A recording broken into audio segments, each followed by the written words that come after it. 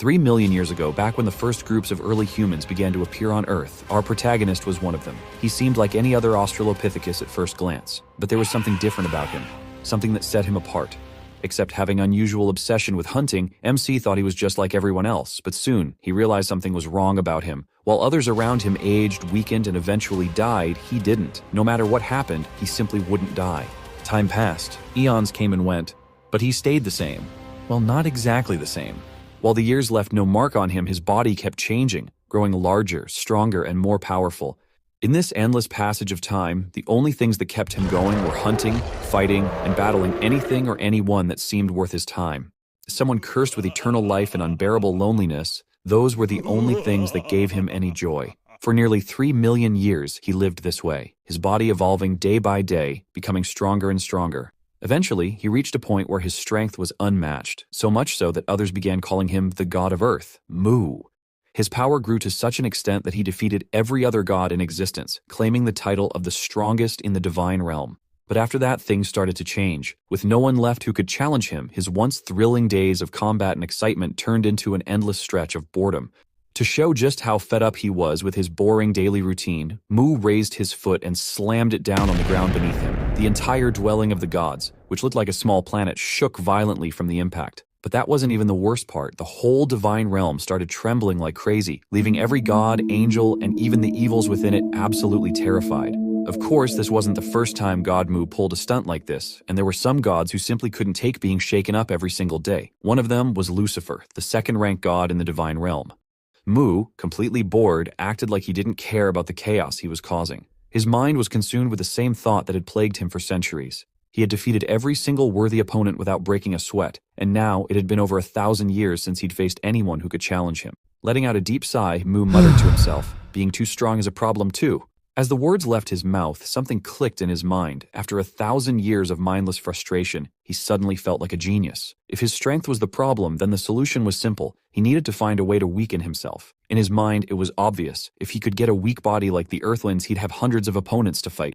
Suddenly, Mu stood up from his seat and shouted, "Dragonling!" Out of nowhere, a massive dragon appeared in the sky above him, then descended to the ground with a thunderous landing. The dragon's height was at least 5 times bigger than God Mu's throne, and from the way it stood, it didn't seem too thrilled about being summoned. But that was just the way the dragon looked. Those glowing eyes belonged to the top god's assistant, and Dragonleem was his name. Suddenly, his demeanor changed and let out a deep growl and asked why he had been called. To his surprise, God Mu simply started walking away and casually told Dragonling to take care of things while he was gone. However, things didn't go as smoothly as Mu expected. Out of nowhere, the dragon cast the spell Binding of the Absolute, and in a bold move, shackled God Mu in an attempt to stop him.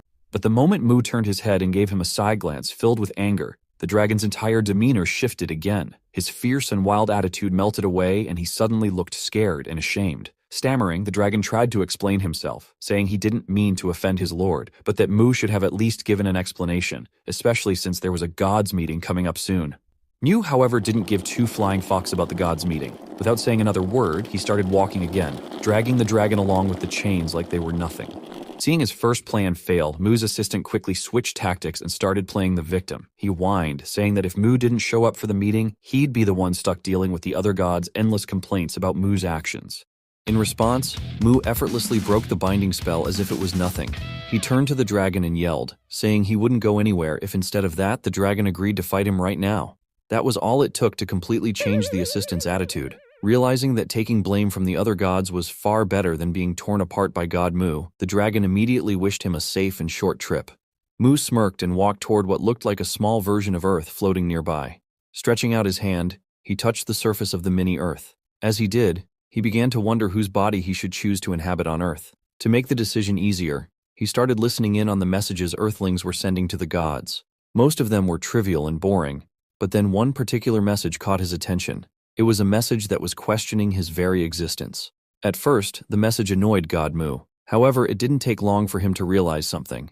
This person was the perfect choice for him to start his journey on Earth again. For the first time in 1,000 years, Mu felt genuinely excited. He had finally found a solution to his endless boredom. But while Mu couldn't have been happier, his assistant looked far less enthusiastic about the whole thing. For a brief moment, Mu thought about whether he should give some sort of explanation before leaving. But, true to his Sigma personality, he decided against it. Much to the dragon's surprise, he simply said goodbye, entrusted the place to him, and told him to take care of anyone who might show up in his absence. The dragon felt a mix of worry and frustration when he realized what was happening. God Mu was only sending his soul to Earth while leaving his body behind. Concerned, the dragon tried to remind him of the risks. If something happens to Mu's body while he's gone, his separated soul would also die on Earth. But Mu had already made up his mind. The idea that no one in the divine realm would dare even think about harming him gave him complete confidence that his body would be perfectly safe while he was away. Despite the dragon's attempts to stop him, though only through words, Mu brushed off his assistant's concerns and did what he wanted, just like always. Without further explanation, the scene abruptly shifted. It wasn't Mu anymore, but someone entirely different. Someone who had just defeated the Demon Lord after a grueling battle. The feeling of victory was overwhelming, and the person couldn't have been happier. But it wasn't real life. It was just the final scene of a video game that a player had finished moments ago. That player was a 17-year-old loser named Li Ho. Li Ho was painfully jealous of the heroes in every video game he played, those lucky protagonists who always managed to gather massive harems of cute girls during their ridiculous adventures. And as Li Ho stared at the game credits rolling on his screen, he couldn't help but sigh, wishing his life were anything like theirs. Li suddenly let go of his phone, and it slipped from his hand, falling as if from a great height. In mere seconds, the phone hit the ground with a loud crash, shattering into pieces. It was then clear why Li Ho was standing on the edge of a 3-story building, ready to end his life. With nothing left to live for, his body trembling and covered in injuries, he whispered a bitter farewell to this cruel and unfair world before jumping. As he fell, the wind whipping past him, Li screamed with tear-filled eyes from the depths of his despair. "If there's a god out there," he shouted, "now's your chance to prove it. Send me to another world." Before he could even finish his plea, he hit the ground with a sickening thud. Blood splattered everywhere, and his head smashed directly into the pavement. By all accounts, he should have been dead. But then, something strange happened. Li's hands twitched, shaking uncontrollably. His chest heaved, and he suddenly started breathing heavily, like someone who had just been pulled from drowning. Unbeknownst to Li, God Mu's soul had possessed his body in the blink of an eye right before he hit the ground. Now, Mu was forced to endure the unbearable pain of Li's broken and battered body, completely unaware of what had just happened. Meanwhile, Li's soul had been transported to the divine realm. He stood there, utterly shocked, his jaw practically on the floor. What shocked him wasn't just that he was in some otherworldly place, but that he was standing face to face with a towering dragon, one that definitely didn't look happy to see him. But the shock was mutual. The dragon, too, was stunned. He hadn't expected to see a human so soon in the divine realm, same as Li that definitely hadn't expected the first thing he'd see after dying to be a massive, angry dragon glaring right at him. Let's take a moment to rewind and see what really happened just 10 seconds before this entire incident unfolded. God Mu was standing there with that signature smirk on his face, lightly touching the surface of the mini-Earth in front of him. As I mentioned earlier, he wasn't the least bit worried about leaving his defenseless body behind. He had full confidence. Too much confidence, honestly. The Dragonling tried to warn him, urging him to think this through. But Mu, reckless as ever, he brushed off the warnings like they were nothing. Without a second thought, he sent his soul hurtling towards Earth, swapping places with Li Ho's soul. The very next moment, the unexpected happened. As soon as Mu's soul entered Li's body, he realized he was in a dire life-or-death situation. No time to adjust, no warning. He was in mid-air, plummeting toward the ground at lightning speed. Less than a second. That's all the time he had to process the danger he was in. And then it happened. Li's body hit the ground with such an incredible force that it was almost impossible to believe. The impact wasn't just devastating, it was catastrophic. Bones shattered into pieces. The body was flung backward like a rag doll before finally coming to a rest. The pain? It was beyond anything Mu had ever experienced in his immortal life. But the pain wasn't the worst part. What really hit him was the sheer confusion. Why? Why did this happen the moment he set foot, soul, on Earth? How did he end up in such a mess, and so quickly? None of it made any sense. His hands trembled uncontrollably at first, the shock coursing through his borrowed body. But then suddenly, everything went still. His hands stopped shaking. The realization dawned on him in that chilling, silent moment. He was dying.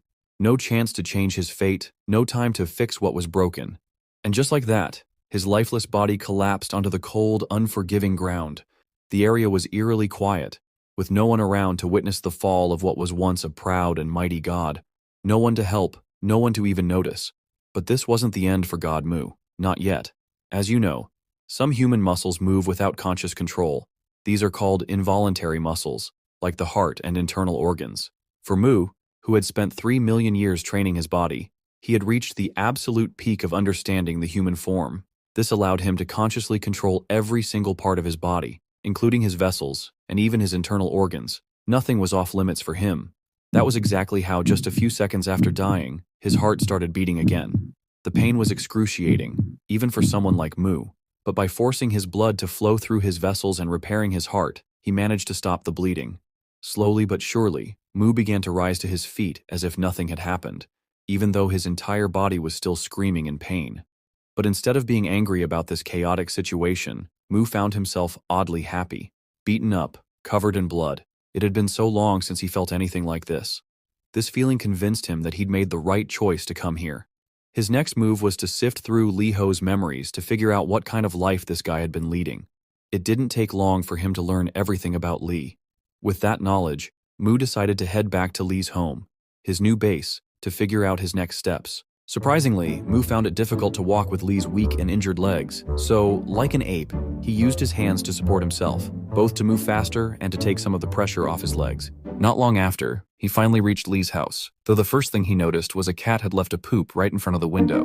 As soon as he entered the small, basement-like house, Mu sat down on the creaky bed and started reflecting on what he had learned about Li's life so far. According to Li's memories, he only had one male relative, and that person lived far away from here. It didn't take long for Mu to realize that the guy he had chosen not only lived alone, but was also poor and utterly miserable. His only occupation seemed to be attending some place called school. What amused Mu the most, though, was the memory of someone at school who seemed to have made it their life's mission to bully Li. Not only did this person constantly pick fights with him, but they also went out of their way to make Li's life a living hell. This, to Mu, was exactly the kind of starting point he had hoped for. It was messy, chaotic, and full of potential for challenges. He couldn't be happier about it. Feeling a surge of excitement, Mu threw a random punch into the air to celebrate, but the moment he did, a sharp and unexpected pain shot through his right arm. It felt as if the muscles in his arm had torn apart. Something was definitely wrong. Mu figured the pain in his arm was probably because of how he had overused his hand muscles while awkwardly crawling back home. It became pretty obvious that this body hadn't seen much action. The first thing Mu noticed was that Li had almost never used his arm muscles for anything strenuous, so even the simplest effort left them sore. Still, instead of feeling frustrated or angry about being stuck in such a weak body, Mu smirked. In fact, he was genuinely happy to feel pain like this, after thousands of years of living without it. The next day, the police discovered the bloodstains and shattered glasses at the scene where Li Ho's body had crashed to the ground.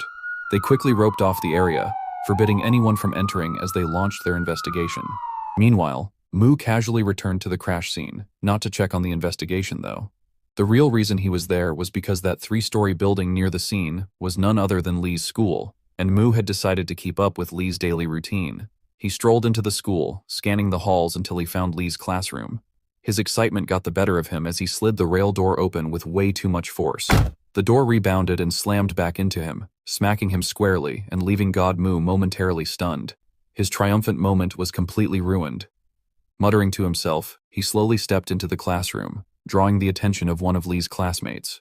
The boy was immediately annoyed by the noise Li made as he entered the classroom. He shot him an irritated glare and called him "Idiot Li Ho," telling him to keep it down. Hearing this, Mu completely forgot about the pain in his face and began walking toward the boy. Mu stopped right in front of him, standing uncomfortably close, which left the boy momentarily shocked, but it wasn't Li's weak and frail appearance that surprised him. It was the unsettling, creepy smile on Mu's face. In that instant, Mu recognized this boy as the bully from Li's memories, the one who always made his life miserable. The bully, completely unaware that Li Ho was no longer the same person, scoffed and mocked him. "What's wrong with you, huh? Did you leave your glasses at home? Or are you just too blind and stupid to act normal today?" Before Mu could even respond, the boy suddenly swung his fist and punched him square in the face, as if to reassert his dominance over Li. The punch landed hard, and blood started dripping from Mu's nose and mouth, pooling on the floor beneath him. The bully smirked, clearly proud of himself, and mocked him again. "What happened to your glasses? Did you sell them for cash or something? Or did you just lose them like the idiot you are?" Even with the blood running down his face, Mu didn't flinch. He stood there calmly, unfazed by the punch. When it came to fighting, Mu had his own unshakable rules. To him, a proper and honorable fight could only begin when all parties involved had willingly shown their intent to fight. And right now, Mu was waiting for the right moment to respond. As someone always ready to face any opponent, whether it's a god, a beast, or a human, Mu's only concern was confirming his opponent's intent to fight. And the way Mu chose to confirm that intent was simple. He would stand still and take the opponent's first strike. That's exactly what happened here. After taking the punch, the familiar excitement and satisfied smile spread across Mu's face. Without any hesitation, Mu sprang into action, interrupting the bully mid-sentence with a sudden punch aimed directly at him. The boy, completely caught off guard, took the punch squarely, just as Mu had moments ago. But as Mu pulled his hand back, a sharp, unbearable pain shot through his arm. His muscles felt like they were tearing apart again, a brutal reminder that this wasn't his indestructible godly body, but a fragile, weak human one. The commotion quickly caught the attention of the teacher, who stormed over, shouting angrily and demanding that they stop fighting immediately. But by now, the noise had also drawn the interest of the entire class. Heads turned, curious and intrigued by the sight of a fight breaking out in the middle of the room.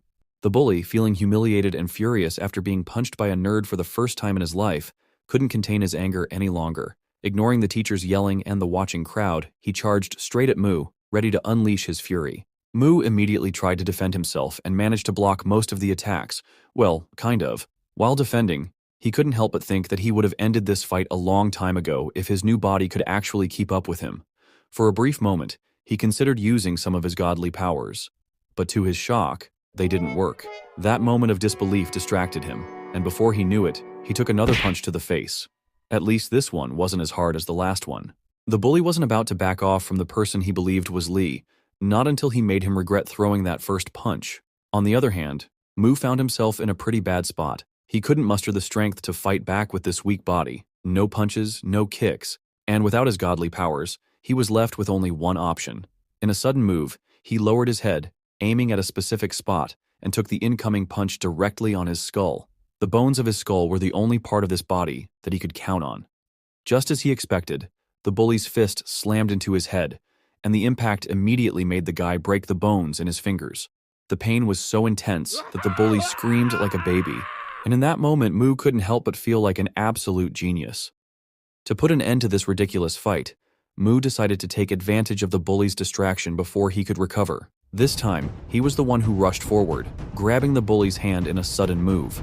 Without wasting a second, he used his head to strike, aiming directly at the guy's stomach or maybe even his balls, knowing most guys' weak spots are right there. The bully was caught completely off guard, unable to handle yet another wave of unbearable pain at the same time. But Mu wasn't done yet. He wanted to make sure this guy would never forget this day for the rest of his life. With another swift move, Mu raised his head and slammed it into the bully's jaw. This time, the pain was too much for the bully to handle. His eyes rolled back and he dropped to his knees in front of Mu like a defeated loser before finally passing out. All of this happened while everyone else stood there in shock, recording the entire fight. Watching the weakest guy in school take down one of the school's biggest bullies wasn't something anyone could believe so easily. But for Mu, things were different. He had just fought someone for the first time in thousands of years, using every bit of strength he could muster. The feeling was incredible, but now wasn't the time to celebrate. As his excitement faded, the pain from all the hits he'd taken came rushing in all at once. He could taste the sticky, metallic flavor of blood in his mouth. At first, it didn't seem like something even God Mu could handle so easily, but it only took a moment for him to realize something surprising. He was more than okay with it. After such a long, hard time, it actually felt satisfying to experience the pain of a good fight again. A few moments later, when Mu's excitement finally settled, he stared at the unconscious boy's body like he wasn't done with him yet. Mu sat down next to him, and for some reason, probably because the boy gave him such a tough fight, he thanked him. Then, in a completely unexpected move, Mu leaned in, lowered his head, opened his mouth wide, and bit the boy's ear, making blood splatter everywhere. But Mu didn't just bite the ear. He actually tore off a small piece of it and spat it onto the ground right in front of all his classmates. Horror filled the air. None of the students could believe what Mu had just done. It was like watching a crazy person. Mu, however, didn't care at all about what anyone thought. He calmly wiped the blood off his face, still glaring at the boy's body, who, even after losing part of his ear, didn't so much as twitch. This wild act of biting off the bully's ear was actually Mu's way of leaving a mark on his opponent, someone who had given him a fight that he truly enjoyed.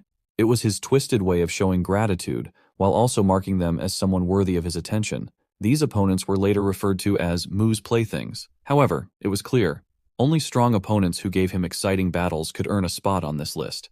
Back then, being called one of Mu's playthings was almost like a badge of honor, a symbol of strength. Ironically, in a way, it was similar to how humans in some eras would mark animals to show they had been neutered, except Mu's mark wasn't about humiliation, but recognition. Soon enough, the story of the second-year bully who got beaten by the weakest guy in school spread faster than lightning. The most shocking part for everyone wasn't just that the bully got beaten, it was that he basically got neutered. The boy's condition was so bad that they had no choice but to call emergency medical services to come and take care of him. Like all the other curious students, Mu was also watching as they transferred Lee's classmate to the hospital. Of course, Mu didn't care about his health. He was more curious about how they managed to call for help so quickly using just a mobile phone. As the ambulance drove off, Mu waved his hand, saying goodbye to his first opponent and wishing to meet him again someday. That's when one of the teachers, who was absolutely furious, appeared behind him and ordered him to follow him to the teacher's office. The moment they got there, the teacher exploded, yelling at Mu and asking if he'd completely lost his mind. He demanded to know why he'd done something so wild and reckless to his classmate. At one point, the teacher's anger boiled over, and he attempted to hit Mu with the binder in his hand.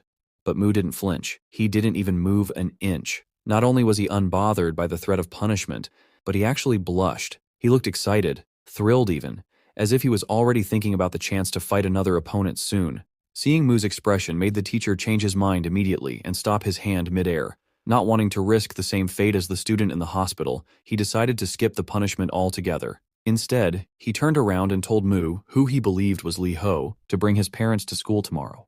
Mu had braced himself, expecting to get hit by the teacher, but when the punishment, which meant confirmation of the battle, didn't come, he gave up on the idea of fighting back. Just then, the teacher dismissed him, saying he could leave school earlier than the others. Without saying much, Mu did as he was told and left the school. On his way to Lee's house, Mu's mind wandered. Unlike other gods who have complete knowledge of the worlds they're responsible for, Mu wasn't sure what the teacher meant by leave earlier. Was it a suggestion to return to his base, or something else entirely? Since nothing else made sense to him, he assumed it was just that. He decided to use this unexpected free time to heal from the injuries he'd gotten earlier and train his fragile new body. If he wanted to fight more opponents in the future, he needed to get stronger. His hand was visibly shaking from the pain of the damage he'd taken. At that moment, he wished he could use some of his godly powers, like mana, to heal himself faster.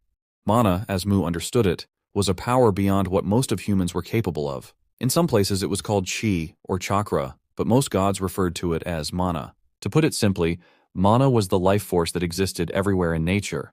It gave humans extraordinary abilities, allowing them to become hunters in some worlds, wizards in others, or even powerful players in different realms. But here, in this world, Mu couldn't rely on it, no matter how much he wanted to. For now, he would just have to endure the pain and focus on adapting to his new life and body. He tried once again to channel his mana, but it vanished within seconds. This reminded Mu of the moment during his earlier battle, when he'd tried to use mana and failed there too. Frustrated, he finally realized he would need to focus solely on training his physical body and rely entirely on it from now on. Before long, Mu arrived at Lee's home and collapsed onto the bed. Knowing that his recovery would take a lot of time, and that there wasn't much he could do about it, he made the decision to return to the god's realm to check on what was happening there. In an instant, just like the day he first came to Earth, his soul shifted back to his original body. As soon as Mu regained consciousness, his eyes widened in shock. Right in front of him, Lee Ho was choking the dragonling, refusing to let the poor creature go. The weak boy, who had always been bullied on Earth, now turned to God Mu as soon as he noticed him. Letting go of the dragon, Lee approached Mu with a newfound confidence and demanded that Mu hand the dragon over to him. Lee didn't know who Mu really was. He had no idea he was talking to a god. All he knew was that he was only temporarily in this realm and would eventually leave again. Lee wanted to take control of the dragonling for himself, thinking he could use it to dominate in his new life. Mu, however, didn't like how Lee was acting, so arrogant and commanding. Without hesitation, Mu summoned a godly hand and tightly grabbed hold of Lee, making it clear that he couldn't just order around his lord like that. Lee was completely shocked. He didn't expect this to happen at all, but God Mu didn't care about his protests or complaints and started dragging him off to somewhere else without a second thought. Mu had decided to give the boy a second chance to live in another world, but the look on his face suggested he had something else on his mind. Minutes later, they arrived at the domain of Lucifer, the second-ranked god in the divine realm. Mu entered the scene confidently, his firm steps making it clear to anyone around that he was there. Of course, there wasn't anyone else around except Lucifer himself, who, unlike Mu, was diligently keeping a close eye on his planet, Elmur. Mu marched straight into Lucifer's castle without even bothering to ask for permission, walking in as casually as if Lucifer was just some ordinary guy. Naturally, Lucifer wasn't thrilled about Mu's rude behavior. Without even giving them a chance to explain why they were there, Lucifer immediately rejected whatever it was they wanted, not even bothering to hear them out. But Mu didn't care about Lucifer's opinion in the slightest. He flatly told him to open the gate because he was about to send the boy to the planet Elmur. As expected, Lucifer reminded him that Elmur wasn't Mu's planet, so he had no right to make such a decision. On the other hand, Mu wasn't having it. He leaned in and reminded Lucifer who the stronger god was in this scenario, making it clear that he could do whatever he wanted. To drive his point home, Mu added that if Lucifer doubted his strength, he was more than ready to prove it, anytime, anywhere. Poor Lucifer knew he was no match for Mu, so he couldn't help but tremble in frustration. Seeing Lucifer hesitate and waste time, Mu stepped forward, deciding to handle everything himself without waiting for Lucifer. As Mu approached and touched the surface of Elmur's planet, Lucifer, caught off guard, quickly reminded Mu that interfering with another god's domain was strictly forbidden among the gods. He warned Mu that if a god who isn't in charge of a domain touches it, an unbreakable barrier would activate and block all access. And just as Lucifer said, the barrier appeared. But to his complete disbelief, Mu effortlessly shattered it in seconds, something Lucifer never thought possible. Shocked, Lucifer stared at Mu, who calmly remarked that the rules of the universe could be changed easily if someone truly wanted to change them. Then, Mu opened his godly hand and released Li Ho, urging him to step forward and leap into the hole he had created on Elmur's planet. Li hesitated, clearly scared, but Mu reminded him that this was what he had always asked for, and now the opportunity was right in front of him. Li once again asked Mu to give him the Dragonling so he could dominate in his new life, but Mu showed no intention of handing over his own assistant and simply shot Li straight into Elmur's planet, forcefully sending him to Isekai. After that, Mu couldn't help but wonder why kids these days don't want to work for what they want and just expect everything to be handed to them on a silver platter. With things settled and nothing else left to do, Mu turned to Lucifer and casually told him to take good care of the kid before departing. Lucifer, on the other hand, humiliated and seething with anger, could only wish for the power to tear Mu limb from limb. Lucifer's story wasn't so different from Mu's. He was once known as the first demon lord in history, the one who stood above all life on Elmur's planet. After claiming the title of the strongest, Lucifer, in his arrogance, dared to challenge the god who ruled over his world. Back then, in the first moments of their battle, Lucifer summoned a blinding light that quickly transformed into a massive sword, a magical blade far larger than the god himself, and hurled it straight at him. Even the god couldn't withstand the sheer power of the attack. Overwhelmed, he was struck down, split in two by the massive sword, unable to dodge or defend himself. After defeating that god, Lucifer took his place, but even that wasn't enough to satisfy him. He went on to challenge every other god in the divine realm, defeating them one by one and claiming the ultimate throne. As a demon, he became the god of gods. Absolute, invincible, supreme, legendary, and one of a kind among them all. Before long, he earned everyone's respect, something he believed he truly deserved. But his days of glory didn't last. One day, Mu showed up and beat him just like he had crushed all the others before him, completely destroying Lucifer's mighty image in front of everyone. That day, consumed by rage and humiliation, Lucifer made a vow. He promised himself that he would get revenge for this disgrace, cursing Mu as a human-born bastard in his fury. Back to the present, Mu was casually riding atop his Dragonling, heading toward his domain, completely unaware that something in the sky was secretly watching him. A demon, most likely sent by Lucifer, was spying on him to figure out what Mu was up to and waiting for the perfect opportunity to strike back. Just like Lucifer, who's counting down the minutes for his chance to get revenge for his humiliation, the bully from Li's school, who had just regained consciousness, couldn't wait to see Li dead. Still lying in his hospital bed, the boy grabbed his phone and decided to call someone tougher to teach Li a lesson. Fueled by burning anger, he scrolled through his contacts until he found the name of that person he was looking for. Meanwhile, on the other side of the city, someone was going hard on a punching bag. That guy's name was Kang Chaol, the youth division middleweight boxing champion. His intense training session was suddenly interrupted by an obnoxiously loud ringtone. Annoyed, Kang stopped mid-punch, sweat dripping down his body. and turned to see whose phone was making that ridiculous noise. That's when another guy, a blonde, walked in and casually said it was his phone. He strolled over, picked it up, and answered, sounding irritated. That guy was Hyung Chul, a boxer with 2 years of experience under his belt. As expected, the caller was none other than the beaten-up bully. With desperation in his voice, and without any introduction, he told Hyung he'd buy him a new phone if he wanted, but asked him to do one small favor first. At first, Hyung was a bit surprised to hear the request, but since it sounded like an easy and good deal, he agreed, and asked what he needed to do in return. The next day, during class, when everything seemed normal again, the bully walked in as if nothing had happened the day before. As he made his way to his seat, the entire classroom suddenly went silent for a moment, with everyone's eyes fixed on him. Then, the murmurs and whispers started. The students were talking about how someone who used to bully others ended up in such a pathetic state. At first, he tried to ignore it, but when the whispers turned into jokes about him being neutered, he couldn't take it anymore. To show he wasn't someone to mess with, he slammed his backpack on the floor and yelled at them, saying he could still take them all down, even when he got neutered. He challenged anyone who doubted his strength to fight him. That's when the class president, a girl with glasses, stood up and shouted back, telling him to either shut up or leave the classroom. Seeing that girl dared to talk to him like that for the first time only made him angrier. Frustrated that even the class president dared to stand up to him, he completely lost it. In a fit of rage, he grabbed a random chair and tried to throw it at her to remind everyone they should fear him like they used to. Before he could do anything, the door suddenly swung open, and a massive, Hulk-like teacher walked into the classroom, demanding to know what all the fuss was about. To everyone's surprise, the bully instantly dropped into his seat and acted as if nothing had happened. The teacher looked around and noticed the class president standing, clearly angry. He asked her what was going on and why she was out of her seat. However, the girl didn't spill the truth. Instead, she quickly returned to her seat and assured him it wasn't anything worth mentioning. The teacher didn't press further, but for some reason he told the girl to meet him after class. Something that the girl got curious to know why. When the school day ended, she met him as instructed, and it turned out he wanted a favor.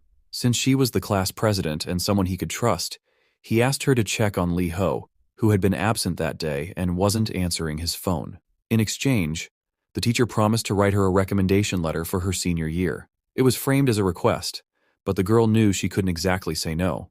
Reluctantly, she agreed. Before long, she found herself standing in front of Lee's house, looking completely uninterested in whatever situation he might be in. Wanting to get this over with as quickly as possible, she didn't waste any time. She walked up to the door and knocked, calling out to see if anyone was home. When no one responded, she hesitated for a moment before deciding to check if the door was locked. Turning the doorknob, she realized it wasn't.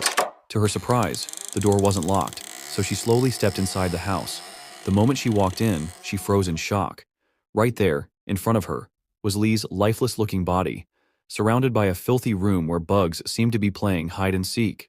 Lee's appearance was horrifying. His eyes had rolled back completely white, and his mouth was wide open. The sight made the girl scream in terror, thinking Lee was dead. Without wasting another second, she grabbed her phone and called for an ambulance. The paramedics arrived quickly and rushed Lee to the nearest hospital. It didn't take long for the doctors to figure out what had happened.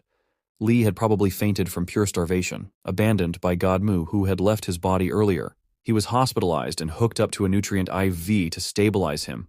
Just then, something strange happened. As Lee's body lay still, it suddenly twitched.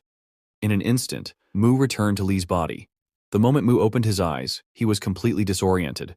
The place didn't look familiar at all. Confused, he tried to figure out where he was and how he'd ended up there. Before he could make sense of anything, he felt something odd. Looking down, he realized something was attached to his hand. It was the fourth line delivering the nutrient serum.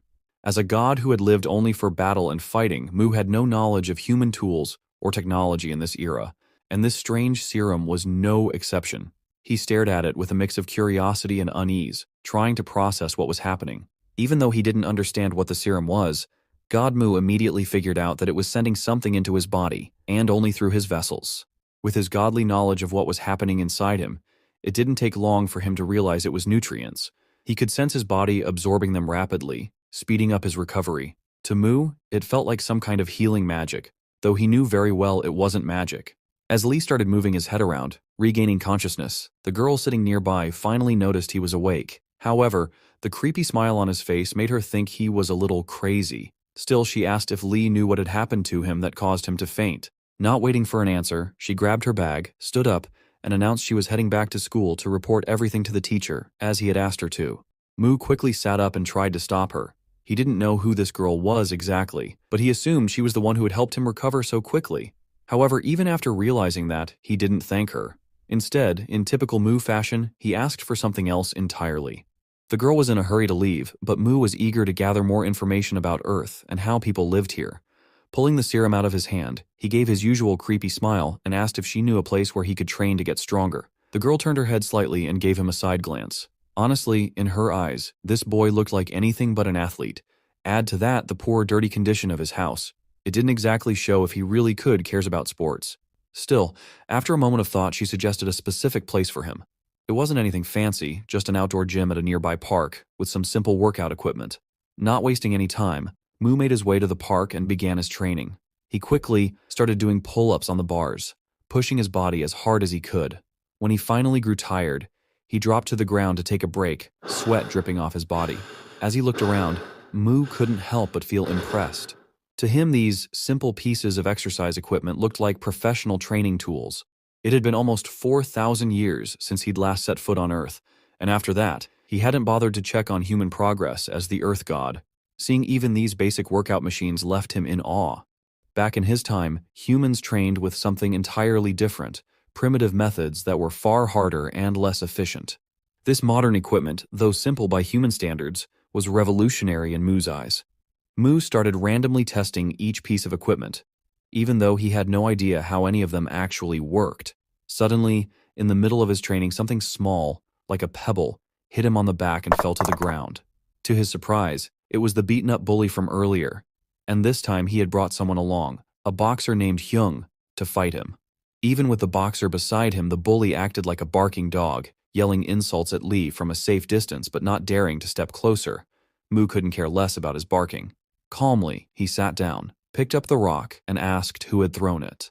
The beaten-up guy, feeling a little braver now that Hyung was there to back him up, shouted that he was the one who did it. He started ranting about how Lee would pay for hurting him, bragging about how Hyung, his cousin and a professional boxer, was going to beat him to death.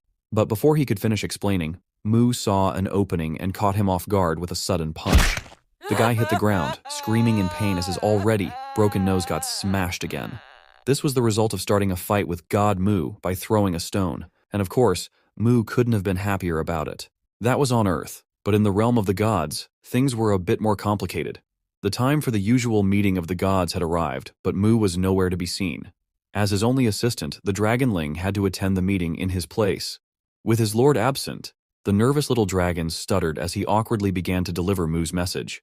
Before the Dragonling could even get through the first few words of the letter, Lucifer suddenly interrupted. Glaring at the dragon, he demanded to know why a mere assistant dared to step into a meeting meant for gods, let alone speak first, as if he were someone important. Lucifer's intimidating demeanor scared the poor Dragonling out of his wits. Panicked, the dragon quickly clarified that he was only there to deliver a message from God Mu and had no intention of disrespecting or offending anyone with his presence. Determined to fulfill his duty and get out of there before things escalated, the Dragonling began to read the letter with a trembling voice, but the message turned out to be nothing out of the ordinary. As usual, Mu was simply asking the gods to let him know if they came across any worthy opponents for him to fight. That was it. Lucifer couldn't hold back his anger after hearing that, and slammed the table with a resounding bang. As the second most powerful god in the divine realm, he couldn't stand how Mu not only did whatever he pleased, but now even ignored the meeting and the gods entirely. Lucifer wasn't wrong, and most of the gods silently agreed with him. However, even in Mu's absence, none of them dared to openly criticize him. Lucifer pressed on, declaring that the gods' meeting was meant to ensure the stability and safety of their worlds. As the third strongest god, and of course as someone already in Mu's playthings list, the archer god finally spoke up. He argued that if same as always, any abnormalities occurred, even on Earth, they were the ones who always should take care of them instead of Mu, and that was most unacceptable thing for strongest god among them. Seizing the moment, Lucifer slammed the table again, his voice booming with frustration. He shouted that Mu's habit of treating everything like a game was pushing all the worlds to the brink of collapse. In his opinion, the few times Mu actually decided to solve something usually ended up making things worse. To make his argument more convincing, Lucifer turned to the god of Cyclops, the 9th-ranked deity in the divine realm, and asked if he remembered what Mu had done 1,000 years ago when the Cyclops planet was on the brink of destruction. Back then, a massive ugly creature, as large as the Cyclops planet itself, attacked, a rare being known as a void creature, capable of devouring an entire planet in seconds. Just as the void creature began tearing the Cyclops planet apart, something suddenly shot straight through the middle of it, splitting it into two unequal pieces. That something, of course, was God Mu. With his usual cheerful and flushed face, delighted at the chance for a fight, Mu had effortlessly killed the enormous creature in an instant. Lucifer used this event to drive his point home, trying to make everyone, especially the Cyclops god, see that Mu was to blame for the aftermath of the destruction. He explained that if Mu had cooperated with the other gods instead of acting alone, there wouldn't have been any casualties. Having made his case, and likely swaying the other gods to his side, Lucifer declared that they could no longer stand by and let someone unfit to be a god continue risking the safety of their worlds. On the other side, the Dragonling was left speechless. He couldn't do or say anything to defend his lord. The only thing he could do was silently pray, begging his lord to return before things spiraled even further out of control. The scene shifts back to Earth, where the beaten guy started making noise again. He barked at Mu, warning him once more that his boxer cousin is going to make him pay for what he did to him. Hyung, the so-called boxer cousin, was intrigued. He couldn't help but be a little impressed by how fast Mu had moved and punched earlier. Curious, he asked if Mu practiced any sports, like martial arts, but Mu casually replied that he didn't play any sports, because all he wanted was to fight, not play. Mu's response, however, made Hyung think of him as nothing more than an overconfident, dumb middle schooler. Spitting out his chewing gum with a smirk, Hyung took a fighting stance and said he was ready to fight, just as Mu had apparently wanted. Hyung decided to start first, moving quickly to test this guy and see if he was all talk or actually had some skill. His opening strike was fast and sharp, landing hard on Mu's face before Mu could dodge or block. But despite the satisfaction of landing the first blow, something about Mu stunned Hyung. There was something strange, something downright unusual about this opponent, and it sent a chill running up his spine. As an experienced boxer who carefully observed his opponent's movements, Hyung found it strange that Mu didn't move an inch, even when he had clearly been watching the punch coming from the start. Just like the beaten guy who had hired him, Hyung had no idea that his opponent wasn't human, but a god. And not just any god, a god who was absolutely obsessed with fighting. What Hyung also didn't know was that Mu never dodged a preemptive strike. For him, taking the first hit was like a signal, confirming that the battle had officially begun. With his usual unsettling, overly excited grin, Mu suddenly shouted, "Is hand-to-hand combat your favorite thing?" His creepy smile and strange behavior made Hyung wonder if this guy was just some crazy teenager. Then, out of nowhere, Mu mimicked Hyung's fighting stance and launched himself forward. Hyung didn't take it seriously at all, thinking it was just a dumb copycat move. When Mu threw a punch, Hyung blocked it with his hand effortlessly, or so he thought. The force behind Mu's punch sent Hyung sliding backward, surprising him completely. His hand throbbed in pain from underestimating his opponent's strength. He couldn't believe how much power this seemingly weak and scrawny guy had. Meanwhile, Mu looked even more thrilled. His face lit up with excitement as he realized his attack had worked perfectly, just by copying what Hyung had done earlier. There was one thing Mu had to take into account. His current body wasn't something he could rely on just yet. When he tensed his muscles as hard as he could at the moment of impact, the strain left his arm muscles screaming in pain, like they wanted to quit and take a break. Of course, Mu didn't care about the state of his muscles or how much they were suffering. In fact, the more pain he endured, the more he enjoyed the fight. For him, it only made the battle even more satisfying. The thrill of this fight couldn't even compare to the feeling of battling creatures in his godly form. It was raw and exhilarating in a completely different way.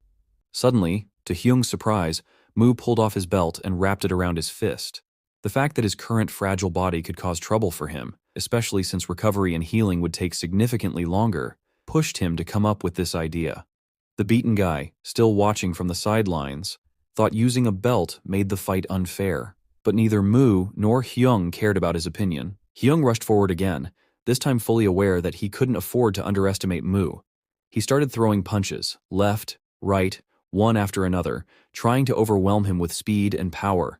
Mu managed to block most of the incoming strikes, but even so, he found himself in a pretty rough situation.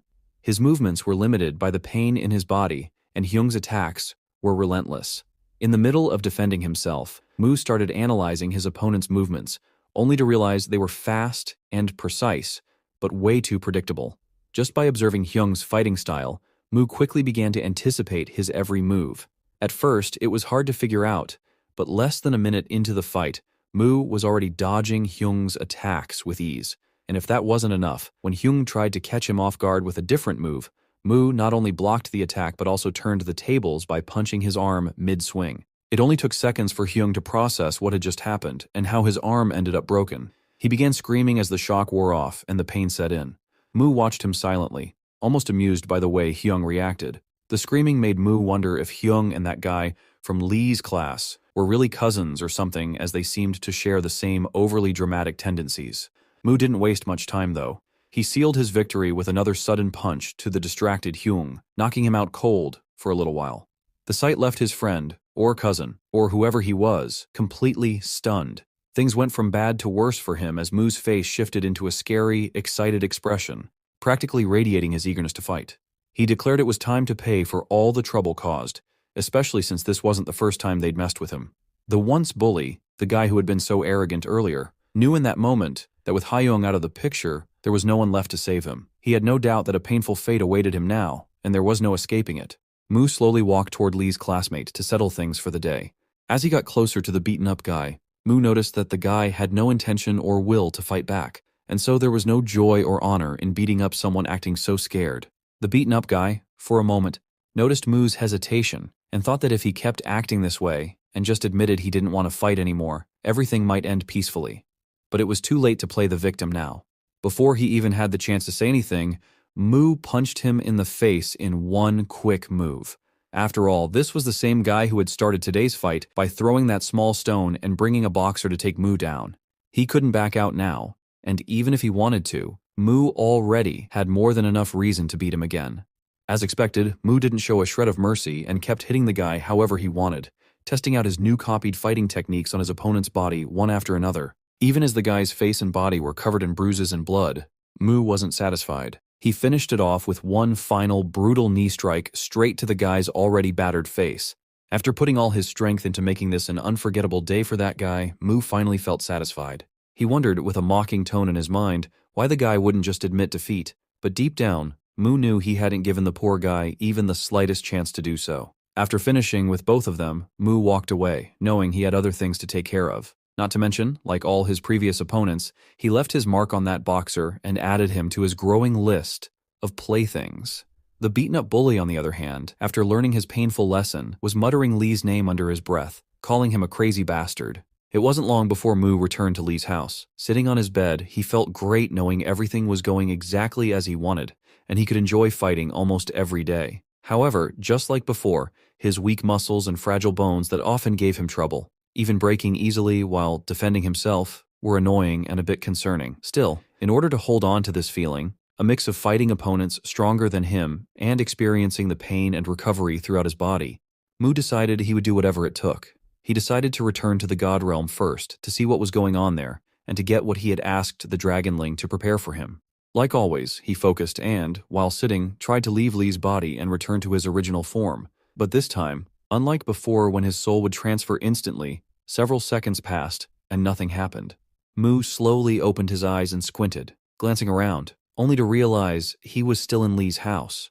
He couldn't help but wonder why he couldn't return to his body in the God Realm.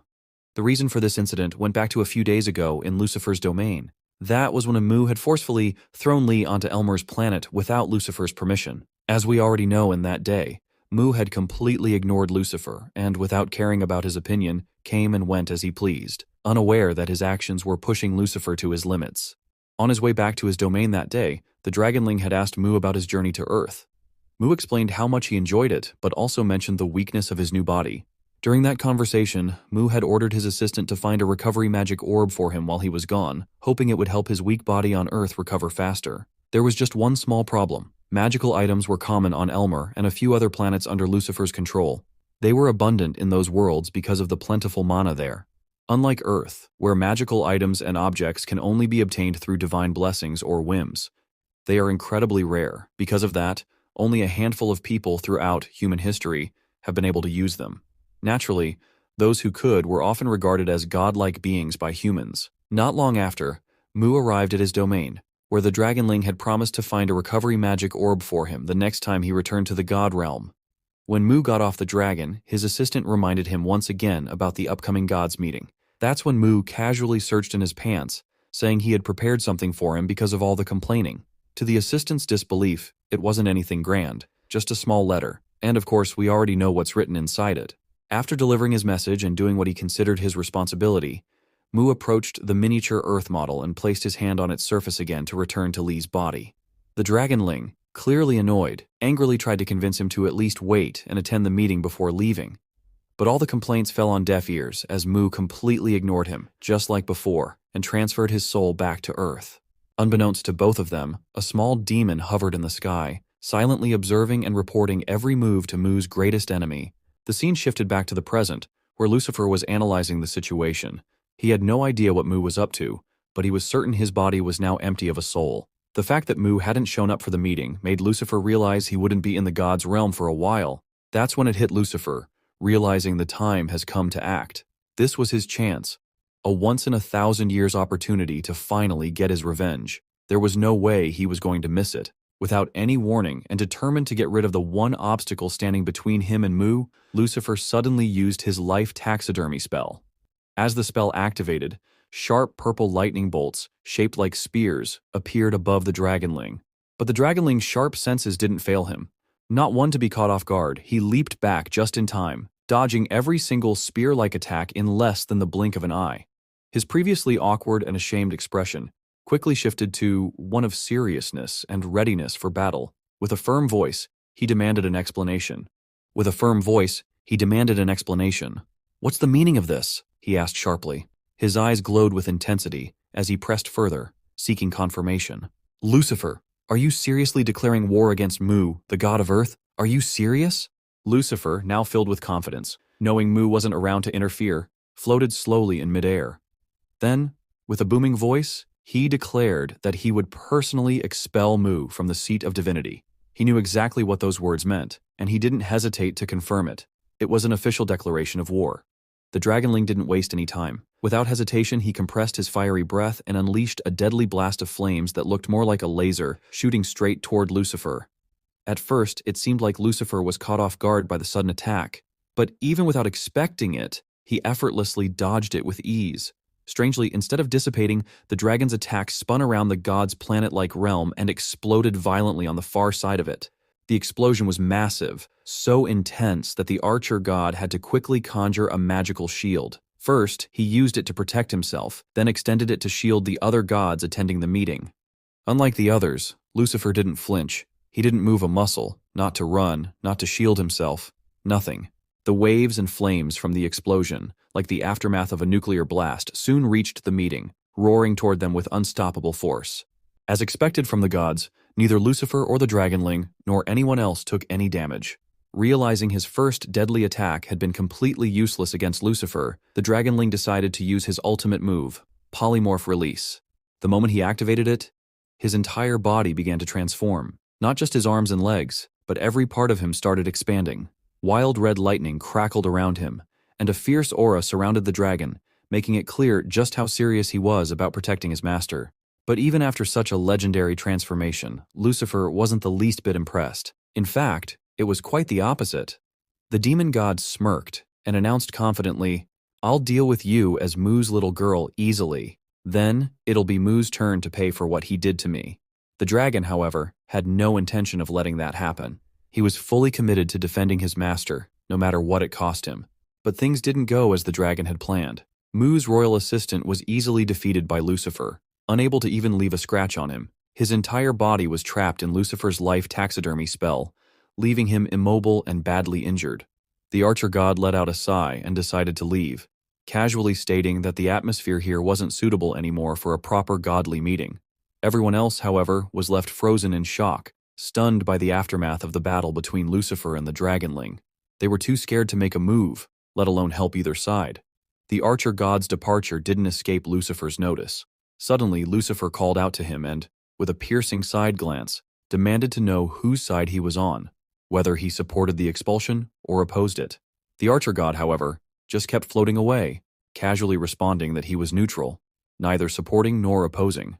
Lucifer didn't like the answer, but he made it clear he was fine with it, as long as the archer god didn't interfere. Then, turning to the rest of the gods, Lucifer coldly asked if anyone objected to Mu's expulsion. But after witnessing the Dragonling's state, someone as powerful as a god utterly defeated, none of them dared to speak up. Meanwhile, the dragon was still alive, and tried to warn Lucifer, reminding him that he was no match for God Mu. But Lucifer just smirked and responded with a chilling revelation. He knew that Mu wasn't here and was instead living in a weak, pathetic human body on Earth. The Dragonling was stunned. He hadn't expected Lucifer to know this secret, especially since he thought he was the only one aware of it. And in that moment, everything started to click. It all made sense now, why Lucifer had suddenly decided to rebel against Mu.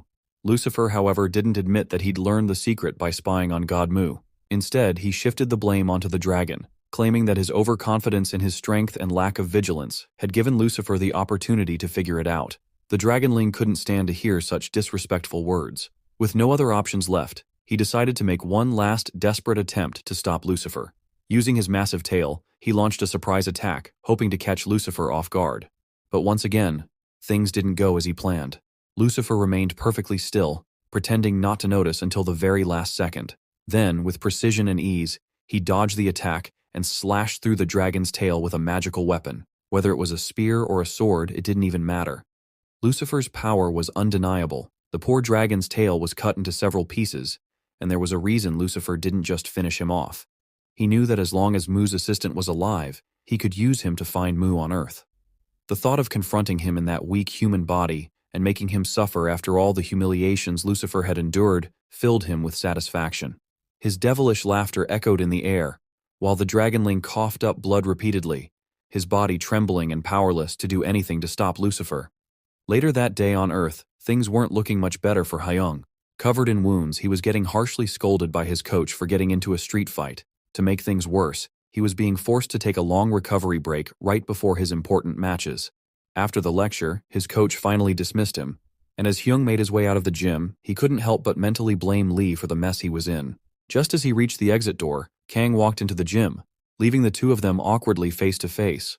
Kang immediately noticed Hyung's beaten-up appearance and sour mood. Without hesitation, he asked what had happened to him and his hand. Hyung, feeling embarrassed, couldn't bring himself to admit that he'd been beaten by some random, weak-looking guy. Knowing that Kang was one of the best boxers in the country, a sneaky idea popped into Hyung's head. He lowered his bruised face, putting on a shameful and sad expression, and started lying about what had happened. To make it more convincing, he even forced himself to cry, letting tears fall onto the floor as he explained how he had stepped in to help his brother who was being bullied, only to have the bullies gang up on him and beat him mercilessly. He really went all out, crying like a little kid and covering his face, trying to look like an innocent victim who was just trying to do the right thing. To Hyung's surprise, Kang didn't seem moved at all. He simply ignored the tears and walked past him, casually reminding Hyung that he had no one to blame but himself. Kang told him he needed to be more careful, especially before his competitions, and walked away without another word. Seeing his plan fail, and with Kang now out of sight, Hyung immediately stopped crying, his face shifting to one of disappointment. But just as he turned to leave, he froze when Kang suddenly called out, "By the way!"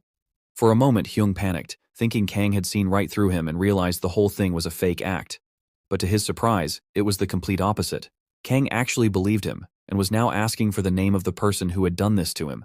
Meanwhile, on the other side of the city, Mu was still sitting on Lee's dirty bed. He couldn't stop thinking about why he couldn't return to his original body, his frustration and confusion growing by the second. Based on his divine knowledge and of course his experience, there could only be one reason why he wasn't able to return. It had to be that his body was seriously damaged. Even this reason didn't sit right with Mu. He was convinced that not only was a Dragonling, someone as strong as a god, protecting him, but his godly body wasn't something that could be easily harmed. His eyes widened in shock as the realization hit him. He pieced the whole incident together and thought, what if all the gods joined forces to attack me? That seemed to make the most sense.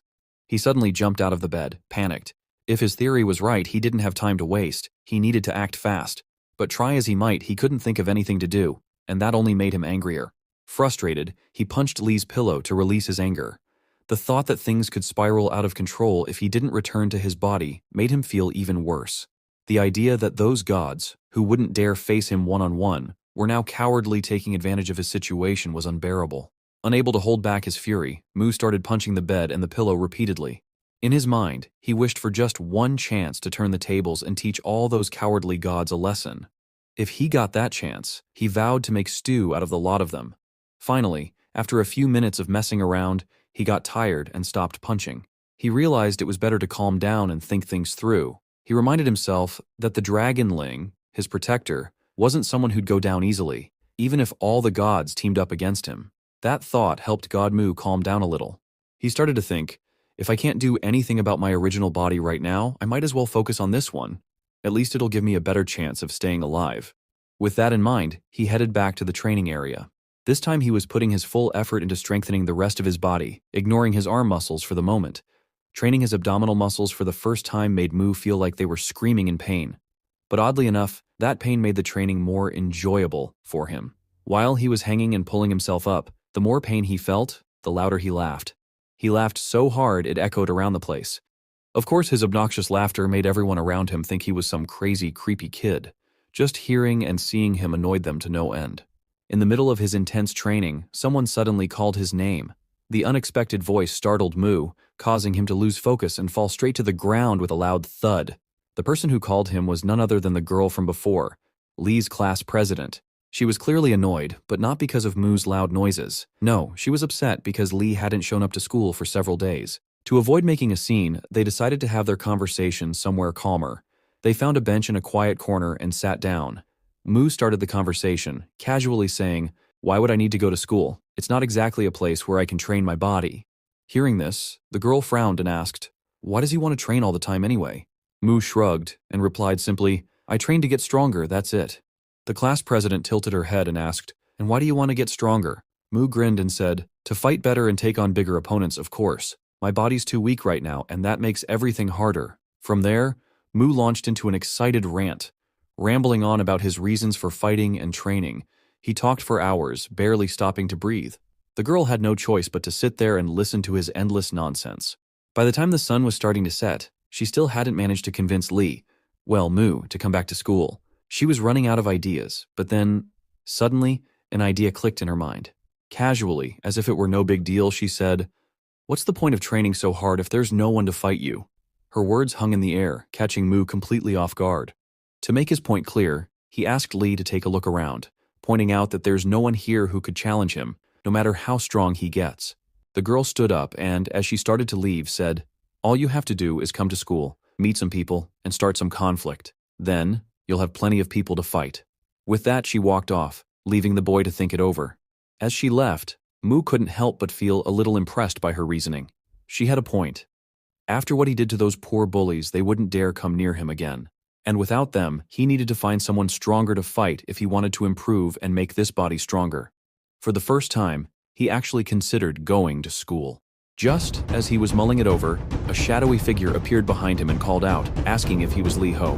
The figure was wearing a mask to hide his identity and carrying a weapon. Mu, on the other hand, didn't bother answering the question. He already knew what this was about. His shocked expression shifted into one of relief. Things were going much easier than he had expected. Now, he didn't even need to search for his next opponent, as his opponent had come straight to him. With a small smirk, Mu simply turned his head, calmly preparing himself for the inevitable first strike and the confirmation of battle. It was obvious that the masked guy was Kang Cheol, but there was something about Kang that set him apart from the other bullies Mu had faced. Years ago, when he was just 15 and starting to excel in boxing, his sister had become a promising rookie ballerina. As her only family, Kang supported her in every way he could, mentally, emotionally, and however else he was able to help. Everything was going well until she caught the attention of a creepy stalker. Soon the man's obsession grew worse with each passing day, until one day, he completely lost control and crossed the red line. He secretly followed her, and when she turned into a quiet alley, he decided to make his move to carry out his sick intentions. Luckily, Kang happened to be nearby and saw what was going on. Before the stalker could harm his sister, Kang jumped in and, with a surprise attack, managed to stop him before any damage was done. The police were called and the stalker was arrested, but because Kang had stepped in before anything illegal actually happened, there wasn't enough evidence to punish him properly. The man was released not long after, but his obsession had now reached a dangerous peak. It had turned into madness, mixed with a thirst for revenge. Before long, the creepy man found the girl again, this time in another quiet spot. But now, he had brought along a kitchen knife, clearly planning something much more cruel. However, Kang showed up once again, seemingly out of nowhere, and stopped the crime. But this time he wasn't fast enough. His sister's leg was badly injured, and her future as a ballerina was shattered, like a swan with broken wings. Kang blamed the law for failing to protect her, and from that day on, he decided he couldn't trust it anymore. Instead, he vowed to do whatever he thought was right. His first act? Beating that creepy man within an inch of his life. But that was just the beginning. Kang resolved to handle what the law couldn't. Whenever he came across a suspicious gang or someone who looked like they were about to bully or harm others for no reason, Kang would step in. He'd give them a warning, not with words, but with a not-so-gentle move using his new favorite weapon. Fate turned Kang into an anti-bully vigilante, someone who saw fighting not as violence, but as judgment. And so, the reason he came after Mu wasn't much different. Back to the present, Mu stood there, accepting Kang's preemptive punch without any resistance. Even though he got hit with a surprise attack from behind, something that could have easily knocked him out, Mu quickly realized it was just a light punch, nothing like the heavy blows he was used to as a first strike. He couldn't help but wonder if Kang just wanted to test his reflexes, or if the punch was meant as some kind of warning. Either way, Mu didn't care. All he needed was confirmation to start the fight, and now he had it. As usual, Mu wasn't exactly dissatisfied about being in another fight, completely clueless that this opponent wasn't going to be as easy as the others. Kang, however, didn't rush to begin the fight officially. He hesitated, surprised by the fact that Mu wasn't running around beating people up for fun like he'd been told. Kang had no idea it was all a lie made up by Hyung to impress him. Mu, on the other hand, had no interest in explaining himself or clearing up the misunderstanding. He casually ignored Kang's questions and told him to stop wasting time with small talk and do something already. That, of course, hit a nerve with Kang and only made him believe Hyung's story even more, further convincing him that Mu really was as crazy as he'd heard. Kang did exactly what Mu asked for. He dashed forward and started trying to beat him up without wasting any time. Mu, however, stayed on guard and prepared to defend himself, like he was a pro boxer or something. Kang didn't hold back, throwing punch after punch, but surprisingly, Mu dodged every single one of them. With each dodge, Mu's confidence grew bit by bit. Seeing this, Kang quickly realized that his opponent wasn't just all talk like other bullies. He actually knew a thing or two about fighting. So, Kang decided to step it up a notch and use one of his boxing tricks. He threw a light right punch to block Mu's vision, planning to catch him off guard and land a heavy strike using the opening. But to Kang's surprise, Mu had already anticipated the move and blocked it too. For Kang, though, this was just a warm-up. It felt like he'd found the perfect punching bag to practice on. He started throwing punches again, but this time, Mu could clearly feel the difference in power compared to the earlier strikes. As expected from a champion boxer, Kang used his skills and experience to keep the pressure on, refusing to give Mu even a moment to catch his breath. Punch after punch came at him, relentless and powerful. On the other hand, Mu was completely cornered and couldn't do much. Kang was relentlessly targeting Mu's weak spots, making it almost impossible for him to focus on the fight. Things got even worse when Kang found an opening and landed a bone-crushing punch to Mu's side. The pain hit him instantly. It was like getting kicked in the balls twice in a row. Kang backed off for a moment, letting Mu deal with the sharp pain in his side, but not without making a point. He coldly mentioned that he was deliberately going after Mu's weak and injured spots because, in his judgment, unworthy people didn't deserve any mercy. But instead of being scared, impressed, or even angry, Mu, still struggling with his pain, started laughing. That laugh threw Kang off for a moment, but then it got under his skin. He couldn't believe Mu's reaction and it made him furious, pushing him to become even more ruthless than before. Meanwhile, Mu had already figured out the massive gap between Kang's strength and his own. It was painfully clear. This guy was on a completely different level than him with Lee's body. Mu knew he couldn't beat Kang in raw power, but as someone obsessed with fighting, giving up wasn't an option. Admitting defeat wasn't in his nature. Facing a stronger opponent who didn't fight fair, Mu realized he'd have to play by the same rules. He just needed to focus, stay sharp, and wait for the right opening. As someone with thousands of years of battle experience, he quickly recalled one of his fights that felt eerily similar to his current situation. It was one of those rare, 1-in-1,000 battles where Mu was nearly overpowered.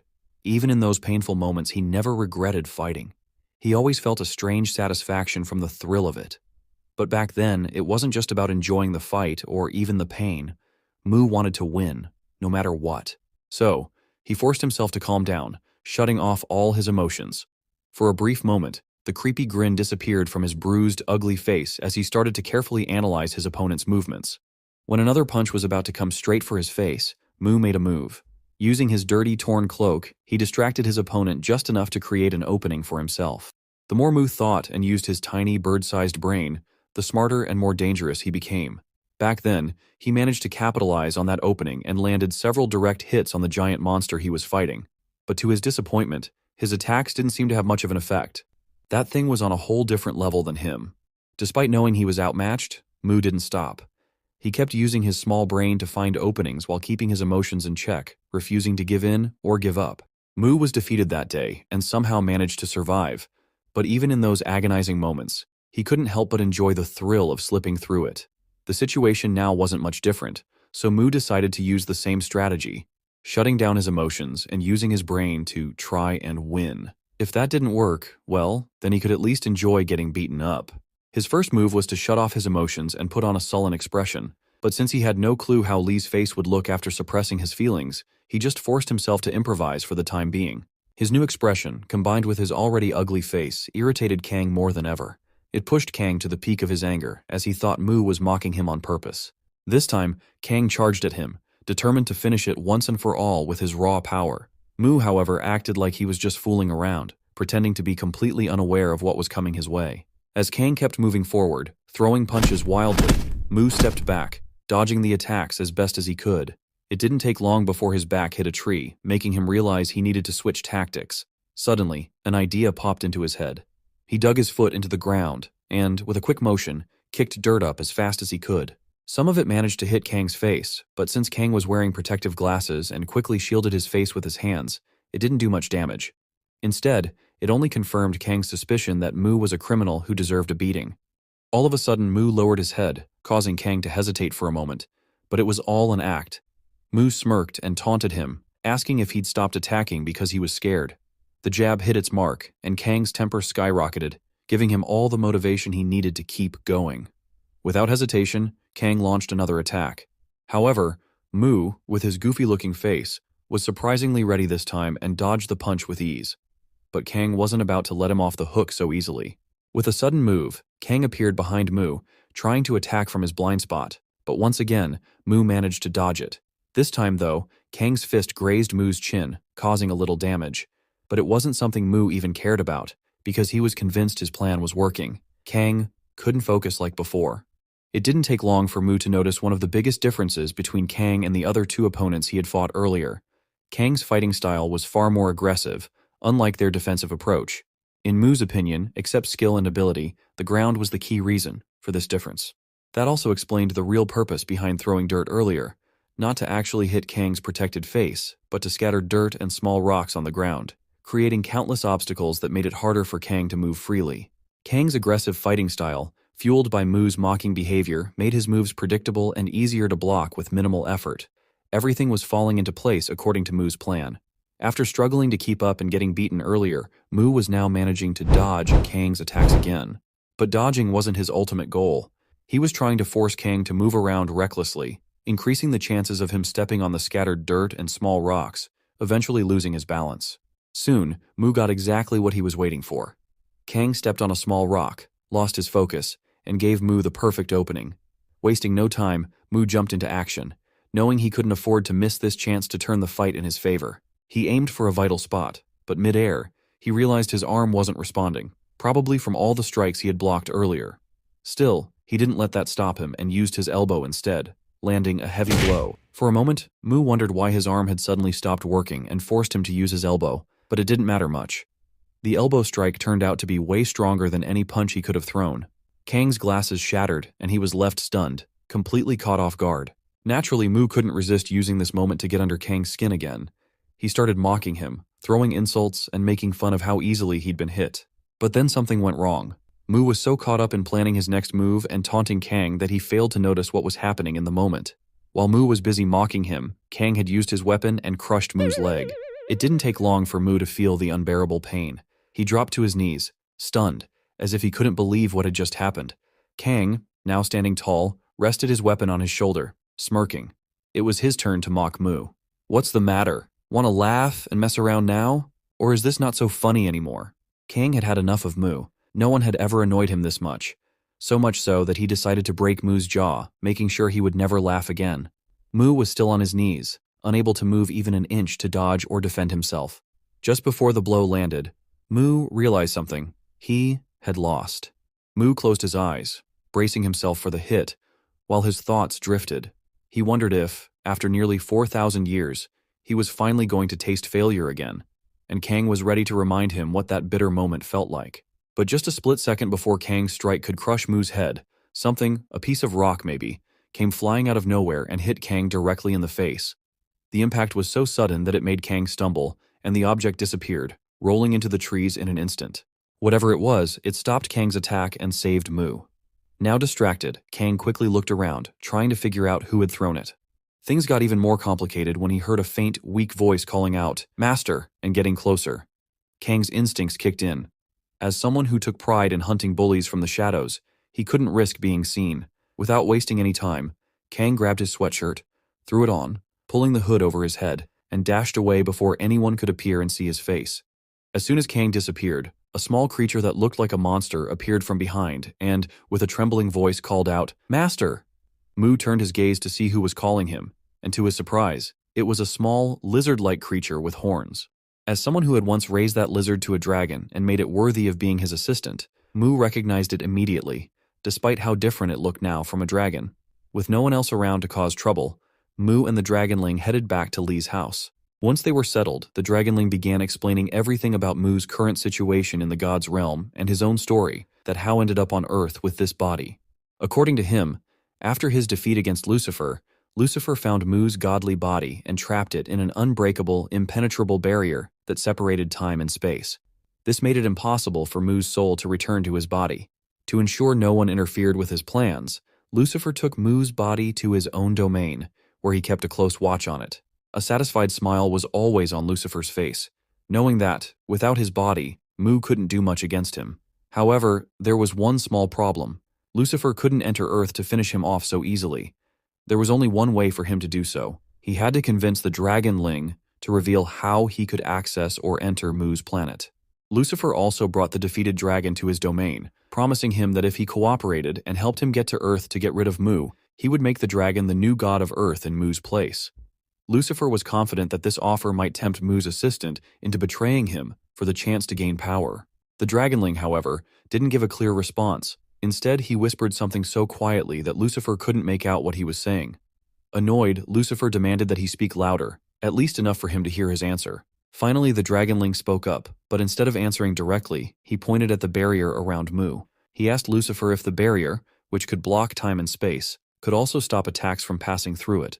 Lucifer assumed the Dragonling was asking because he wanted to rescue Mu, so he confidently assured him that no attack could harm or penetrate the barrier. He even emphasized how invincible it was and told the Dragonling to just give up and consider joining his side instead. But then something strange happened. Lucifer noticed the surroundings were starting to get brighter. Suspicious, he turned to see what was going on, and what he saw made him freeze.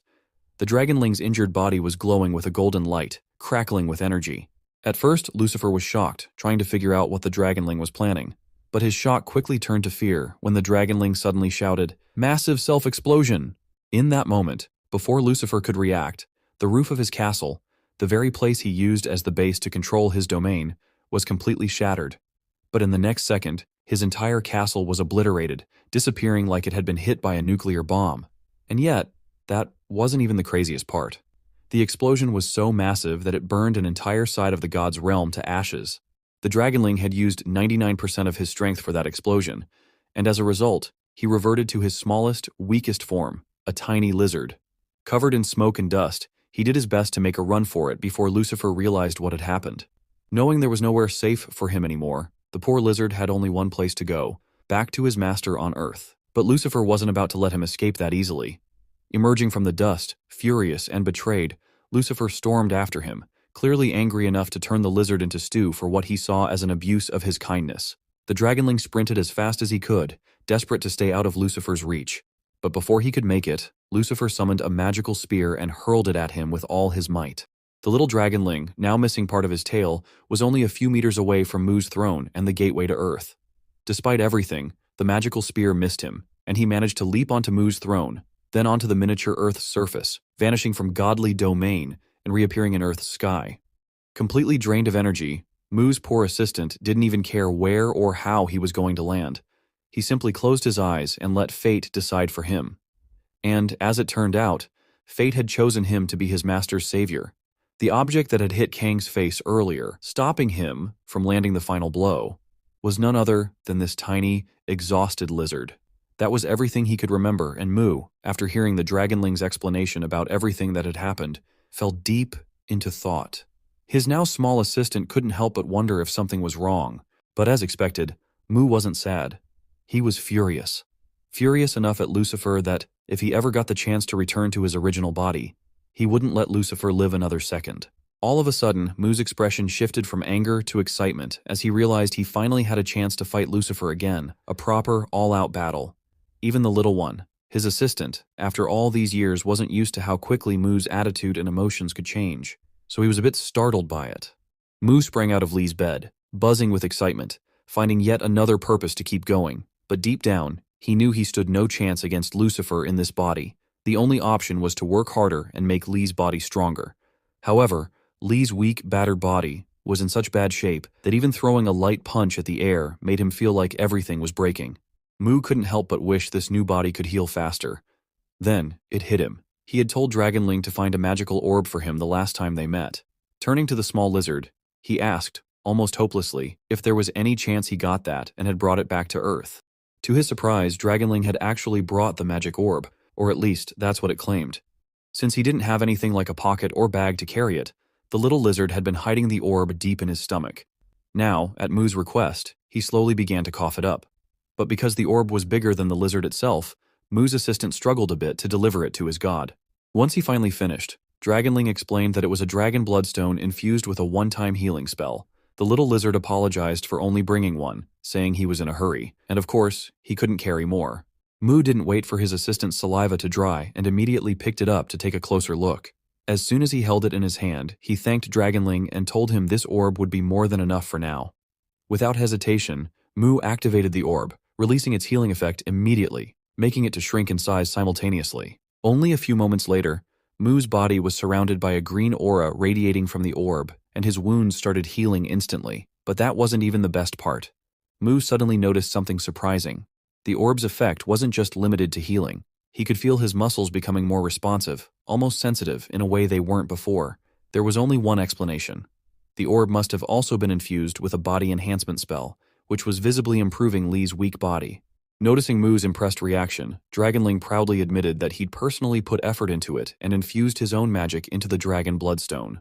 Mu appreciated it as he stared at the leftover remains of the orb, thinking that it must be because it was used on a weak human body. Not all of its power had been consumed, which explained the leftover fragment.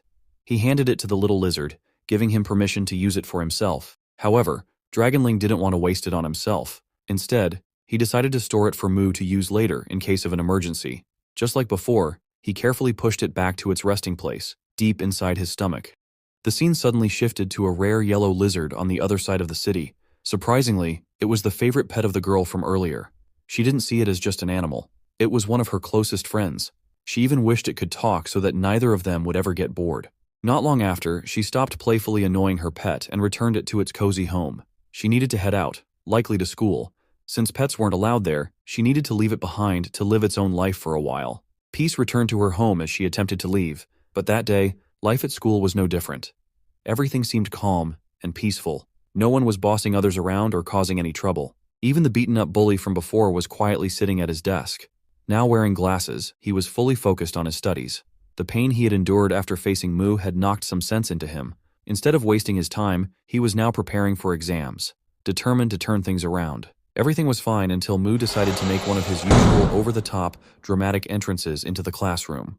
The moment he walked in, he noticed the beaten-up guy and, without hesitation, asked if he wanted to go for another round of fighting.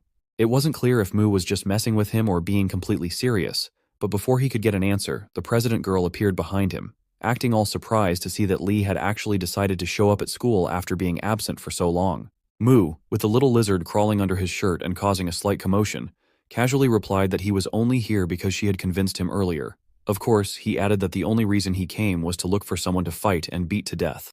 His intimidating expression and choice of words made the girl wonder what kind of chaos he was planning to stir up this time. But since there didn't seem to be any immediate signs of trouble, she just wished him good luck. Half of the day passed, and nothing exciting happened to make Mu's day interesting. On the floor below his class, two students were chatting about the recent events at school. Those two happened to be Kang and a girl from his class. Since he always seemed so clueless about anything going on at school, the girl was filling Kang in about the second-year student who had recently been humiliated. She explained the details with a bit of gossiping flair, while Kang listened with mild curiosity, still trying to piece together what had been happening around him. As the school day came to an end, Kang and the girl began walking toward the exit, with her eagerly explaining everything she'd heard in detail. According to the rumors and what she knew, the nerdy guy, who used to get bullied all the time, had one day turned the tables on his tormentor. He beat the bully so badly that the guy lost consciousness and had to be rushed to the hospital. If that wasn't shocking enough, the nerd had supposedly ripped off the bully's ear in a wild move, earning him the nickname Neutered from then on. Kang had no idea at first that she was talking about Lee. But as she described the incident, along with Hyung's appearance, especially his ripped-off ear and Mu's suspicious behavior, Kang quickly pieced it all together. There was a high chance that the nerdy guy she was talking about and Lee were the same person. It suddenly hit Kang. Hyung's crocodile tears and his whole act of pretending to be a victim had been a ploy to manipulate him into taking action. But since it was all in the past and there was nothing he could do about it now, Kang decided to let it go, at least for the time being. On his way back home, what Kang didn't realize was that he was taking the same path as Mu. Mu, meanwhile, was feeling disappointed and frustrated that his day had turned out to be so dull. Everyone at school had been too busy scribbling away on their notebooks or phones, and there hadn't been a single invitation to fight, or even the confirmation of one. Just as Mu was about to sink further into hopelessness, something caught his eye. It was Kang, of course, awkwardly walking and looking visibly embarrassed as he chatted with his female friend. Since Kang was wearing glasses and a mask to hide his face yesterday, Mu didn't recognize him right away, but something about him felt oddly familiar. His hair color, height, and build seemed similar, but his muscle size and its form was the one that sparked Mu's suspicion. In just a second, that suspicion turned into certainty. He completely lost control and shouted, "It's that guy from yesterday!" His loud voice and sudden outburst, of course, caught Kang's attention. Kang turned his head, and the moment he did, he saw Mu charging toward him with a crazed look on his face. Without thinking twice, Kang bolted, running as fast as he could, leaving his shocked friend behind.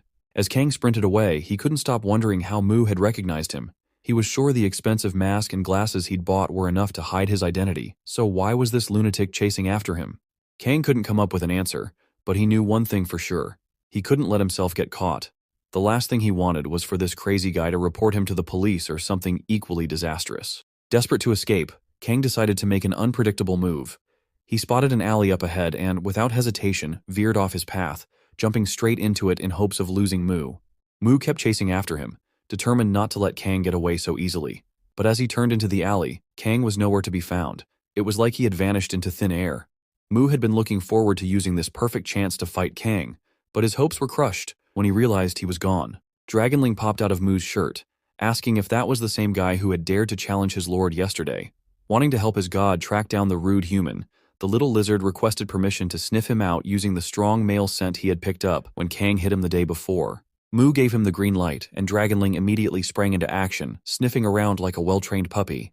Just as Mu's assistant was fully committing to his new role, someone suddenly appeared right in front of him, stopping him in his tracks. Lucky enough not to get stomped on, the little lizard tilted his head up to see who it was. To his surprise, it wasn't Kang at all, but the president girl from Lee's class. She stood there, stunned, staring at him with wide eyes. Her shock didn't last long, though. It quickly shifted to a delighted blush as she looked at the adorable little lizard. Clearly, it was her first time seeing something so cute, and she couldn't help but be intrigued. The Dragonling had no idea who this girl even was, unaware of the fact that unlike other humans, she actually loved lizards more than anything else. Without thinking about himself that he was a demigod and wasn't supposed to be seen by humans, he casually told the girl to step aside so he could finish his task. Things didn't go as he expected. The girl, completely ignoring what he said, fearlessly scooped up the little lizard in her hands like it was a stuffed toy. The Dragonling was totally caught off guard and struggled to wriggle free from her grip. Frustrated and feeling helpless, he snapped at her, giving an angry warning, reminding her that he wasn't someone she could just mess with or be rude to. For a brief moment, he wished he had even a tiny bit of his magic left to launch a spell and escape. But while the Dragonling saw this girl as a nuisance, maybe even an enemy, the girl didn't feel the same. In fact, she found him absolutely fascinating. Despite his strange and unique appearance, she couldn't believe she was holding a talking lizard in her hands. To her, he was the cutest, most adorable thing she'd ever seen, so much so that she instantly liked him even more than her own beloved pet, the one she'd always cherished above everything else. Suddenly, the dragonling spotted an opening and bolted, freeing himself and darting behind his lord for safety. Hiding behind Li's body, he quickly apologized to God Mu for failing because of the girl, blaming it on the fact that he'd lost all his power. Before Mu could even respond, the girl approached him with a serious expression, one that looked downright terrifying to the little lizard. She asked if, by any chance, that tiny creature was his friend. Mu glanced at his visibly shaken assistant and somehow confirmed it by saying, "Friend? Not sure about that, but yes, that little one is my obedient assistant." The girl finally introduced herself as Kim Yujin, though it was obvious she was jealous. Jealous that Mu had such an obedient, talking, and, let's be real, adorable lizard. Her expression was so easy for Mu to read, and though he wasn't entirely sure why she looked so stunned and envious, an idea popped into his head. With a sudden and unexpected move, Mu shifted his leg, the one the dragonling was clutching onto for dear life, closer to the girl and said, "If you want, I could lend him to you for a bit, in exchange for a little information." Of course, the poor dragonling's opinion didn't matter to Mu in the slightest. And Yujin? She lit up at the offer. Obviously, she would do anything to hold the lizard for a while. Giving up some information was the smallest price for her to pay. Without waiting for her to respond, Mu reached down, grabbed the dragonling by the neck, and handed him over to her. "Take him. You can keep him as long as you like, but there's someone you have to help me find." Kim was so mesmerized by the lizard that she didn't hesitate to agree, not even stopping to ask if they were tracking down a criminal, a good person, or something else entirely, and of course, that was exactly what Mu wanted to see. Without a second thought, and as if he didn't care about his assistant at all, he casually tossed the little lizard toward her. To Kim's surprise, the poor thing spun midair and landed right on top of her head. The dragonling couldn't help but wonder how his lord could abandon him so easily, like he was nothing. Meanwhile, Mu didn't waste a moment. He started walking off, telling the dragonling to stay with Kim Yujin for a while and return on his own later. Still in shock, the dragonling tried to ask where his master was planning to go without him, but Mu just ignored him completely, acting like he'd suddenly found something exciting to do after what had been a dull day. Not long after, Kim and the dragonling arrived at her house, and things were, well, a little awkward. Kim couldn't help but wonder if the lizard was mad at her for being dragged along against his will, and truthfully, he wasn't thrilled about the situation. But since he couldn't defy his lord's orders, he sighed and introduced himself. After a moment, he stretched out his tiny hand and, trying to keep things professional, explained the situation to Kim. "As per my master's instructions," he said, "you'll be actively cooperating with me from now on." Kim was momentarily taken aback at the sight of a tiny lizard trying to boss her around, but the way he acted, and the fact that she could say or do whatever she wanted with him, made her heart skip a beat for a second. Still, she didn't want to come off as rude, so she placed her fingers on the dragonling's tiny hand and gave it a little shake to show respect.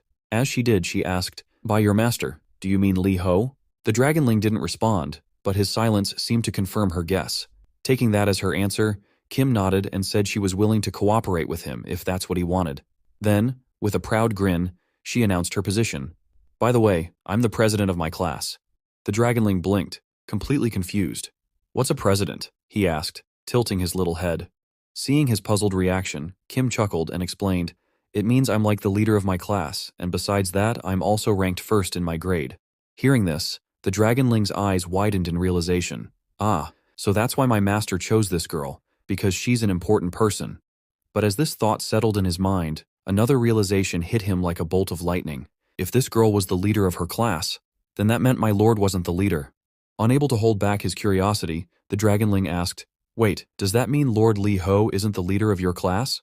Kim paused for a moment, her expression shifting as she got lost in thought. After a few seconds, she finally replied, "Li Ho? He's not even an average student in our class. Honestly, he's one of the lowest in everything." The dragonling froze, utterly stunned by her answer.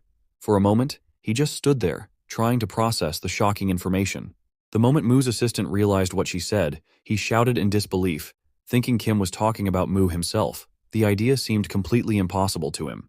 To clear up what he assumed was a misunderstanding, the tiny lizard, now sweating with both discomfort and frustration, without mentioning Mu's name, firmly declared that his master was the strongest being in the entire world, stronger than any god. The dragonling, acting as if he were still in his terrifying dragon form, started bossing Kim around again. He demanded that she do her absolute best to help his master become even stronger so he could finally get his revenge. Kim, on the other hand, was impressed by what she assumed was the little lizard's wild imagination and sweet talks about Lee. Amused, she agreed to help, but only on one condition. Dragonling should accept to visit her often if he wanted her help. The Dragonling paused for a moment, considering her condition. In truth, he had already planned to use Kim as a human source to gather information about what was happening on Earth. And now her condition was the perfect excuse to visit her more often and get the intel he needed. Without hesitation, he agreed to her terms, and the two of them struck a deal. As the most loyal servant who had sacrificed his life countless times for his lord, the Dragonling was determined to do whatever it took to help his master reclaim the title of the strongest. Deep in his heart, he believed every move he made would bring his master closer to his rightful place at the top. At this time, Mu, who was also focused on getting stronger, was busy doing some intense, borderline crazy training with his newly strengthened body. Unlike before, when he struggled with even the simplest exercises, now he could handle everything with ease, like it was no big deal. As the sun began to set, Mu decided he'd done enough for the day. Jumping down from where he had been training, he glanced at his body, visibly satisfied with his newfound strength. Not only had he recovered much faster than he'd hoped, but his physical strength had almost doubled. Like always, almost like it was a habit, he decided to show his excitement by swinging a punch. But this time, instead of throwing a random punch into the air, he confidently aimed at an iron rod nearby. The results were better than he could have imagined. Not only did he not break any bones, but for the first time, he didn't even feel pain in his hand. For a moment, he was thrilled with himself. But then, his happy expression quickly faded into disappointment as he remembered why he had come all the way out here in the first place. He had hoped to see Kang, in addition to squeezing in some training. Now that the sun was almost gone, Mu figured it was better to head back. He realized there might be a better chance of running into Kang at school in the next few days anyway. With that thought in mind, he decided to call it a day and leave. Mu left the training spot, leaving behind a reminder mark there, forever. As he walked through the streets, the disgusting smell of his sweat clung to the air around him. Luckily, no one was nearby to catch a whiff of the unpleasant stench. But as Mu unintentionally reached Kim's neighborhood, his sweaty scent had gotten so strong that it seeped through the air and hit Dragonling's sharp senses. The tiny lizard, who was busy using the girl and her PC to gather information, froze the moment the smell hit him. As expected from a dragon with sharp senses, he recognized it instantly. Without wasting a second, Dragonling jumped down and left the girl behind to enjoy her peace and quiet. "Thanks a lot," he called out, waving as he dashed off. Now, acting more like an excited puppy than a dragon, Dragonling followed the scent trail, leaping from rooftops to walls in search of his master. It didn't take long for his keen nose to lead him straight to Mu. With one final leap, he dashed to the edge of a building and jumped right onto Mu's shoulder, landing perfectly in place. Mu was a little surprised to see him. The Dragonling greeted him and then proudly announced that he had completed what he thought was his mission. Neither of them realized that, in a nearby alley, someone was being beaten up. The Dragonling was thrilled that he had found a royal assistant for himself, one who promised loyalty to Mu too, but his excitement only distracted Mu, causing him to miss what was happening nearby as they walked past. However, after taking a few steps away, the Dragonling's sharp nose picked up something familiar. It was a scent that belonged to the guy he had been chasing earlier. The little lizard was right. It was Kang, acting like Batman and beating someone up in the shadows. But this time, the guy getting beaten wasn't just some bully or thug. He had stolen a bicycle. Instead of apologizing, the thief started threatening Kang, saying he'd send someone after him if Kang didn't let him go right away. As expected, that only confirmed for Kang that he had picked the right target, so he doubled down. Kang was so focused on dealing with the thief that he didn't realize Mu had appeared behind him, looking thrilled to have found him again. But it didn't last long. Kang quickly felt the danger behind him and turned to see who was secretly watching him. As soon as he spun around, he realized it was the same weird boy from the other day, the one who, despite admitting defeat, just wouldn't leave him alone. Everything seemed tense and on edge, except for the little Dragonling, who was facing the other way and clinging to Mu, insisting they were going the wrong way. The Dragonling kept pointing in another direction, saying they should head that way. As usual, Mu ignored his loyal companion and focused entirely on the person he had been searching for. Both of them locked eyes, Mu, looking determined, and Kang, unsure of what to do. Mu began moving, taking slow, deliberate steps forward. Kang, on the other hand, tried to explain that there had been some kind of misunderstanding, and that Mu shouldn't attack him like this. But Mu didn't care, not about the little lizard on his shoulder, nor about what Kang was trying to say. Mu suddenly picked up his pace, making it clear he was ready to strike. Kang still didn't show any intention of fighting back, at least, not until the very last moment. That's when he realized that if he didn't defend himself, things could go really, really badly for him. He quickly took a defensive stance, bracing himself to face Mu head-on. Kang had defeated Mu in the past, and the reason for his hesitation this time was that he realized Mu wasn't the kind of person who deserved to be beaten like he'd once thought. Mu, on the other hand, couldn't care less about what Kang thought. With his fully recovered and stronger body, he was confident and ready to face him again. Their clash seemed inevitable. Mu was determined to attack, and Kang was equally determined to defend himself. But surprisingly, nothing happened. Both of them froze in place, right in front of each other without making a single move. Mu had been pretending to attack, hoping to provoke Kang into making the first move so he'd have a reason to officially start the fight, but Kang didn't fall for it. The boxer guy, who had been watching Mu's movement closely, was shocked to see this wild-looking guy who had been chasing after him suddenly stop and show no intention of fighting. In the middle of their standoff, while Kang was fully focused on Mu, the thief seized the opportunity. With a quick move, he snatched Kang's weapon. Now, with the weapon in his hand and a solid excuse to fight, the thief was ready to make Kang regret ever defeating him so mercilessly. The thief swung the weapon at Kang, shouting in anger and aiming to seriously injure or even kill the boy, but Kang was faster than he expected. With a quick movement of his legs and a sharp turn of his head, Kang stepped out of the weapon's path just in time. As he dodged the attack, Kang realized that Mu was now the one directly in line to take the hit. Instead of feeling happy to see the creepy, overly persistent guy get hurt, Kang felt a pang of worry for his safety. But it was too late. He couldn't do anything to stop it now. Mu, on the other hand, had been watching the attack closely from beginning to end. He could have easily dodged it, or at least blocked it, but he didn't. After absorbing that magical orb, Mu had been itching for a fight. If Kang wasn't willing to face him, then who better to fight than this guy? The preemptive strike landed hard, right on top of Mu's head. Strangely though, the blow, which could have easily knocked someone unconscious or even killed them, left nothing more than a small scratch on Mu's head. That was all the confirmation Mu needed. With an excuse to start a fight now, he didn't waste any time. Mu retaliated immediately, delivering a powerful kick to the thief's stomach. The force of the blow caused the thief to lose control of Kang's weapon, unintentionally tossing it into the air. The weapon spun in the air for a moment before Mu caught it just as it was about to hit the ground.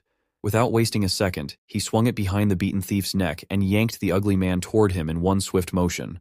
As soon as the thief was close enough, Mu struck him directly in the face with a brutal headbutt. Mu seemed to enjoy the sight, while the thief was on the verge of passing out from the pain. The man clutched his head with one hand, desperately trying to ease the pain, thinking Mu was done after that strike. But it wasn't over. Not even close. Mu wasn't about to let this guy off the hook without giving him a proper beating. Like a punching bag, the thief took hit after hit as Mu landed punches wherever and however he wanted. Sometimes he even used Kang's weapon to make the punishment feel more satisfying. The relentless blows continued until the thief could no longer handle it. He collapsed to the ground, shaking from the unbearable pain, tears streaming down his face as he cried like a helpless child. Mu stood over him, feeling satisfied that he had taught this guy a lesson, to never dare attack anyone else again. But that smug, satisfied smile on his face quickly faded. Mu realized he didn't enjoy one-sided, boring fights like this. It wasn't fun or even a little bit challenging for him. Mu thought back to how he felt when he first arrived on Earth and fought Lee's bully, or even that other guy, Hyung. He was far better and way more interesting than this one. Mu made up his mind. The only person worthy of being his opponent right now was Kang. No one else. Just then, he remembered that he had come here only to face Kang in the first place, not this ugly guy. He quickly turned to see where Kang was, but, to his surprise, Kang had completely disappeared. It seemed like Kang had taken the opportunity to make a run for it while Mu was busy with the thief to finish Kang's anti-bully job. As Kang hurried to get away quickly and quietly, he couldn't help but wonder how Mu kept finding and showing up wherever he went. Little did Kang know, that crazy-looking guy who seemed to enjoy fighting so much was actually a god. Even so, Kang was so caught up in trying to escape and get Mu's excited face out of his head that he didn't notice the dragonling. The little lizard looked completely distracted, obsessed with something on the other side of the street. As Kang rushed past, he accidentally kicked the dragonling right in the rear, sending the poor little thing flying forward. Kang was in such a hurry, though, that he didn't even stop to check what, or who, he had just kicked out of his way. A little while later, Kang arrived home. He stepped inside, casually kicked off his shoes, and sent them flying across the room without even bothering to use his hands. His mind was completely consumed with thoughts of Mu and that freaky face of his, always looking so pumped and ready to fight anyone. Just then, his sister, who had been outside, walked in. With a teasing tone, she shouted, "The prosecutor has arrived." Kang's 26-year-old sister, Hina, had decided to switch careers after that stalker case. She became a prosecutor with the goal of bringing justice to cruel criminals. Kang and Hina shared the same purpose, but it seemed they had chosen very different paths to achieve it. With a playful shove, Hina pushed past Kang, grinning as she mocked him again, saying, "How dare you block the path of a great prosecutor?" Kang, clearly annoyed, like any other brother would be, warned her about the consequences of making him use his powers. With that, everything settled down. Hina headed to her room to change her clothes, but not before calling out to Kang, asking him to make ramen for both of them since there was nothing else to eat. As Kang stood there, he couldn't help but think about that wild day when his sister got injured. The way Hina was acting now, so lively and full of energy, made Kang wonder if she had truly moved on from that incident or if she was just pretending. It was something he couldn't figure out. For Kang himself, forgetting that day wasn't an option. The next day, while everyone else was peacefully heading to school, Mu was doing the same. But instead of carrying a backpack or even a single book, he was only carrying Kang's weapon. And of course, the dragonling perched on his shoulder. The poor dragonling looked beaten and exhausted, muttering apologies for his failure last night. But, as usual, Mu didn't care about what the little creature was saying. Some of the students walking nearby, including Lee's bully, couldn't help but stare the little dragonling, wondering if the thing on Mu's shoulder was a Komodo dragon. But none of them dared to get close enough to find out. That's when something caught Mu's attention. It was, of course, Kim Yujin, the class president. As soon as she spotted her little lovely lizard, her face lit up with excitement. She started jumping up and down, clearly thrilled to see her talking friend again. But her happiness didn't last long. Mu quickly reminded her that it was time for her to help him with the favor he'd asked for. That's when Kim remembered the deal she had made when she agreed to borrow the talking lizard the other day. Mu himself didn't have much information to go on. He only knew that the person he was looking for wore some kind of mask and protective glasses. But that was enough for Kim to instantly realize who he was talking about. She told Mu she had heard stories about the guy, someone who acted like a bully hunter, stating he was famous for immediately pummeling anyone who behaved like a bully. Unfortunately, Kim didn't seem to have any detailed information about Kang beyond those common rumors, which left Mu feeling a bit disappointed. Still, he was confident they'd cross paths again soon, and next time, he swore he wouldn't let Kang escape so easily. What Mu didn't realize, though, was that Kang, the very person he was thinking about, was already there, secretly approaching and observing him from behind. Kang didn't stop there. Instead, he came even closer, and to Mu's and even the dragonling's horror, he leaned in and whispered, "Stay in your seat after class. I'll come find you."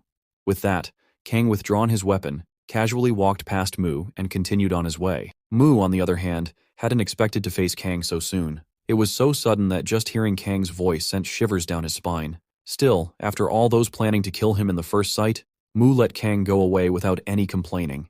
Watching how Kang and Lee behaved, Kim couldn't help but wonder if they were friends or if there was something between them that she didn't know about. Without knowing who really Kang was, she gathered her courage and asked Lee, "Who's that guy anyway?" Meanwhile, as Mu stood there, looking forward for his encounter with Kang after the day's class while watching how he is getting away, with just one word, replied to Kim Yujin, "Bully hunter." From that moment until the end of class, Mu's hopeful and excited expression didn't fade.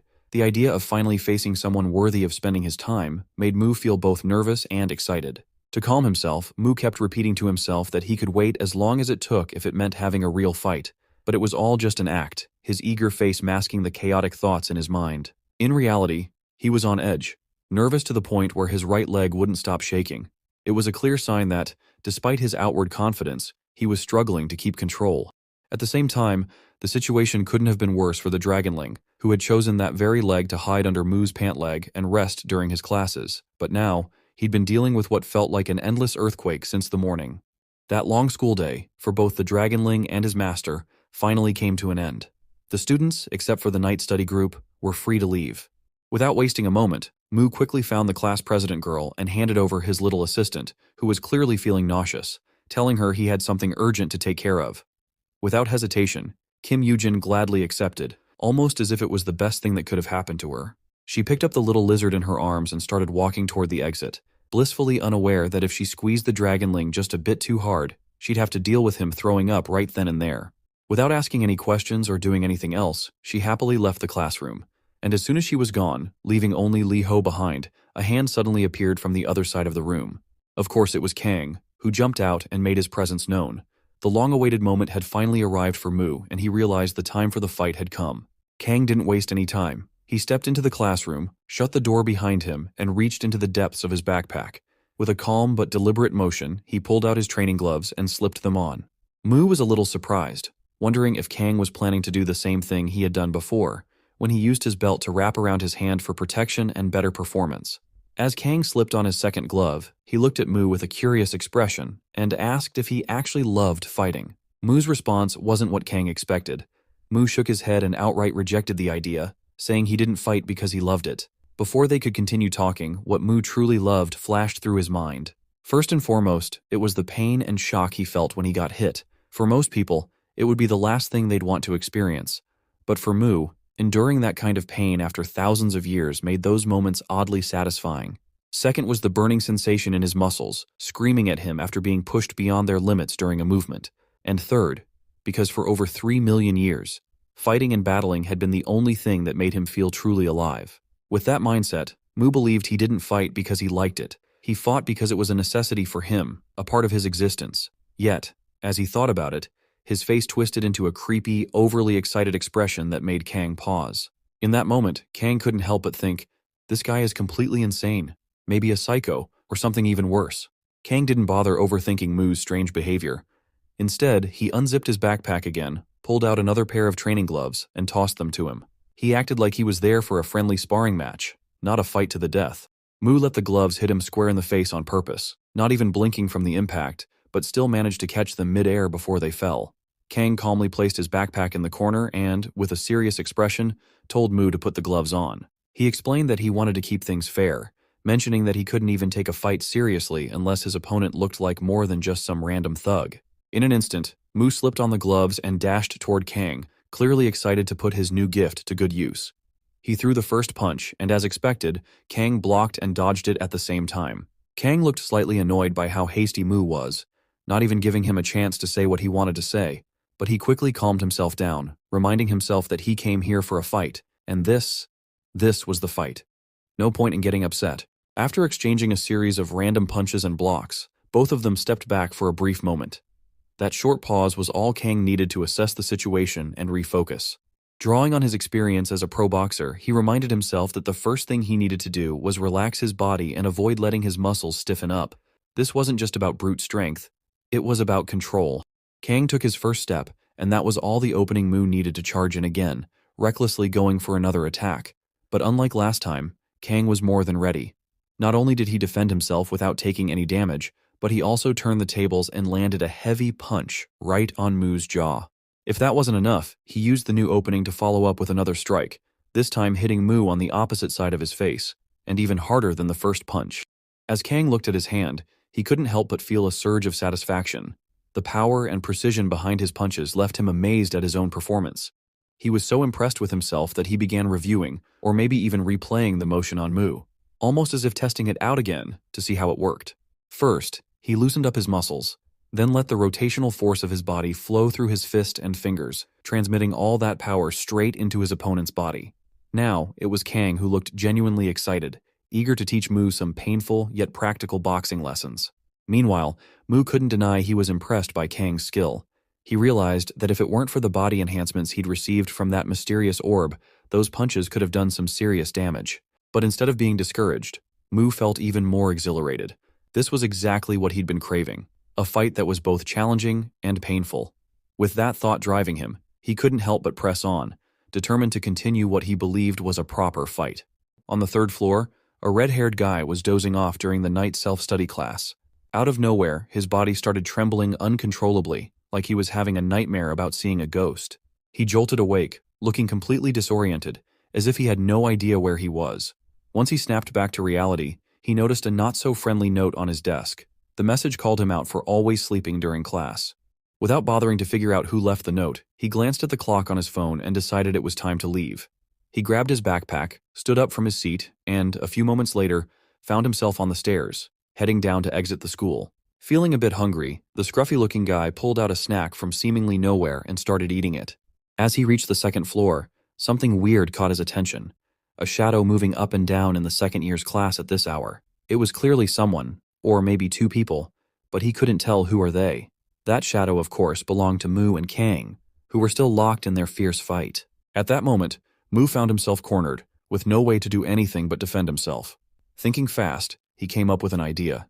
He lifted his foot into the air and, in a sudden and unexpected move, planted it firmly on Kang's chest, stopping and surprising him. But that wasn't all. As Kang staggered slightly, caught off guard, Mu aimed to follow up with a kick to his face. Kang managed to protect his face, but it was clear he was furious. He glared at Mu and demanded to know why he suddenly started using his legs when kicks are forbidden in boxing. Mu, now confident with his newfound strategy, was ready to attack again. With a smirk, he replied, "What are you talking about? I don't even know what boxing is." Before Kang could respond, Mu leapt toward him, aiming another kick while taunting, "Who said we're only using fists in this fight, huh?" His kick landed hard, strong enough to push Kang backward. For a few moments, Kang was visibly struggling. A part of him even started to believe Mu's words. But as a trained boxer, he was completely unprepared to deal with kicks. Before Kang could regain his focus, Mu took advantage of his confusion and landed another solid kick. The once dominant boxer now found himself in a bad spot, cornered and unable to do anything but defend himself. Kang couldn't help but wonder how someone who looked so weak could deliver such powerful kicks to his upper body. To Kang's shock, Mu suddenly switched tactics and aimed a kick at a vital point in his lower body. Kang froze, completely unsure of how to respond. One thing was certain: if that spot got hit, it would be over for him. He would collapse and be unable to continue the fight. Just as he feared, Mu struck the weak spot effortlessly. But to both surprise, nothing happened. He didn't even feel a hint of pain. Mu immediately retreated, putting distance between them. Yet he was smiling, a smug, knowing smile, as if he'd held back on purpose and deliberately avoided finishing Kang off. In truth, Mu had used his full strength in that attack, but the physical enhancement of the Dragonling's power had worn off, as though it had never existed. Realizing this, Mu started to panic. He knew that without the enhancement, he was no match for Kang. Meanwhile, Kang, still a little surprised, noticed something was off. He knew Mu wasn't that kind of person to show mercy to anyone, but still had no idea why he hadn't gone for the finishing blow. But then, as if divine insight struck him, Kang smirked and said mockingly, "Don't tell me, you suddenly lost your power." Kang had no clue that his random, ridiculous guess about Mu was actually spot on. To him, the only thing that made sense was that Mu was just exhausted and worn out. He had no idea about the orb or the Dragonling buff. Mu, on the other hand, didn't say a word and just kept pretending everything was fine, like Kang was completely off base. But that didn't change Kang's mind. He'd already pieced together the situation in his head, and it was enough to make him burst out laughing after their intense fight. Mu looked like he had no idea how to keep going in this mess of a battle. Meanwhile, the red-haired guy standing behind the classroom door was watching them. The sight of two awkward-looking people trying to fight each other while laughing like it was some comedy show wasn't exactly entertaining for him. In fact, it was so annoying that he decided to just leave instead of wasting any more time on their silly fight. It wasn't clear if this scruffy-looking guy was strong or skilled, but for some reason, watching Kang and Mu's battle left him feeling grossed out. Just as the red-haired guy walked off, Kang finally stopped laughing. His face turned serious as he charged at Mu, knowing this was the perfect moment to take advantage of the situation. Mu, on the other hand, found himself in a pretty bad spot, trying to use his leg to block Kang's attack or at least make it harder for him to land a punch. But that simple plan wasn't enough to stop Kang. Instead of aiming for Mu's face, Kang went straight for a vital spot, one that Mu had unknowingly left wide open. Mu thought his knee would work as a solid defense, but things didn't go the way he expected. With just one strike, not only did he feel the sharp pain, but being on one leg caused him to spin around almost 90 degrees, leaving a perfect opening for Kang. Kang didn't waste any time. He landed a bone-crushing punch right to Mu's head. The hit was so strong it sent Mu flying several meters backward, but even that wasn't enough to knock him out. Mu slumped against the wall behind him, realizing that without the enhancement buff, there was no way he could stand up to Kang's solid, muscular body. One desperate solution crossed his mind. If he could just use a small amount of his original mana or inner energy, he could easily overpower this gorilla. But since he'd already tried and failed to use his mana several times, that idea didn't seem very reliable right now. Still, Mu decided to take a chance, because even the smallest shot at doing the impossible was better than nothing. He pushed himself up to his feet, gathered his courage, and focused as hard as he could to summon even a tiny bit of magic into his fist before attacking. Putting all his trust in that slim hope, he confidently launched himself at Kang, now relying on his non-existent magic. But Kang, like it was nothing more than a kid's punch, easily caught Mu's fist midair before it could even land.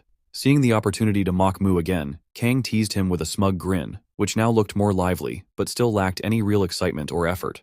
Then, out of nowhere, Kang suddenly felt something strange, like energy or a weird sensation passing through his body.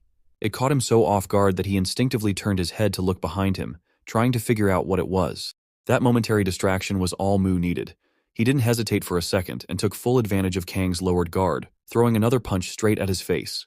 This time Mu's punch wasn't as strong as it would have been with the enhancement buff, but for some reason it hit Kang harder than expected. Hard enough to make him feel a little dizzy, but also enough to snap him back to reality and refocus all his attention on his opponent. Kang managed to grab Mu's other hand after that punch, but once again, he felt a stronger wave of energy passing through his body and moving toward his back. Instinctively, he turned to see what it was that just passed through him. Whether it was magic from Mu or just some strange sensation didn't really matter. What did matter was that Mu used this moment to take advantage once again. This time, he relied on the most dependable weapon in his arsenal, his head. Mu's headbutt struck hard, sending Kang stumbling backward. He hit the classroom door with a loud crash and collapsed, completely knocked out. Mu stood tall and proud in front of him, wondering if his plan to use mana in his attacks had actually worked or if it was all just his imagination. After a moment, he realized that he'd somehow managed to channel a small amount of magic into his fist by redirecting a little bit of mana into his body, using a new method he'd never tried before. But honestly, the thrill of being able to use magic wasn't nearly as exciting as the thought of what he wanted to do to Kang now. Looking like a caveman who hadn't eaten in a year and just found a feast, Mu approached Kang's unconscious face. But he wasn't planning anything too crazy. He was just eager to leave his mark on him, in his own way. At the very last moment, fate somehow managed to wake Kang up, letting him save his ear for another day. As soon as he came to his senses, he realized Mu was about to mark him as neutered, just like Mu's other unfortunate victims. But that wasn't something Kang, a champion boxer, was going to let happen so easily. He quickly shoved Mu away and got to his feet, still feeling dizzy but determined to stop him. Kang immediately admitted that he had underestimated Mu and accepted his loss, but that didn't mean he would let Mu rip his ear off. He wanted to say something, probably about the strange sensation he'd felt earlier before getting knocked out, but the pounding pain in his nose and his spinning head weren't letting him form a single coherent thought. So instead of explaining, he made a quick excuse and decided to leave for now, thinking it was best to get as far away from Mu as possible, as quickly as possible. Watching Kang walk away, Mu couldn't help but feel disappointed. He'd been really looking forward to adding Kang to his list of playthings, but it clearly wasn't going to happen today. A while later, at Kim Yujin's house, the little dragonling was struggling under the weight of a bag that looked to be twice his size. It was so heavy that he was already sweating before he'd even started moving. Apparently, the bag was full of stuff that either he or his master had asked Kim to buy for them. With no better option, the dragonling braced himself and headed back, choosing the hard way, leaping down from rooftops instead of sticking to the normal, safer paths. As he started running toward Lee's house, the little dragonling suddenly spotted Kang in the distance, looking dizzy and holding his injured face. The moment he saw him, the dragonling immediately recognized him. It was the same guy who had kicked him in the butt the other day for absolutely no reason. There was no way he was letting this chance for revenge slip away. He quickly dropped his bag on the ground and crouched into a ready-to-jump stance on top of it. Then, like a bullet, he launched himself toward Kang, aiming to headbutt him square in the face, just like his master had done earlier. But luck wasn't on his side. Kang, despite his dizzy state, spotted the dragonling at the last second and instinctively threw a punch, smacking the poor lizard midair. For a moment, Kang was freaked out. Dazed and confused, he didn't even recognize the dragonling and was left wondering what kind of weird animal had just attacked him. He was so out of it, he couldn't even process what was happening. Kang thought about giving the dragonling a proper beating for scaring the hell out of him, but in his current condition, that just wasn't an option. Instead, he shook his head, muttered something under his breath, and continued on his way, desperate to get home and rest. As soon as Kang disappeared, someone else arrived at the scene, standing over the dragonling's crumpled body, and of course, it was none other than Mu. He stared down at the dragonling, beaten and sprawled out on the ground, wondering if the little guy was dead or still alive, and, more importantly, what was inside that bag lying next to him. The next morning, Mu was walking through the streets on his way to school again, but this time with one noticeable difference. He was wearing a brand new school uniform and carrying a dragonling on his new backpack. The dragonling seemed perfectly content being carried like this. It was definitely more comfortable and secure than sitting on Mu's shoulder or hiding under his clothes. Just then, Dragonling proudly mentioned that Kim Yujin, his royal and ever-reliable assistant, was the one who bought the uniform and backpack for Mu, only to satisfy him. Dragonling seemed to like his new home and declared he wouldn't come out from there, wanting to stay hidden and avoid drawing any unnecessary attention for the time being. Meanwhile, Kang was walking down the other side of the street when he spotted Mu. Without hesitation, he crossed over to greet him and, with a curious look, asked why Mu was wearing a school uniform on a Saturday. To Kang's surprise, Mu simply replied, "What's Saturday?" Kang felt a little disappointed, or maybe even annoyed, thinking Mu was trying to mess with him so early in the morning. He decided not to argue about it, though, and instead attempted to bring up what he wanted to tell Mu the day before, but hadn't been able to. Kang asked Mu again if he actually liked fighting, and once more, Mu gave the same answer, saying he fights because he has to. It was hard for Kang to believe that, especially after seeing the excitement on Mu's face during his battle yesterday. However, Kang didn't complain about it and instead got straight to the point. He requested Mu to hang out with him from now on, adding that if Mu agreed, he wouldn't feel bored anymore because he wouldn't have to keep looking for fights. As soon as Mu heard that, his whole body started trembling like crazy, and that scary yet excited smile lit up his face again. Kang didn't need any words to understand Mu's answer. It was written all over him. It wasn't easy for anyone to change Mu's opinion about someone, but somehow, Kang had managed to do it. Suddenly, Mu felt like Kang might actually be a good person. Everything seemed to be going well for both of them until Mu suddenly blurted out, "Take me somewhere I can fight right now." Kang froze for a second before explaining that he didn't mean they were going to fight immediately. He was talking about some other time. Meanwhile, the Dragonling was secretly watching their conversation from the safety of the bag, either trying to stay hidden or plotting how to get his revenge for losing to Kang twice before. The next Friday morning, at Juryogi High School, which was different from Mu's school, a student was standing guard at the restroom entrance, refusing to let anyone in, even those who were about to burst and desperately needed to go. Inside the restroom, a big guy was grilling another student, asking him how much money he had made. That student was the same thief Mu had beaten up the other day. Nervously, the boy pulled out some cash and said it was only 20,000 won. The big guy, who looked eerily similar to Mu's original form, same build, same face, got furious and yelled that it wasn't even close to what he'd asked for. His name was Yang Zhou, and he seemed to be the top bully of their school. The little thief, clearly one of Yang Zhou's lackeys, started whining about how Kang had interfered and messed up all his hard work. Hearing Kang's name made Yang Zhou completely lose his cool. He threw a heavy punch at the wall, his face turning red with frustration as he couldn't handle the idea of some random guy constantly ruining things for him. Yang Zhou wanted to catch Kang and punish him, but since he couldn't track him down easily, he ordered the little boy to gather everyone under his command immediately to pursue him. The scene shifted to Saturday evening, where Mu and Kang were walking through the streets together. Kang opened up, saying how grateful he was. He admitted that he used to fight recklessly, always lashing out and beating looking thug people up for no real reason. But after meeting Mu, something had changed in him. For the first time, he realized he could actually enjoy fighting, not in a blind, violent way, but with purpose and control. Always looking for an excuse to fight, Mu replied, "Why don't you just fight me now instead of wasting your time searching for random people to beat up, so both of us can enjoy fighting?" Kang, however, didn't actually plan to fight Mu since he wasn't the type of person he was looking for. Still, he promised they'd have a rematch one day, in a fair battle, but not right now. While Kang was responding, Mu suddenly noticed smoke coming from a distance. Kang noticed it too and looked surprised. Out of curiosity, he sniffed the air and it smelled like cigarette smoke. He couldn't help but wonder how many people were smoking at the same time to create such thick smoke. Without wasting time, he quickly put on his mask and then glasses, figuring it was probably time to meet their first target of the day. Without hesitation, and as always, Kang jumped into action, using the dense smoke to sneak closer unnoticed. Two guys were standing in front while more were hanging out deeper in the alley. One of the guys in front spotted Kang before the others did, but assumed he was just a passerby. With an arrogant tone, he demanded Kang hand over his wallet. At that moment, Kang knew for sure he'd found the right target. Without a second thought, he threw a punch straight to the guy's face. Seeing Kang's appearance and this action, the other guy suddenly recognized him as the famous bully hunter and shouted in alarm. His yelling immediately caught the attention of the rest of the group, making Kang realize he was now up against at least 5 more people. He hadn't expected to run into so many bullies at once, and that's when it hit him. He wasn't alone. He quickly called out to Mu for help.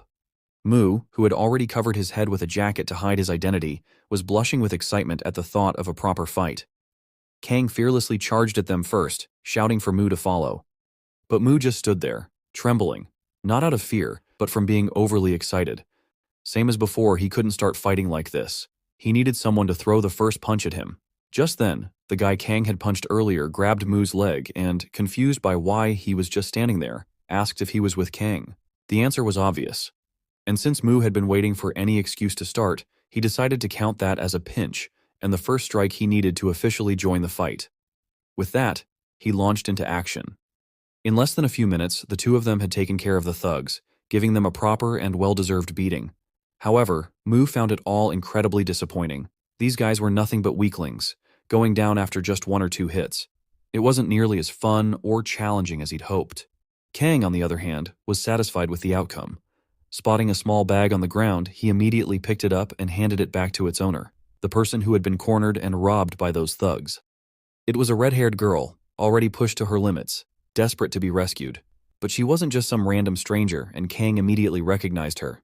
She was from his school, even in his class, the same girl he secretly had a crush on. Before Kang could say a word to comfort her or even get a simple thank you, several other guys showed up at the scene. Dragonling tried to warn his master, but Mu had already noticed them. These guys weren't random. They were here because one of the thugs, before getting beaten, had managed to send a message saying they'd spotted Kang. They called him Iljime, which in Korea meant someone like Robin Hood. The guy who got that message, of course, was Yangzhou. And now, Yangzhou and his gang had arrived, ready to punish Kang for always interfering and messing up their so-called work. Seeing them, Kang realized it was time to get serious. Without hesitation, he decided to continue the fight with his weapon. Meanwhile, Mu's disappointed expression quickly turned into one of pure excitement as he realized the fight wasn't over yet. The real fun was just about to begin. Under Yangzhou's command, his gang charged at Kang and Mu all at once, determined to take them down by any means necessary. Kang and Mu stood their ground, calmly waiting for them to make the first move. Mu, however, was struggling to keep his emotions in check. He was so thrilled at the thought of an all-out brawl that he couldn't stop himself from drooling uncontrollably. Mu didn't wait for Kang to say anything. Without wasting a second, he charged at the group, taking them down one by one with a single strike each and moving on to the next opponent like it was a game. He knocked out 3 in a row, and just when he thought things couldn't get any more fun, a heavy slap landed across his face. Of course, it was Yangzhou. With that single and effortless move, Yangzhou had caught Mu off guard and thrown him to the ground. Looking annoyed, Yangzhou demanded to know why there were 2 Iljimes, when, as far as he was concerned, there should only be 1. Meanwhile, a little further away from the chaos, the red-haired guy, Heijin, who had been disgusted watching Mu and Kang fight the other day, happened to be passing by. He was muttering to himself, wondering why his calls hadn't been answered. But as he walked a few steps closer, the noise from the commotion caught his attention. Curiosity got the better of him, and he couldn't resist checking out what was going on. What he saw was a mess. A bunch of guys fighting and going at each other like a pack of wild goats. Just like last time, Heijin felt disgusted after watching only a few seconds of the brawl. But just as he was about to ignore it all and walk away, something stopped him in his tracks. His eyes caught sight of the girl backed into the corner and Kang standing in front of her, ready to protect her with everything he had. For a moment, Heijin froze. Something about seeing that girl made him lose his temper entirely. The reason behind Heijin's disgust toward fights went all the way back to his childhood, back when his father was an MMA champion. To Heijin, his father was everything, someone he deeply respected and admired, the strongest person he knew. He couldn't have been prouder to call him his dad. But everything started to change when his father began using some kind of illegal drugs to get stronger. At first, it wasn't obvious, but over time, things spiraled out of control. His father became addicted, and the effects of the drugs made him lose his mind at times. Heijin was just a little kid back then. He didn't understand much about drugs or addiction, but it didn't take long for his view of his father to shatter completely. The man he once saw as his hero became a monster, turning their home into a living nightmare. His mother eventually ran away to save her own life and escape the endless beatings from her husband, but she didn't have the chance to take her kids with her. Heijin was left behind, and he wasn't alone. He had a little sister who needed his protection. With nowhere to go and no way to escape, the red-haired boy endured everything. He did everything he could to shield his sister from harm, taking the brunt of his father's outbursts. But deep down, he knew this couldn't go on forever, realizing he couldn't even survive like this. Determined to find a way out, Heijin started watching his father's matches over and over again, studying his moves and techniques. He practiced in secret, learning everything he could. Years passed, and as Heijin grew older, he eventually reached the same size as his father. One day, when Heijin was slapped across the face for no reason, he didn't hold back. Without hesitation, he punched his father. He had reached his limit. He was done living a miserable life like this, and now he believed he had grown strong enough to finally put a stop to it. His father was completely caught off guard. It was the first time Heijin had ever dared to stand up to him, but instead of backing down, Heijin's defiance drove his father into a fit of rage. Blinded by anger, his father muttered something insane, that it was time to kill not just Heijin but his innocent little sister as well. Hearing those words made Heijin realize his father was about to cross a line that could never be undone. In that moment, Heijin lost control. Fueled by anger and fear, he did the unthinkable. He killed his father that day. Heijin had committed murder, but the court showed some sympathy for his circumstances. He was sentenced to just 1 year in a juvenile detention center. After serving his time, he returned to school, but life didn't get any easier. During his school years, Heijin was forced to work tirelessly to earn enough money to support both himself and his sister. He couldn't afford to get sick or injured. His body was his only asset, the one thing keeping their lives afloat. So, when he saw people like Mu and Kang treating their bodies recklessly, throwing themselves into fights without care, it disgusted him. But now everything felt different. This time, he couldn't look away. He couldn't ignore the situation, especially since that girl was his sister, the sister he had devoted his entire life to protecting. Her safety was at stake, and he couldn't turn a blind eye. Her name was Daljun, and she still hadn't noticed Heijin standing a little distance away. Her brother couldn't help but wonder how she had ended up in this situation, but in the end, it didn't really matter. All that mattered was keeping her safe.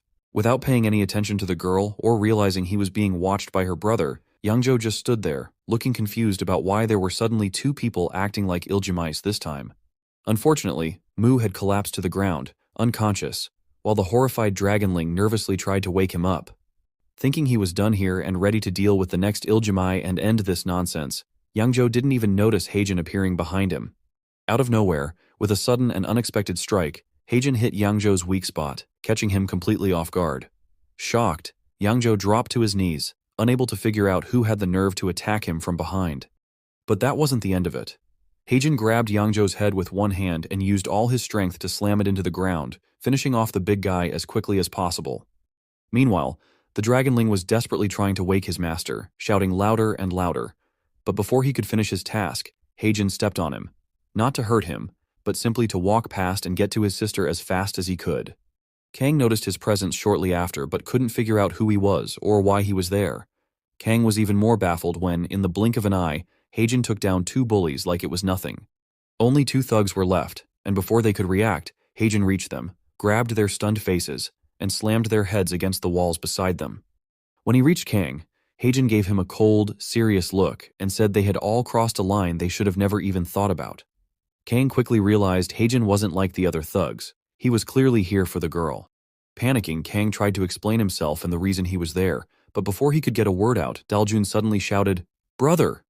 That distracted Kang, making him wonder if Daljun and this guy were actually siblings. From their looks, the answer seemed obvious, but before Kang could fully wrap his head around it, Heijin took the opportunity to attack. As a champion boxer with fast reflexes, Kang noticed Heijin's approach and threw out a random punch to defend himself, but Heijin easily dodged it and found the perfect opening to strike. Surprisingly though, instead of punching or kicking, Heijin just placed a hand on Kang and gave him a firm push, making him stumble backward without actually hurting him. Then, without wasting any time, Heijin grabbed the frightened Daljun's hand, pulling her and saying, "Pull yourself together and run with me." They started running, but before Daljun could take more than a few steps, she accidentally dropped her small blue wallet, or whatever it was, without realizing it. Heijin, however, had no time to point it out. He suddenly noticed a much bigger problem standing in their way. Blocking the exit of the alley and looking absolutely furious was Yangzhou, and this time, he wasn't messing around. Yangzhou began shouting angrily, demanding to know who Heijin was and why he suddenly showed up and ruined everything. But Heijin had no intention of answering his questions or stopping for a chat. He was ready to force his way out, but before he could make a move, someone else stepped in and did the job for him. Out of nowhere, Yangzhou was caught for the second time and punched square in the face. It was Mu. He had regained consciousness after the earlier attack and took this chance to strike back. Heijin hadn't noticed Mu until now and was momentarily confused, wondering who this guy was and where he'd come from to clear the path for him. But there was no time for questions. Heijin used the opportunity to take his sister and get them out of there. Meanwhile, Mu seemed overly thrilled to be back in the fight, excited not only to have been beaten but to dish out some hits of his own. Kang, however, scolded him, demanding to know why he had exposed his face and made himself an easy target for everyone. Back where Yangzhou was, he was struggling to even stand, disoriented and trying to figure out where the second hit had come from. He raised his dizzy head just in time to see the 2 Iljimais running off in the distance. He wasn't in any condition to stop or even chase after them, and the realization made his temper boil over. Swearing loudly, he promised himself that he would find them again, and when the time came, He would tear them apart one by one. The scene shifted to a few hours later, where Kang had sketched a simple picture of Yang Zhou. He was trying to explain to Mu who that guy really was and what their next move should be. According to Kang, Yang Zhou was one of the most infamous delinquents in the area. But it wasn't just him. There were two others like him, Kwok Do-gyeon from Gyeokugi High School and Kim Chun-gu from Hwiparam High School. Together, the three of them were known as Godori. Each one was the top bully in their respective school. Mu didn't know much about the other two, only Yang Zhou, and Kang didn't want to focus on them for now. He just wanted to explain the situation so Mu could better understand what was going on in the area. After introducing the top three delinquents, Kang mentioned that they didn't used to cause this much trouble, at least not until Yang Zhou showed up and changed everything. Things had gotten so bad that members under Godori command were now extorting money from people in broad daylight. Kang also pointed out that the guys they fought earlier, before Yang Zhou arrived, were probably part of the Godori gang, but not directly under Yang Zhou's command. Based on everything Kang had seen and figured out so far, it seemed like Yang Zhou was the key figure in the gang, and that's why he acted like the leader back then. Despite how carefully and thoroughly Kang tried to explain everything, Mu still looked lost and clueless, like he hadn't understood a single thing Kang had said from the start. He asked Kang to explain the delinquent and extortion parts again from the beginning because he couldn't remember what any of it was about. When Mu also mentioned that he didn't even know what Godori meant, Kang lost his temper. He snapped, asking if Mu even had a brain and, if he did, why it seemed like it was just for decoration and not actually working.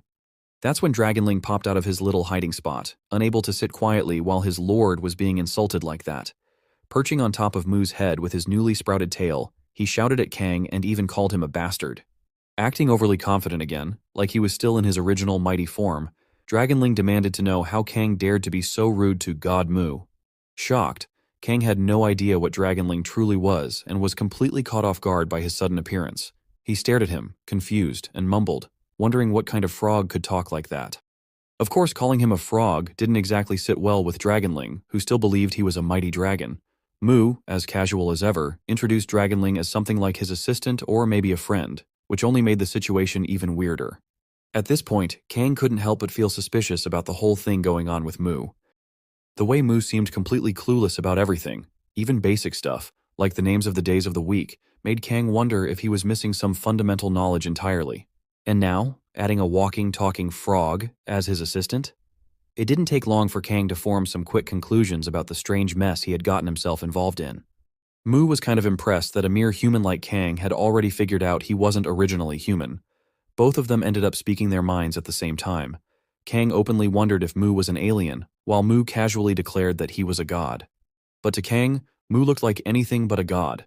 And staying true to his clueless nature, Mu immediately asked what Kang meant by alien, clearly having no idea what that was. This whole back-and-forth conversation was happening in President Kim's house.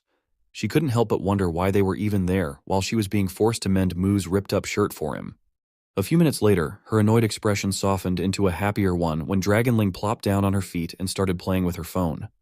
To simplify things for Mu's tiny brain, as Kang put it, he explained that, whether he was a god or an alien, their target for now was the big guy who slapped Mu and knocked him down before Mu managed to punch him later.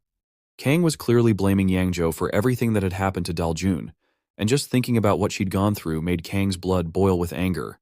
Mu, on the other hand, finally understood who they were supposed to focus on.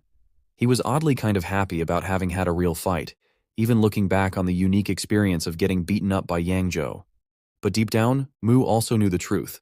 There was no way he could take on Yang Zhou in a proper, fair fight, especially not in his current state. The size difference alone made it a nearly impossible challenge for him. Mu suddenly felt excited again. The thought of fighting someone stronger than him felt like the best challenge he could ever have, but reality hit him hard a moment later as he realized he could easily get knocked down again. To avoid that, he knew he needed to train harder, much harder than before. Kang agreed, pointing out that Mu was no match for Yang Zhou and suggesting he come train at Kang's gym. However, Mu immediately shot down the idea, saying he didn't like Kang's training style, which focused only on bare-knuckle fighting. Mu believed he needed a completely different kind of training, something more diverse, more intense, and way rougher than anything he'd done before. Just then, Dragonling, who had been playing with Kim's phone, suddenly perked up. He jumped down and crawled toward Mu, excitedly declaring that he had found exactly what Mu was looking for. It was a video, probably online, showing a challenge in an underground arena. The video featured an undefeated fighter with a 13-win streak, someone who usually took down his opponents in just seconds.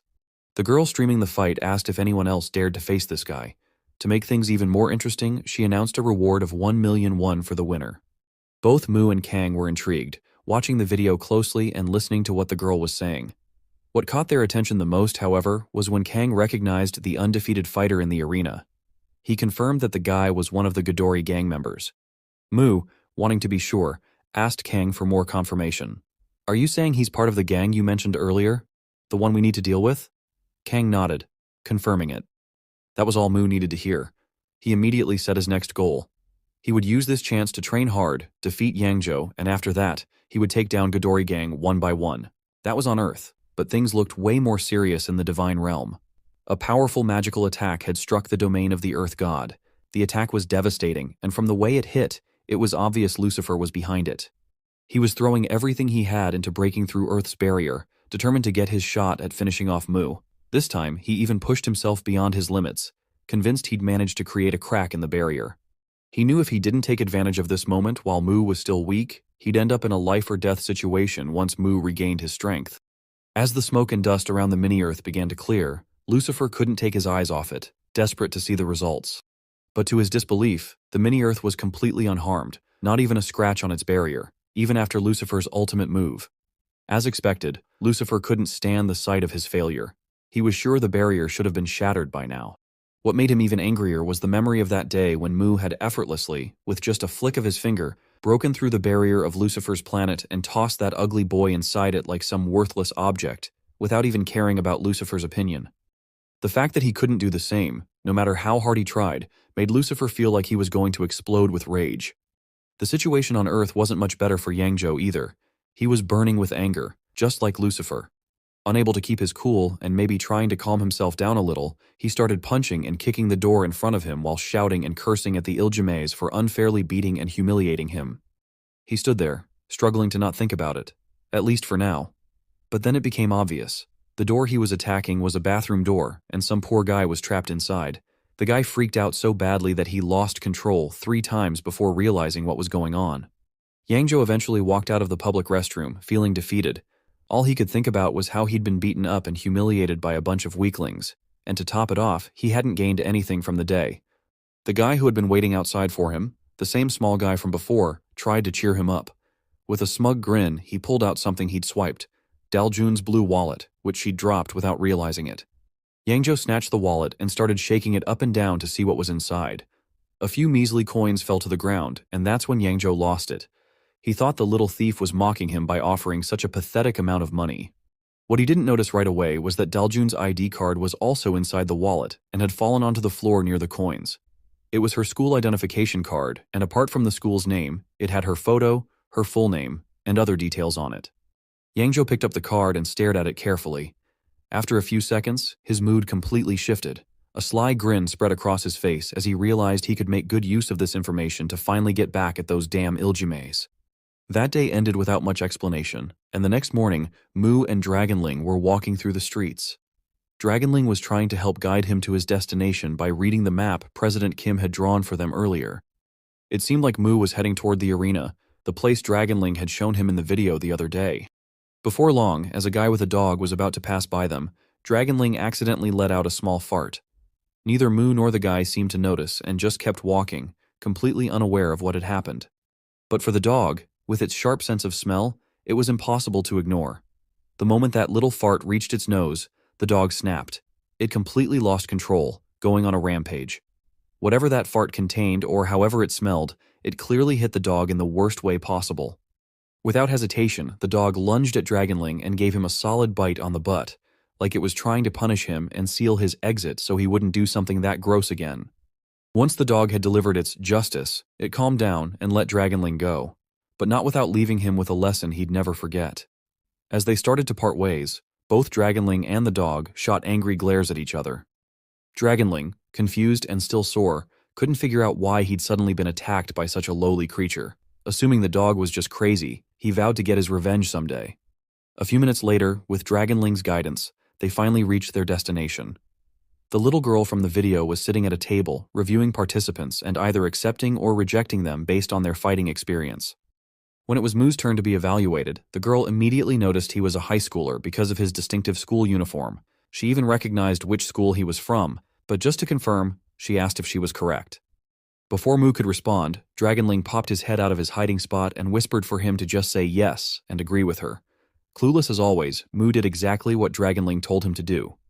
The girl then moved on to her next question, asking what kind of fighting experience Mu had that qualified him to participate in the arena.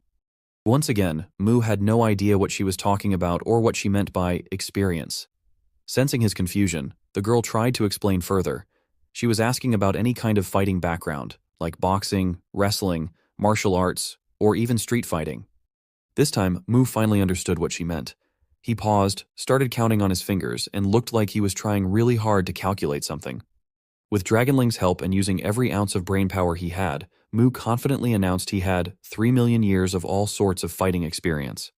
The people standing in line behind him immediately burst into laughter, thinking he was just some clueless idiot trying to be funny. Unlike others, the girl in charge of accepting participants actually liked Mu's answer and decided to let him join the fight. She then asked for the entry fee, which was 50,000 won for those who passed the interview. From behind, Dragonling pulled out some money from who knows where and handed it to Mu. If anyone was curious where he got the cash, you would probably figure out that the sneaky little lizard was a pro thief who had taken advantage of Kim's trust to swipe her wallet. However, since neither Mu nor Dragonling could count money properly, they didn't realize they only had 46,000 won, 4,000 short of the required fee. Luckily, the girl seemed to like Mu, so she let it slide and gave him a discount for the remaining amount. With that taken care of, Mu stepped aside to make room for the next person in line to be interviewed. As Mu walked away, something caught his attention, making him stop and turn his head to get a better look. It was a big guy in a green hat and jacket, casually leaning against a column, lamppost, or whatever it was. Mu stared at him for a few seconds, observing him closely. Something about the guy's appearance and physique grabbed his attention, from the sheer size and definition of the boy's muscles, which Mu could easily spot even at a glance. It was obvious he was someone who trained seriously. Mu wasn't entirely sure though, as he hadn't seen the man's face, but based on his overall appearance, Mu suspected it might be the same guy Kang had mentioned, the one from Godori. The guy had completely captured Mu's full attention, but strangely enough, it seemed like that boy, despite standing out so much, wasn't paying any attention to his surroundings at all.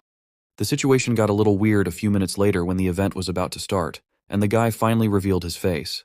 Turns out, it wasn't a guy at all. It was actually a girl, or at least a guy who looked way too much like a girl. The little girl in charge of streaming the event decided to kick things off with an introduction of the undefeated champion. Both the champion and the announcer girl stood in the center of the arena, while the others formed a wide circle around them, keeping some distance. The short girl tried to hype things up, shouting the champion's name, Whistlego, a fighter with an impressive record of 13 wins in a row. And then, of course, there was Mu. Acting clueless as always, he stepped forward like an idiot, completely unaware that this wasn't supposed to be a one-on-one fight just between him and the champion. He planted himself in the middle of the arena, got into a fighting stance, and declared he was ready to start the battle. His unexpected behavior caught everyone off guard, including the short girl who was trying to run the show. But Mu, as usual, didn't seem to notice the shocked reactions around him. Instead, with a goofy smile on his face, he announced that he was about to start the fight right now. And unlike his usual approach of waiting for a preemptive attack, Mu decided to go for it first this time. In his mind, standing in the middle of the arena meant both sides were already good to go. But before he could even make a move, the short girl rushed over and stopped him dead in his tracks. She looked completely baffled, as if she couldn't believe what she was seeing. It was clear she thought Mu was about to ruin the whole event. Rolling her eyes and clearly frustrated, she tried to explain what was going on, just in case Mu's IQ wasn't high enough to figure it out on his own.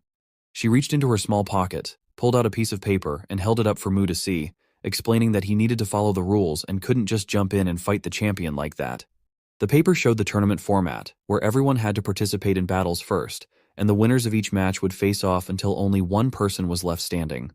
It seems Mu decided to cooperate, and almost an hour later, 3 battles had already finished, and the winners had been decided. Now, it was finally Mu's turn. He stood in the spot he had been waiting for all along, ready to fight. His opponent, as fate would have it, turned out to be the same guy whose dog had attacked Dragonling earlier.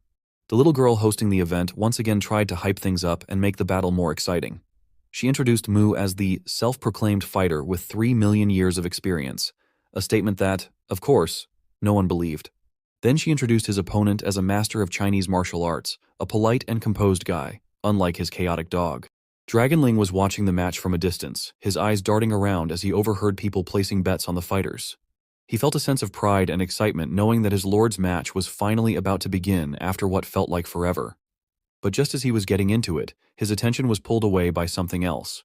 On the other side of the arena, a dog was barking nonstop, making such a racket that it was hard to ignore. Even with all the noise and commotion around, the constant barking was so irritating that it managed to cut through the crowd's excitement and found a way to annoy Dragonling. The dog seemed strangely familiar to the Dragonling. Its crazy-looking face and wild behavior practically screamed its identity. After a moment, the Dragonling finally remembered. It was the same dog that had bitten his butt earlier when they were on their way here. Fueled by the memory of that painful attack, he suddenly leaped out of his nest, not with a small, simple jump, but with such force and height that people thought a bird was flying overhead. In the blink of an eye, he landed on the ground, not clumsily like a lizard, but with the grace of a skilled master. His landing was near Mu, startling his lord, who couldn't help but wonder what was going on. But the Dragonling was too furious to respond to Mu's question. His focus was locked on the dog. It was as if they could understand each other's language when the Dragonling challenged the dog to a fair fight in the arena. To everyone's surprise, the dog seemed to understand him. Shaking its head wildly, it broke free from its collar. The next moment, the dog dashed forward, weaving through the crowd, and stopped in the middle of the arena. That's when its owner, the Chinese guy, finally realized everyone was talking about his dog. He had no idea why his pet had suddenly run over there, looking so fired up. Unlike everyone else, the interviewer girl found the whole thing fascinating. Not only did she choose not to stop the fight, but she also enthusiastically announced a rare double battle event, owners against each other and their pets against each other. Of course, it was all for the sake of drawing more viewers to her stream. Again and more dramatically, she introduced Mu as the 3-million-year fighter and his opponent as the Chinese martial arts international student. For the second part of the showdown, she dubbed it as the little new sprouted tail lizard versus the Chinese mad dog. For a moment, the Chinese boy, just like everyone else around, stared at the Dragonling, wondering what kind of creature he was, with those horns and wings. Before he could get any answers, the short girl announced that the fight was about to begin. Trying to be polite and showing a bit of confidence, the Chinese guy started explaining the technique he was going to use. He said it was an ancient style that mimics the movements of animals. He shaped his fingers like the paws of a wild beast and claimed that no unarmed human could stand up to this technique. He dashed confidently towards Mu, warning him not to underestimate him. Mu just stood still on the other side, waiting for the boy to get closer. In a flash, the guy reached Mu and tried to strike him with his fingers, believing he had mastered the tiger style. But unfortunately for him, Mu moved quicker and landed a punch right in his stomach. The boy tried to scream from the pain, but couldn't even get the sound out. He collapsed onto the floor, shocked, finally realizing that he was the one who had underestimated his opponent and was now paying the price. At that point, Mu questioned this kind of martial art and the technique itself, pointing out that no matter how hard the Chinese guy tried to copy the movements of animals, a human body still has its limits, and those moves can be easily predicted and stopped. The Chinese boy slowly got back on his feet, struggling to handle the pain from Mu's single hit. For a moment, he realized his opponent wasn't just some regular kid his age. Mu felt more like a huge concrete wall, way stronger than him. Still, he decided not to give up so easily and was ready to try everything he could. As a last resort, he chose to use a technique his master had specifically told him never to use against people. The Chinese guy, whose name I still don't know, suddenly put one hand on the ground, then the other, which caught Mu off guard. Our main character couldn't help but wonder what was going through this strange guy's mind. While Mu's fight was just starting to get interesting, most people were actually more curious about the battle between Dragonling and the dog, Cerberus. Poor Dragonling, who'd lost almost all his strength and power, was desperately trying to figure out how to deal with this crazy dog. But before he could come up with a plan, the dog charged at him, ready to go after him again. As Cerberus rushed at Dragonling, it looked like all he wanted to do was bite the little lizard, but there was more to it than that.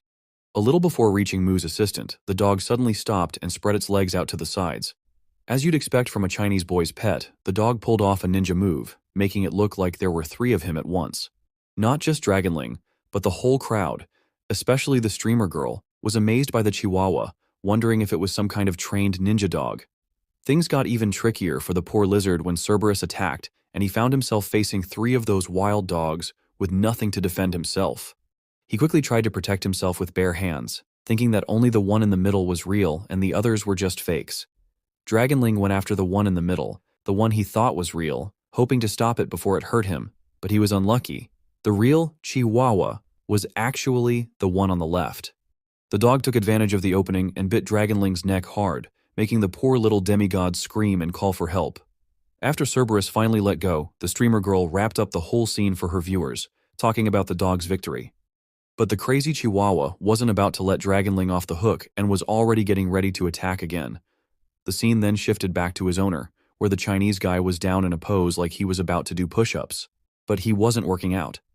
It was his way of copying the movements of four-legged animals, getting ready to face Mu in a totally new way.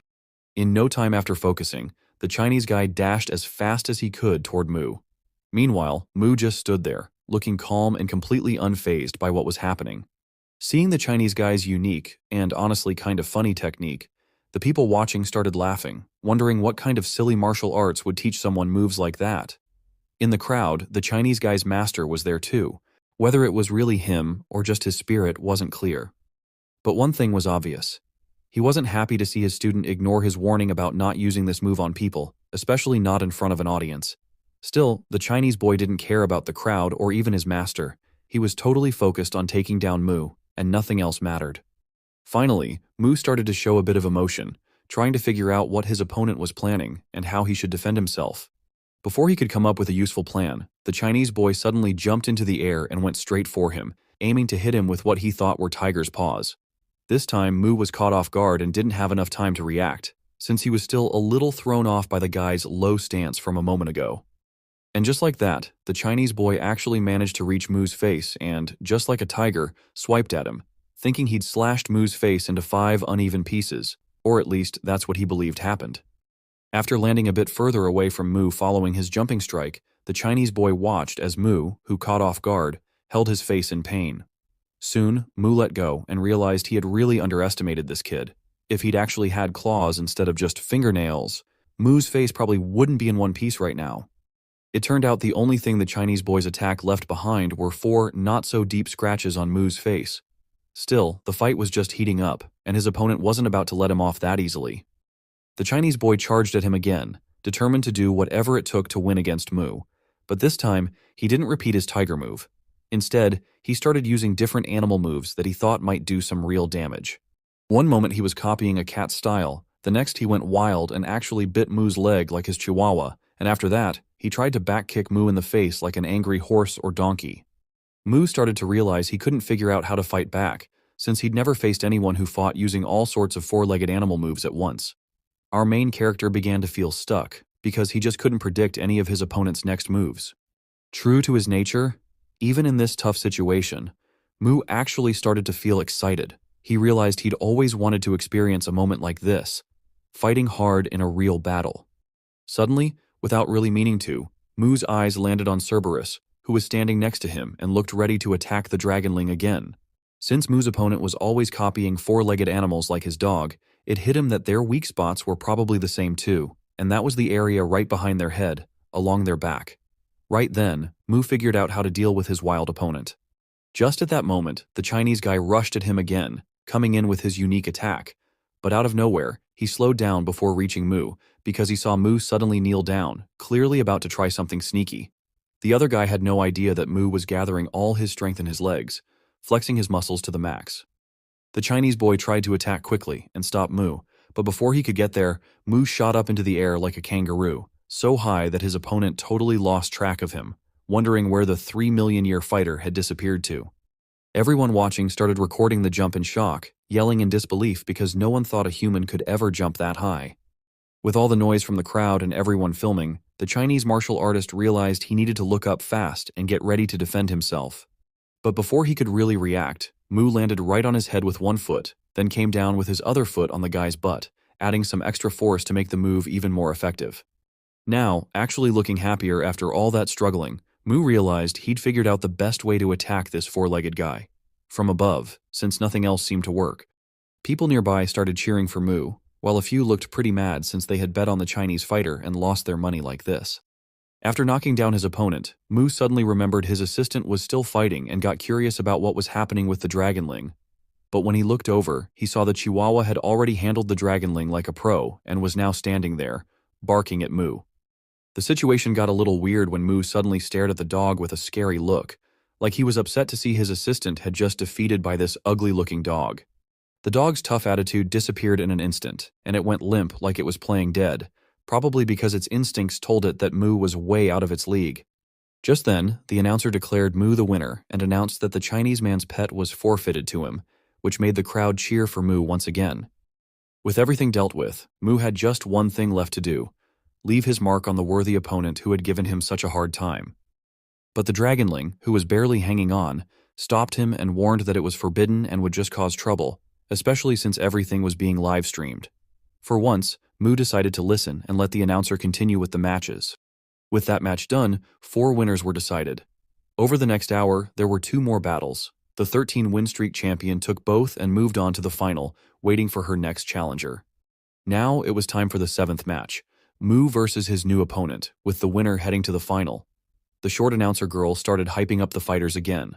On one side was Mu, the 3-million-year fighter, and on the other side, as she explained, was a professional boxer with tons of experience and victories.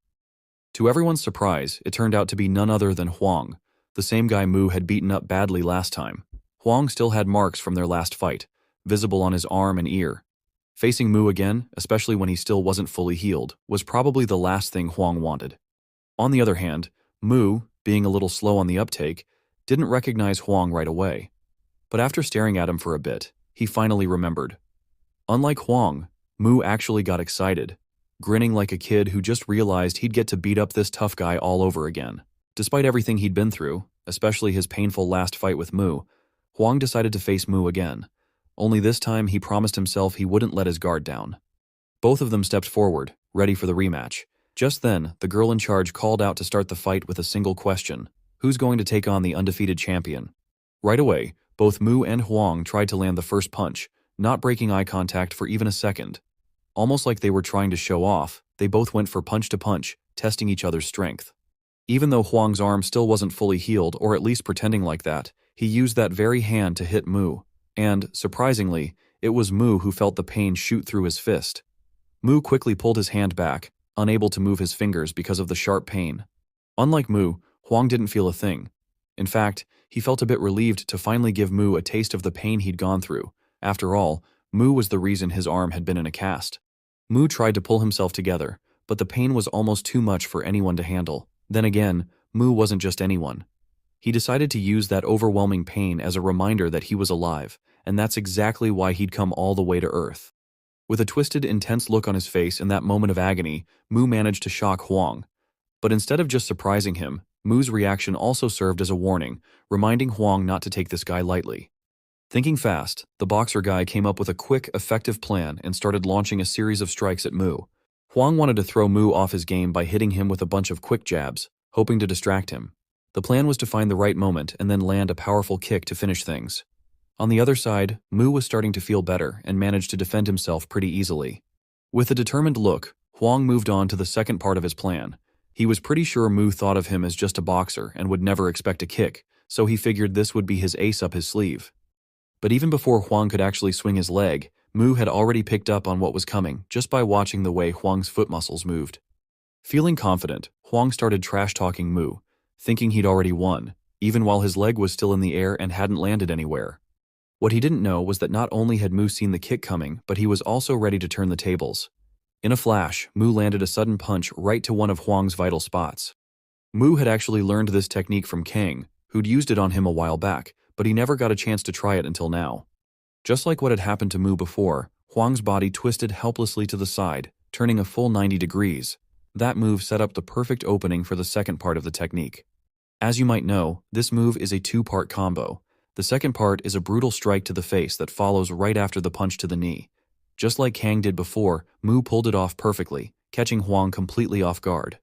Huang couldn't handle the force of that blow. He hit the cold ground hard and was out cold.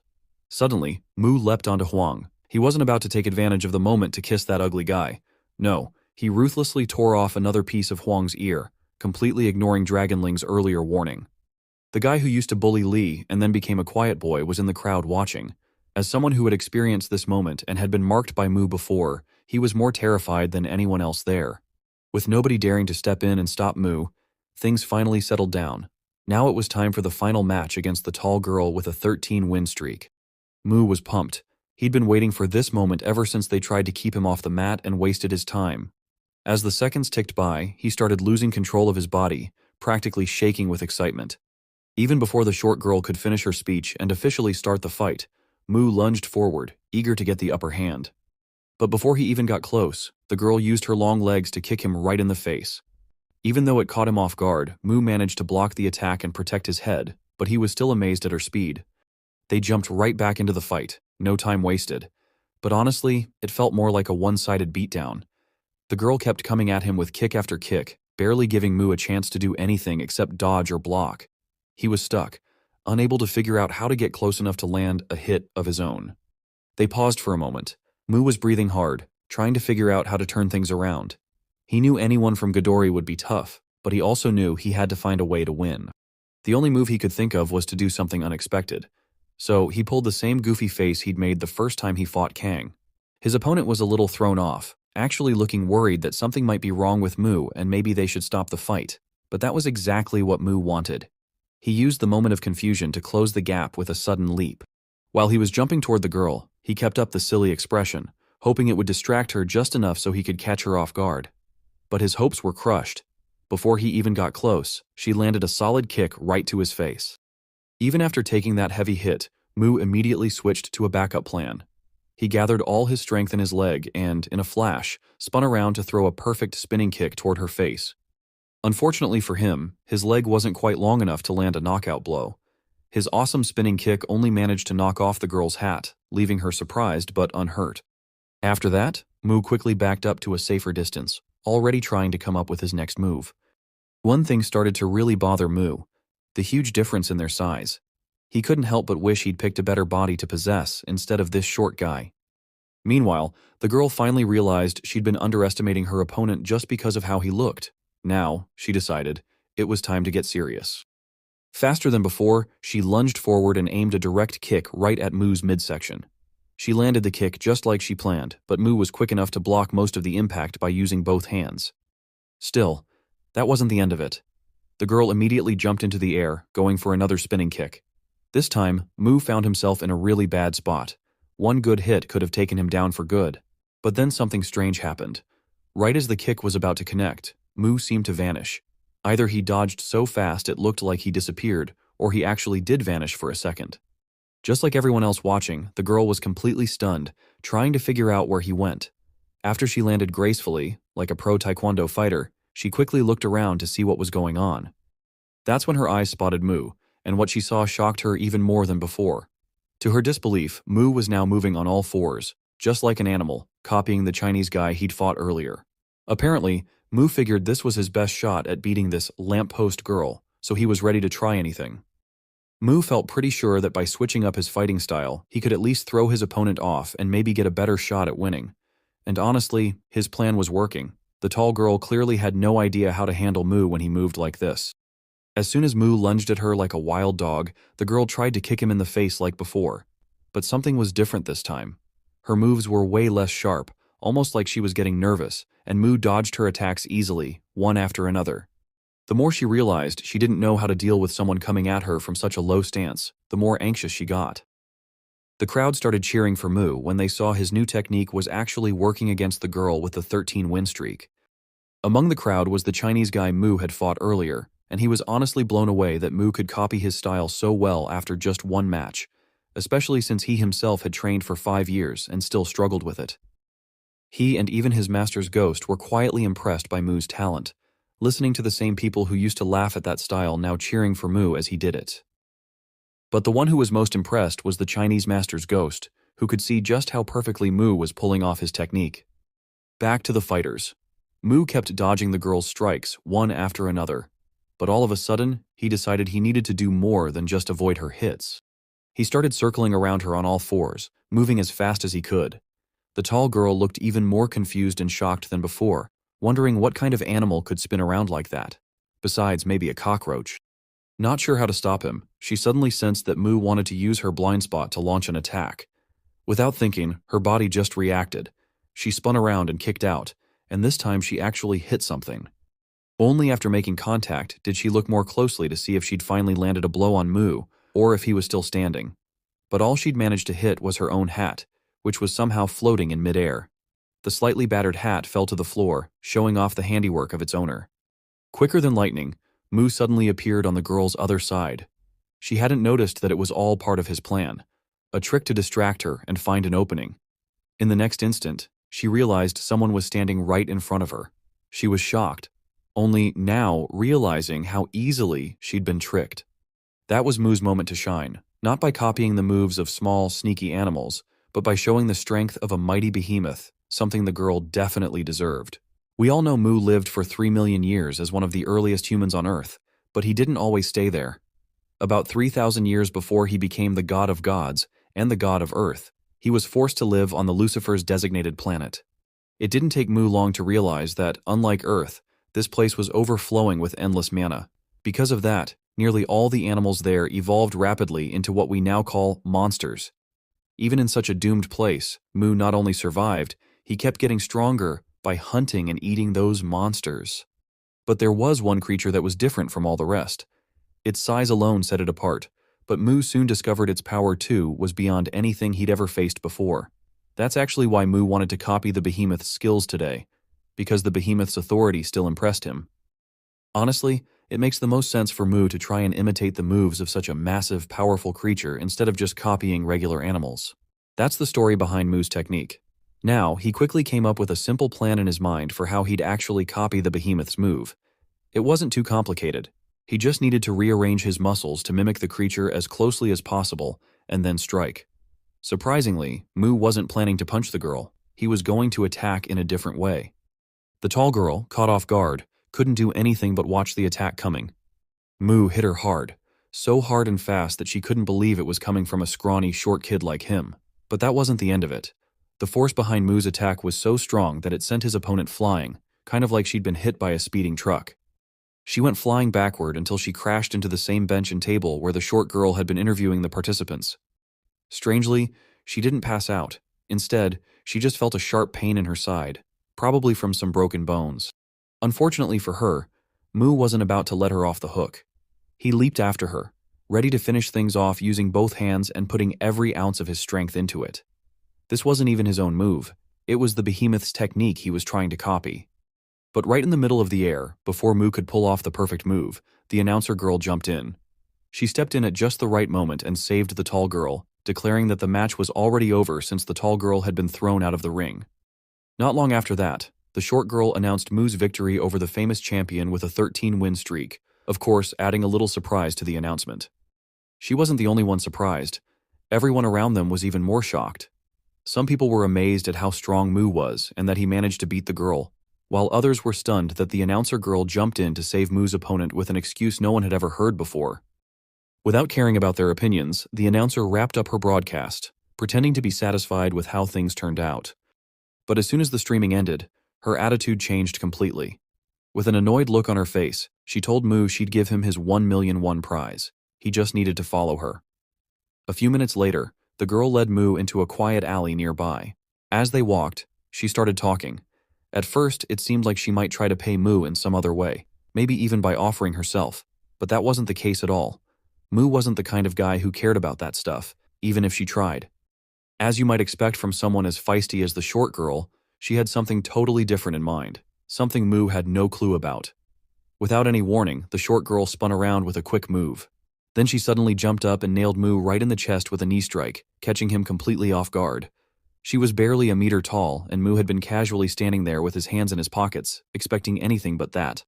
That hit landed hard, way harder than Mu could handle with his current body. He crumpled to the ground, totally stunned and unable to process what just happened. Letting his guard down around this little demon turned out to be a huge mistake. That's when the girl finally revealed who she really was. She was actually one of the top 3 Ghidorah members and introduced herself as Chun-Gu, the true final opponent Mu had completely missed. Mu looked like someone who couldn't even catch his breath, let alone swallow his saliva. However, it wasn't so unexpected for him. He had sensed everything from the tension in Chun-Gu's muscles that indicated she was about to attack. Still, He had purposely chosen not to dodge or block or strike. He wanted to take the first hit, thinking it would officially kick off the fight. What he didn't expect was just how hard Chun-Gu would hit him, hard enough to leave him totally unable to move, never mind put up a fight. That brutal blow somehow temporarily knocked Mu out of commission, and all he could do was watch as Chun-Gu walked away. Off to the side, the tall girl was waiting in case her shorty friend needed backup. When she saw Chun-Gu, her whole demeanor changed. She looked totally ashamed and instantly started apologizing for letting her guard down and causing trouble. But Chun-Gu didn't get mad or anything. Instead, she just told her teammate to hurry up, and the two of them took off, hoping to get out of there before anyone saw them.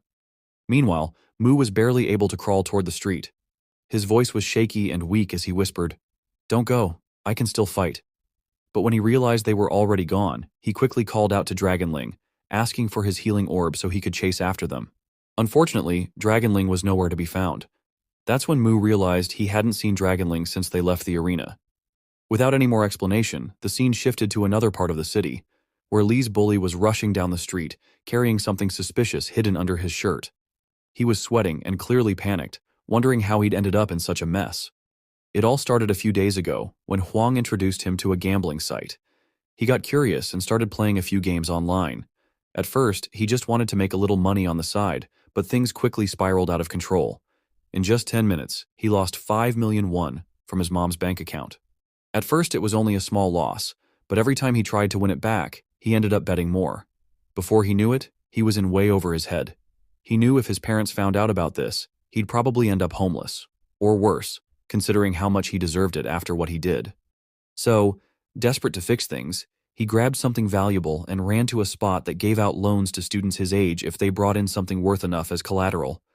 A few minutes later, he finally made it to the place and dropped his shirt and whatever was wrapped up inside it on the desk. The man in charge gave him an annoyed look and asked, "What is that? And what do you want?" Catching his breath, the battered bully started unwrapping his shirt, and, just as you might have guessed, something familiar appeared. That something was Dragonling, with his hands and legs tied up, and of course, he couldn't speak. Right away, the kid pulled out his phone and showed a picture of a tuatara, a rare species of lizard from New Zealand. He held his phone next to the poor Dragonling, trying to convince the man that Dragonling was actually a mutated tuatara, making him incredibly rare and super valuable. The guy at the counter looked skeptical. He didn't really care about the kid's story and instead glanced over at someone quietly sitting in the corner, the real boss. The beaten-up kid kept rambling, totally unaware that the man behind him was actually the one in charge. But with just a slight nod from the boss, everything was settled. They decided to give the annoying kid his loan, and that was that. He came out of the place, but he didn't look too happy. He'd only managed to get 1 million won. Still, he tried to cheer himself up as he started heading back, convincing himself that this was the best way to get his mom's money back as quickly as possible. Just as he was having his little moment of relief, a guy in a hoodie walked right past him, not even giving him a second glance. It seemed like this person was heading to the same place the bully had just left, climbing up the stairs to the same building. Whoever he was, the hoodie guy made it to the office and placed a Daljun school ID card on the table as collateral. He nervously asked if he could get as much money as possible in a short-term loan. The guy's nerves were written all over his face, so the man in the black suit told him to take off his hoodie to make sure he hadn't just stolen someone's ID. The person did what he was told and pulled off the hoodie. It was obvious this wasn't Daljun, but there was a definite resemblance, just different hair and eye color. It was hard to tell if this person was a boy or a girl, but one thing was clear. They were terrified of getting caught, and their nervousness was off the charts. The man behind the counter didn't make a fuss, and with a nod from his boss, agreed to give 450,000 won to the one pretending to be Daljun, reminding them to make their payments on time. With that, the person left the place as quickly as possible, glancing around nervously, still worried about getting caught. Just a few seconds later, while they were trying to figure out which way to go, the mastermind behind all of this, Yang Zhou, stepped in and stopped them. With a curious look on his face, Yang Zhou asked if they'd managed to get the money or not. Still shaking from nerves, the person pulled out the pocket of cash to show him, confirming that the mission was a success. Both kept walking, and Yang Zhou, clearly pleased that they'd scored some money, started explaining why he couldn't be seen anywhere near that place. Back inside that place with the quirky name, Grandma Money Collateral, the boss, wearing his ugly purple hoodie, was fiddling with Daljun's ID card. His employee, looking a bit uneasy, walked over and asked why the boss agreed to give loans to those suspicious students, since it was obvious they wouldn't be able to pay it back. The boss just smirked, flicked the card with a practiced hand, and made it stick right into the wooden board in front of him. He said there was nothing to worry about because there were plenty of ways to get his money back. Strangely enough, the board where he'd just stuck Daljun's ID card was exactly where Dragonling was tied up, right in the middle, surrounded by a bunch of other ID cards. The next day at school, a loud scream echoed through the halls. It was President Kim. She had just found out that the Dragonling had been missing since yesterday, and she couldn't believe it. Mu had only mentioned what happened to the Dragonling because he assumed it had gone to the girl's place, but now, seeing Kim's reaction, he realized that wasn't the case at all. President Kim lost her cool for a moment and started searching all over the classroom, convinced the Dragonling was just napping somewhere. However, when she couldn't find it there, she rushed out to check the rest of the school. Mu was taken aback by how much she was freaking out, totally unaware that the person behind him was actually the one responsible for his little winged lizard's disappearance. Meanwhile, in another classroom, the door suddenly flew open and Kim burst in, yelling the Dragonling's name over and over. Just like before, she started checking every cubby and corner, one after another. Coincidentally, Kang was sitting in that very class. He didn't really know her that much, but her frantic search and panicked shouts grabbed his attention, just like everyone else's. A few minutes later, Mu was relaxing at his desk when the door creaked open and someone tried to slip inside. It was the class president, but this time she was being carried in by the teacher like she weighed nothing. The teacher gently told her to go straight to her seat and not cause any more trouble. She did what the teacher told her and went back to her seat, which was right in front of Mu. Looking disappointed, she told Mu that she had searched every inch of the school but still couldn't find the Dragonling. Mu, on the other hand, seemed pretty calm. He already knew she wouldn't find his little lizard there. But when he casually mentioned that he hadn't lost the Dragonling at school, but actually after the arena, Kim got a little annoyed with him and asked why he hadn't said it sooner. Suddenly, Mu pulled out a hand-drawn map and set it on his desk. The girl's eyes widened in surprise because she recognized it instantly. It was the same map she'd drawn the other day and given to the Dragonling, hoping it would help them find the arena more easily. Mu didn't bring out the map just for show. He wanted to point out exactly where he'd last seen the Dragonling. The moment he pointed to the spot, Kim snatched the map out of his hands and, without thinking twice, dashed out of the classroom. But just as she was about to make her escape, the teacher noticed and hurried after her, yelling, "Why are you trying to ditch class?" It only took him a few seconds to catch up to President Kim, and no matter how much she pleaded with him to let her go just this once, he wouldn't change his mind.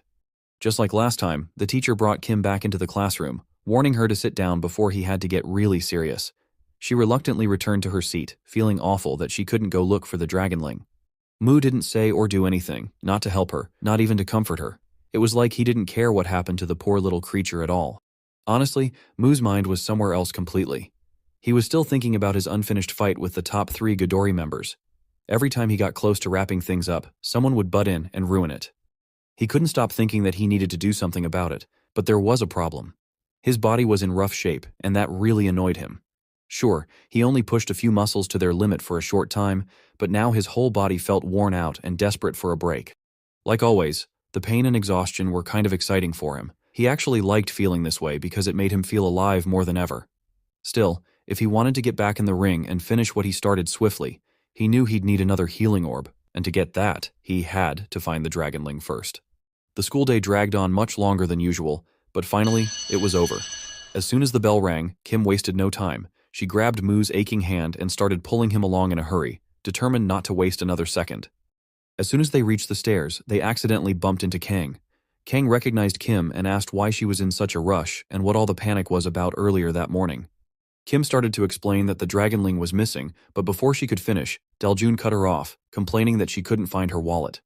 Kim seemed to forget about the little lizard for a second and suddenly blurted out, asking if Daljun was Kang's girlfriend. Both Kang and Daljun quickly denied it, making faces like the idea was just gross. Kim realized how awkward she'd made things and immediately apologized, but then she started crying, telling them she desperately needed help to find the Dragonling, which she thought of as her own beloved pet. Kang had seen the Dragonling around a few times, but he still didn't really get what Kim was talking about. Mu tried to explain that the Dragonling used to be huge but had shrunk down to a much smaller size, hoping that would help everyone know what to look for. Mu did her best to describe what the Dragonling looked like in more detail. However, only after a few moments, he realized everyone else had wandered off and no one was even listening to him anymore. He stood there, a bit stunned and feeling kind of left out.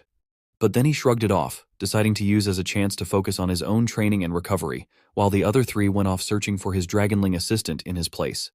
Meanwhile, in the school bathroom, Yangzhou was multitasking, trying to take care of business and play a game on his phone at the same time. But this wasn't just any game.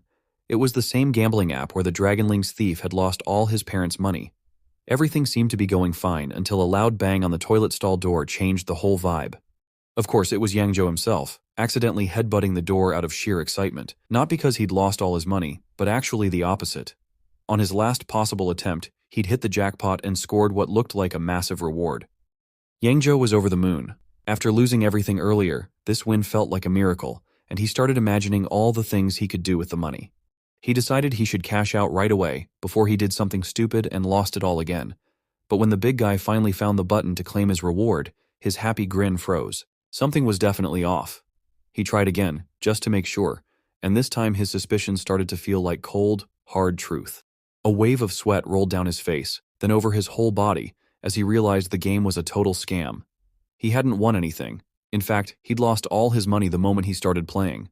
There was nothing he could do about it now, and the crushing realization left him stunned and helpless. 6 days later, the scene shifts back to Mu, who was acting a little wild again. Instead of joining the search for the poor Dragonling, he was just standing in middle of path, staring at the teacher with his signature creepy grin, clearly trying to provoke him and maybe even start a fight. Meanwhile, President Kim and Daljun had spent the last 6 days launching a huge search party, looking everywhere near the spot where the Dragonling was last seen. Kang helped out as much as he could too, but even with all their effort, they still hadn't found a single trace of the Dragonling, not even a stray scale. On the 6th day, after hours of searching, the girls were exhausted and finally found a place to sit and catch their breath. President Kim, feeling guilty, apologized to Daljun for dragging her into all this and causing so much trouble. But Daljun just smiled and told her it was no big deal. Still, as grateful as Kim was to Daljun, she was equally frustrated with Mu. She blamed him for not lifting a finger to help, even though he was the Dragonling's owner and the one who lost it in the first place. Wanting to do something nice for Daljun to make up for all her help, Kim offered to grab her something to drink and told her to just relax until she got back. What Kim didn't realize was that just moments after she left, a suspicious man appeared behind Daljun, who still had no clue she was in any danger. From the ID card in his hand, it was pretty obvious who he really was and what he was doing there. A few minutes later, Kim came back holding a pack of drink, but something immediately felt off because she couldn't find Daljun. Strangely, her seat was empty, and she was nowhere to be found. Before anything else, let's clear something up. We saw Mu acting weird in front of the big teacher, but it wasn't because he wanted to provoke him or start a fight. Honestly, Mu was just really impressed by the teacher's well-trained body, something he hadn't seen anywhere else. The teacher, on the other hand, was totally thrown off by Mu's odd behavior. He had no idea Mu was just checking out his muscles. For a split second, the teacher almost lost his cool when Mu touched his chest and commented on how hard he must have been working out on that spot lately. The teacher wasn't thrilled about Mu speaking to him so casually, but since Mu actually noticed all the effort he'd put into building those muscles, he decided to let it go. The real shock came when Mu suddenly announced he was joining the teacher's training session, acting like he didn't even need to ask for permission. That's when the teacher was left completely stunned. He had no clue what was really going on in Mu's head. Meanwhile, the scene changed to another part of the city, where someone was holding Daljun's ID card. Of course, that someone was the guy in charge of the grandma's pawn shop, and Daljun, alive and well, was right there, yelling at him to give her card back. The man shot Daljun a scary look and told her he had her ID card because she'd left it with them as collateral when she borrowed money before. Daljun was totally shocked and tried to convince him that she had never set foot there or borrowed any money. That's when the boss suddenly stepped in and punched the desk to get everyone's attention.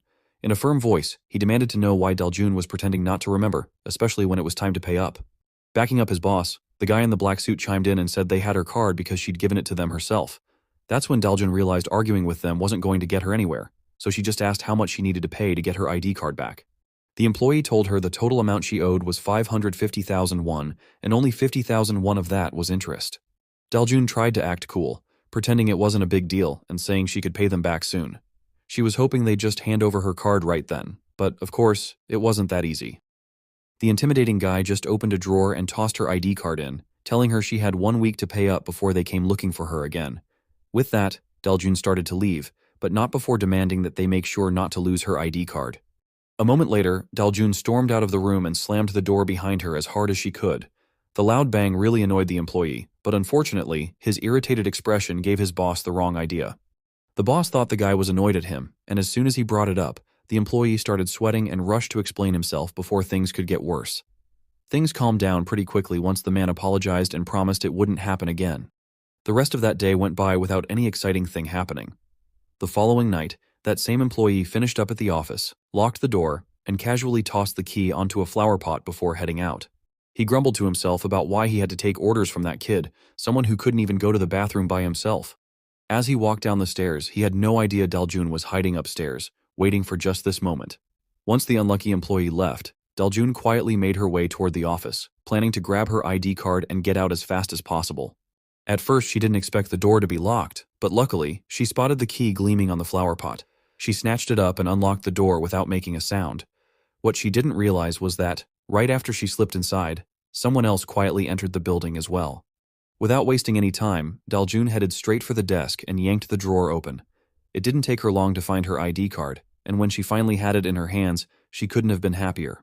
She quickly decided to get out of there before anyone could show up, but as she was walking past a commode, something inside suddenly made a loud noise. Naturally, the sound grabbed Daljun's attention. Even though she was nervous, her curiosity got the better of her. Just for a second, she wanted to know what had caused that noise. She carefully opened the commode door and discovered something inside, locked up in a cage. It was too dark to see clearly at first, but whatever it was started to move. The first thing Daljun saw were a pair of glowing eyes, and then its whole face came into view. Of course, it was none other than the poor dragonling, who immediately started shouting to be set free, not even realizing who had opened the door. Daljun had never come face to face with a dragonling before, and seeing a little lizard with wings and horns making such a ruckus scared her half to death.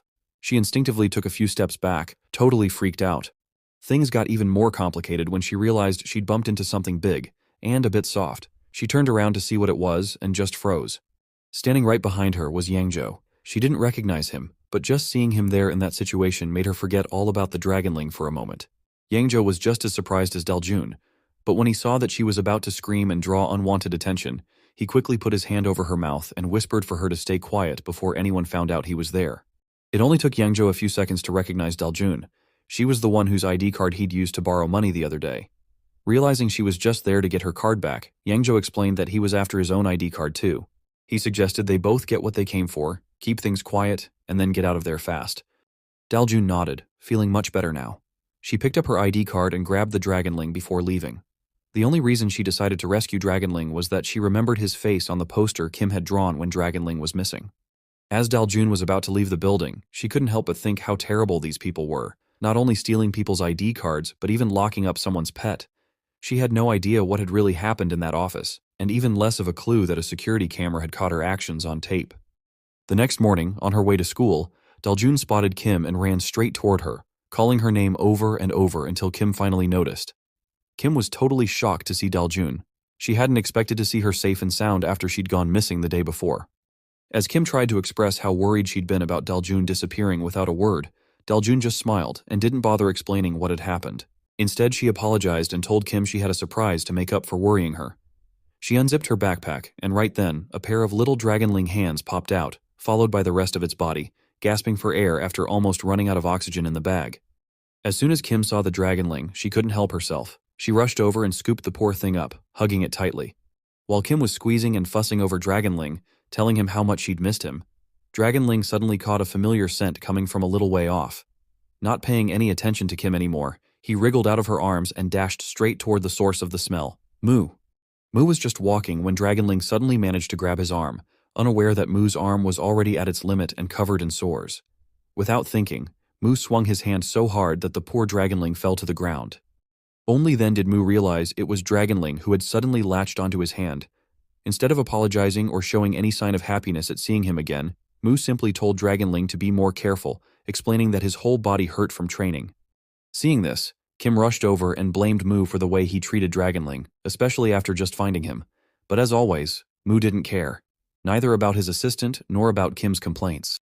That was what was happening with Moo, but things were way more intense over at Grandma's money collateral loans. The staff there had already noticed that 2 ID cards and the Dragonling were missing.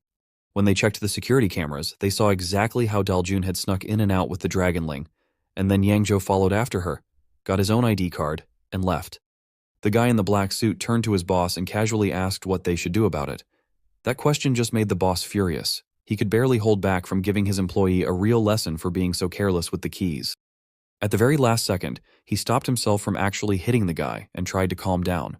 Still, the idea that two high school kids had the nerve to break into his office and challenge his authority was almost more than he could handle. A few hours later at school, while the students were outside for gym class, a bunch of them started playing soccer. One of the kids, who was pretty excited, had control of the ball and decided to take a shot, completely unaware that Mu was standing right in front of him. To everyone's shock, Mu didn't even flinch. He just stood there and let the ball smack him right in the face. At first you might think he just didn't know the rules of soccer, which is true, but as you well know, the real reason Mu let the ball hit him and gave himself a bloody nose was because he never backed down from any kind of preemptive attack, and this time wasn't any different. The ball dropped to the ground after hitting, and as Mu's face came into view, he suddenly rushed at the bald boy who'd kicked the ball at him. The boy had no clue why Mu hadn't moved to dodge or why he was now charging at him. Before he could figure out either, Mu reached him and landed a punch right in his stomach, totally catching him off guard. The boy fell to the ground, and Mu stood over him. The other students quickly realized that if they didn't jump in now, Mu might neuter this guy too. So, they all rushed to stop Mu, and things got chaotic. So much so that the teacher on the other side finally noticed something was wrong. Mu, not caring about anything going on around him, kept fighting anyone who tried to get in his way. He was actually having a blast, thinking all of this was just part of gym class. Meanwhile, a little farther away, Kim and Dragonling found a quiet spot to themselves. Kim, not even paying attention to Mu's brawl, handed Dragonling her old phone. She told him he could use it to text or call her if he ever needed anything. Since she knew neither Mu nor Dragonling had a phone, she figured it was probably a good idea for Dragonling to have hers, just in case they needed to get in touch. Dragonling looked a little surprised as he checked out the phone, while Kim chatted away about Wi-Fi and messenger apps. But honestly, he had no idea what any of that meant. Kim could tell he was totally lost, so she figured she'd better start with the basics. But before she could even get going, Dragonling's attention snapped to something else. A few meters behind them, Lee's old bully was sitting there, still playing that stupid gambling game, and, as usual, losing his money. Dragonling recognized him right away. After all, this was the guy who'd kidnapped him and kept him locked up. Without thinking twice, Dragonling dropped the phone and dashed straight toward him. The bully saw Dragonling coming, but before he could even ask what was going on, Dragonling leapt at him and latched onto his face, biting his forehead as hard as he could. The guy freaked out, flailing and doing everything he could to pry Dragonling off before things got any worse. After a struggle, he finally managed to toss Dragonling to the ground and then took off running as fast as he could. As he was fleeing, it started to dawn on him who Dragonling really was. Not far from that event, Mu was walking with the teacher, who was doing his best to explain that Mu couldn't just attack anyone who touched him, otherwise he wouldn't be allowed to join the training sessions. But right at that moment, the same bully, in his panic, accidentally bumped into Mu, lost his balance, and ended up crashing to the ground, getting pretty banged up in the process. Mu glanced over at him and a grin spread across his face, saying, "Hey, it's gym time." He pounced on the boy and started beating him up without holding back. He didn't stop until the teacher finally stepped in and had to physically pull Mu away from the fight. Mu's exciting day ended way sooner than he'd hoped. On the way back to Lee's house, Kim decided to walk with him. While Mu was daydreaming about having gym class like that every day, Kim tried to explain that real PE wasn't anything like what he thought it was. Since Kim knew there was no changing Mu's mind, she switched topics. She asked if she could hang out with Dragonling for the rest of the day. To sweeten the deal, she even invited Mu over to her place, saying she could show both of them how to actually use a phone while they were there. Just a few meters ahead, Daljun and her classmate were busy chatting about girly stuff, laughing and having a good time, not paying attention to anything around them. Kang was walking the same route, a little behind Daljun and of course Mu, rubbing his sore neck and wondering if he just slept funny last night. Not far behind him was Daljun's brother, Hyjin, deep in conversation on the phone with his class president. Out of nowhere, someone suddenly stepped into Daljun's path and called out to her. But, not knowing her name, they just shouted, "Hey, wallet owner." That definitely got Daljun's attention. She turned around and saw Yangzhou standing right in front of her. For some reason, Yangzhou looked like he'd been through the ringer, bruised, beat up, and now was asking Daljun for her student ID. Daljun was totally shocked. She barely even recognized Yangzhou, and had no idea why he suddenly needed her ID card. That's when Yangzhou blurted out what they'd done and mentioned that both of them had been caught on the security cameras. It still wasn't clear why, but Yangzhou said he needed to return Daljun's ID card to whoever was looking for it. His explanation didn't make much sense to Daljun or her friend. When Daljun hesitated, mostly because her friend shot her a nervous look, Yangzhou got frustrated and started yelling, demanding her ID right then and there. Since Daljun wasn't cooperating, Yangzhou decided to dig through her own backpack to try to find it himself. That's when the commotion caught Kang's and Heijin's attention. It only took them a few seconds to realize that some big guy was hassling little Daljun. The second they figured it out, both of them snapped. Fueled by anger, they lost their cool and charged straight toward Yangzhou and Daljun as fast as they could. On their way, they rushed past Mu, who still had no idea what was going on right in front of him. Stunned and confused, Mu couldn't help but wonder what all the fuss was about. But in the next moment, he put two and two together and realized the current situation. Meanwhile, Yangzhou was doing everything he could to grab Daljun's ID card, warning her that there would be consequences if she didn't give it to him. However, before he could do anything else, Kang and Heijin suddenly leapt into action, literally jumping into the air to give Yangzhou the payback they thought he deserved. Both of them swung at him at the same time, fully expecting their punches to land. But none of their hits connected. Out of nowhere, Mu appeared and blocked both their punches. As expected, he wasn't doing it to help Yangzhou. He just wanted to finish his own unfinished business with him, one-on-one. Heijin and Kang were totally dumbfounded. They never expected Mu to step in and actually save Yangzhou, so they were left standing there, stunned. Even Yangzhou was confused, with no idea what had just happened or who these new people were. But as he looked closer, something about Mu started to jog his memory, reminding him of their last meeting, which, honestly, hadn't ended well for Yangzhou at all. Instead of just standing around, Yangzhou took the chance to grab Daljun and make a run for it. Somehow he actually pulled it off, even as Mu just stood there watching like a total clueless goof, while Daljun shouted and called for help. Heijin and Kang, though, weren't nearly as slow to react. They took off after Yangzhou right away, leaving Mu behind looking confused all over again. But when Mu saw the two of them chasing after Yangzhou, he figured they wanted to fight him too, so he started running after Yangzhou as well, yelling out that he called dibs on the fight first. It didn't take long before Yangzhou ducked into an alley, hoping to lose those three crazy guys chasing him. But no such luck. All three of them followed right behind him. Whether it was on purpose or not, Yangzhou soon found himself cornered with no way out. Kang, on the other hand, recognized the place instantly. He realized he'd been here not too long ago. This was the same alley where he and Mu first ended up, back when Daljun was being held captive. Right then, Yangzhou dropped Daljun from his shoulder, making her land on the ground with a small thud. She hit the pavement hard on her butt, but at least she wasn't being carried anymore. Next, he tossed his backpack to the ground and squared up in a fighting stance, basically daring all three of them to come at him at once. Mu stepped forward and announced that he'd be the one to fight Yangzhou alone. Heijin shot Mu a sideways glance and then started yelling. He'd only met Mu a few times and didn't even know his name, but one thing was obvious to him. Mu was just messing around. Looking frustrated, Heijin demanded to know why Mu had blocked their attacks earlier and was now putting his sister's life at risk just so he could go one-on-one with Yangzhou. It was easy for Mu to see that Heijin was really angry, but instead of apologizing for acting reckless, Mu challenged Heijin to a fight after he finished dealing with Yangzhou. Right then, someone placed a hand on Mu's shoulder. And of course, it was Yangzhou. Seeing Mu distracted, Yangzhou took advantage of the moment. He didn't just rest his hand on Mu's shoulder, he squeezed it, hard. Pain shot through Mu's shoulder and spread across his body. He turned his head and found himself face to face with Yangzhou. Yet despite the agony making his right side tremble, Mu's usual grin remained plastered on his face. With a sudden move, Mu managed to break free from Yangzhou's grip, but it didn't last long. Yangzhou grabbed his shoulder again, clearly with a new plan in mind. After Yangzhou put his hand on Mu's shoulder, he slipped 1 foot behind Mu and used a judo move, a quick leg sweep, to flip Mu into the air and slam him hard onto the ground.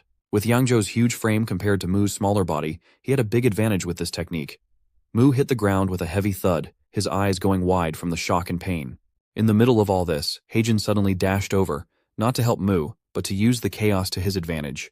While Yangzhou was distracted, Heijin grabbed Daljun's hand and started running in the opposite direction. In his mind, the smartest way to survive in this world was to avoid fighting whenever possible, especially when his sister's safety was on the line. Yangzhou noticed what was happening, but he wasn't in a position to stop them, not even if it meant losing his chance to get Daljun's ID card. Mu, on the other hand, looked totally fine. Strangely enough, he didn't feel any pain, even after that brutal takedown. Even Mu himself was surprised. He'd expected to be hurting, but then it hit him. All the tough training with his teacher must have paid off, turning his back muscles into a kind of natural shield. In one quick move, Mu tightened his back muscles as much as he could, then released them all at once. Just like that, he managed to stand up from the ground without even using his hands. Yangzhou, who had been distracted by Heijin and Daljun, suddenly realized Mu was already back on his feet, looking like nothing had happened. Before either of them could jump back into the fight, Kang calmly asked Mu if he needed any help finishing off Yangzhou. Mu confidently turned him down, insisting he had it under control. But then, he made the same mistake as before, losing focus for just a second. Yangzhou spotted this and tried to catch Mu off guard again. This time, though, Mu was ready. He'd been keeping an eye on Yang Zhou's movements, so he dodged just in time. Yang Zhou first aimed a strike at Mu's head, but when Mu managed to dodge it, Yang Zhou switched tactics. He grabbed Mu's right arm and then grabbed hold of his shirt with his other hand. Using his strength, Yang Zhou lifted Mu off the ground again and slammed him down like he weighed nothing. Oddly enough, Mu didn't feel much pain, and he was starting to believe it was all thanks to his tough training. What he didn't realize until the very last moment was that he wasn't the only one taking those hits. Each time he hit the ground, his poor Dragonling companion acted like an airbag, cushioning the blow and taking the brunt of the damage, never complaining, never saying a word. The next thing Mu knew, Yang Zhou's foot was coming straight for his face. Forgetting all about the Dragonling for a second, Mu quickly jumped out of the way to avoid the blow. He paused at a safe distance, his expression turning serious. In his mind, Yang Zhou had just tried to attack his beloved assistant on purpose, and that really ticked him off. Without thinking twice and acting like he truly cared about the Dragonling, Mu launched a flurry of punches at Yang Zhou, not giving him a moment to breathe. Yang Zhou, for his part, was struggling. All he could do was shield his face from Mu's heavy punches. Under the onslaught, Yang Zhou couldn't help but feel helpless, wondering how someone as light as Mu could pack such a powerful punch. Mu kept swinging, yelling that it was payback for the Dragonling. But honestly, it seemed like he was just enjoying the fight, and using revenge for the Dragonling as a flimsy excuse. That's when Yang Zhou realized he had to do something fast, or he'd completely lose control of the situation. The only idea he had was to use his size to his advantage, so he rushed at Mu, hoping to body slam him. Mu's excited grin vanished in an instant as he realized what was happening. In that moment, Yang Zhou didn't look like a person anymore. He looked like a huge boulder barreling toward him. Mu found himself trapped with nowhere to run, so he made a split-second decision to stand his ground and defend himself. He braced his legs as hard as he could and faced Yang Zhou head-on, ready for the impact. No matter how hard Mu tried to stop Yang Zhou, the difference in their size and weight was just too much. Yang Zhou pushed Mu back so forcefully that Mu couldn't hold his ground and ended up getting tossed aside. Even though it all happened pretty fast, Mu managed to land near Kang without hurting himself, looking surprisingly graceful. Kang, who had been calmly watching the fight the whole time, still didn't step in. Knowing Mu's wild personality, and just to be sure, Kang asked again if Mu really didn't want any help getting rid of this gorilla. Instead of answering directly, Mu handed the Dragonling over to Kang and told him to take good care of him. So Mu put on a brave face in front of Kang, but deep down he had no clue how he was going to take on such a huge guy head-to-head. The challenge, though, was exactly what fired him up. Suddenly, Mu got an idea and rushed at Yang Zhou, thinking he could take him down bit by aiming for his weak spots. Since Mu was much smaller, he was also way faster, and he figured that was his best shot. Using his speed, he zipped around to Yang Zhou's blind spot and landed 2 quick punches to Yang Zhou's side and the back of his thigh. Right after, Yang Zhou spun around to defend himself, but Mu was so quick that he managed to leap to the other side before Yang Zhou could even throw a punch. That's when Mu saw his chance and landed 2 solid punches right to the front of Yang Zhou's thighs. The impact nearly knocked Yang Zhou off balance. He had to use his hands to steady himself so he wouldn't fall over. Yang Zhou was starting to panic, realizing he couldn't keep up if Mu kept darting around and fighting like a sneaky little rat. So he got clever for a second and came up with a plan. Out of nowhere, Yang Zhou pointed behind Mu and yelled, "Hey, this is supposed to be one-on-one. 2 against 1 isn't fair, Iljime." Our not-so-bright main character totally fell for it and spun around to tell Kang not to join the fight, only to see that Kang hadn't moved an inch since Mu handed him the Dragonling. Before Mu could put 2 and 2 together and realize he'd been tricked, Yang Zhou was suddenly behind him. In a flash, Yang Zhou wrapped his arms tightly around Mu's neck, locking in an MMA move called a rear naked choke. Mu realized too late what Yang Zhou was up to, and now there was no way to break free from his grip. On the other hand, Yang Zhou was confident in his technique, certain that Mu wouldn't last more than 15 seconds before passing out from the pressure. As soon as Kang saw Yang Zhou pull that dirty trick and caught Mu completely off guard, he realized things could get really dangerous for Mu. Still, he hesitated for a moment, unsure if he should step in or not. But when he saw Mu's face turning colors and looking totally hopeless as he struggled with all his might, Kang knew he couldn't wait any longer. He started moving toward them to help before it was too late. Just as he was about to reach them, Kang felt a wave of nerves hit him, worried about what might happen if Yang Zhou actually broke Mu's neck. Meanwhile, Mu was desperately trying to say something, but it wasn't easy with Yang Zhou squeezing his throat so tight. There were only 2 steps left between Kang and the others when Mu suddenly summoned all his strength and managed to choke out, "Don't help!" That was enough to make Kang freeze in his tracks. He wasn't sure if Mu was really okay in that situation, but then he caught a glimpse of Mu's usual grin, even though he was practically choking. Seeing that, Kang decided to trust him and let Mu finish this fight on his own. Just like he expected, Mu found himself in a tough spot. He could feel Yang Zhou's arm muscles squeezing so hard that they were cutting off the blood flow to his brain. Mo realized that if this kept up, he might black out any second. But he had a plan for a situation like this. Making that sneaky grin crept back onto his face. All of a sudden, Mu tensed up the muscles in his neck, just like he did earlier with his back, making his neck even thicker than Yang Zhou's. Then, in the next instant, he did the exact opposite. He contracted his neck muscles as tightly as he could. This made his neck shrink to almost half its size, creating just enough space for a split second. Mu didn't hesitate. He quickly slid both of his hands into the gap between his neck and Yang Zhou's arms, crossing them over one another, but he wasn't done yet. With his neck now reinforced, he finally had a chance to fight back. Using all the strength in his forearms, he gripped Yang Zhou's arms and squeezed with everything he had. It only took a few moments before Yang Zhou couldn't handle the pain anymore and had to let go. Just like that, Mu managed to break free. Neither Yang Zhou nor Kong ever expected Mu to pull off such a rare move and turn the tables to free himself. They had no idea this guy was anything but ordinary. Yang Zhou was getting angrier by the second, which only made his actions more predictable, especially since he was already in bad shape. Just by watching him, Mu could tell Yang Zhou was at his limit. He looked like a massive boulder that only needed one solid punch in the right spot to break apart. That's when Mu clenched his fist, getting ready to finish Yang Zhou off, but he wasn't going to make it that simple. As I mentioned earlier, Mu had spent a few days training with the class teacher. One of those days, the teacher brought Mu to the gym to watch his workout routine. The teacher decided to show off a bit by doing some heavy squats. He got under the barbell, lifted the weight, and began squatting up and down, demonstrating how he trained his legs every day. At first, Mu just watched and checked out the teacher's leg muscles, curious if this exercise really made them stronger. It turned out it definitely did.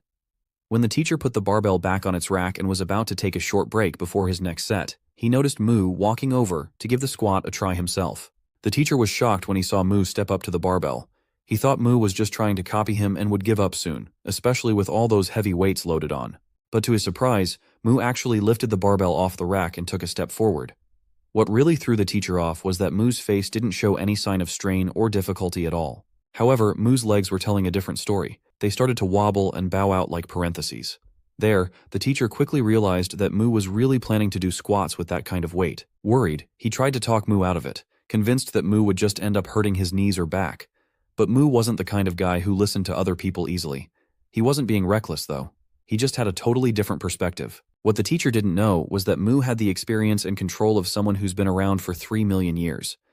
As I mentioned back in the earlier chapters, Mu had complete control over his body, and that included his muscles. If he could control the flow of blood through his veins, then moving strength from one part of his body to another was actually pretty easy for him. Almost 1 million years ago, Mu had mastered a technique that let him make any muscle group in his body much stronger whenever he needed it. With this skill, he could do things that were almost impossible for normal people, like smashing a building as big as the pyramids of Egypt with just a single punch. It had been a long time since Mu last used this technique, mostly because he hadn't needed it. But now he had a plan to bring it back, shifting most of his arm muscle fibers down to his lower body all at once. So, right in front of the teacher, Mu started cranking out squats, moving even faster than the teacher himself. That was just a few days ago, and now he had a similar idea in mind.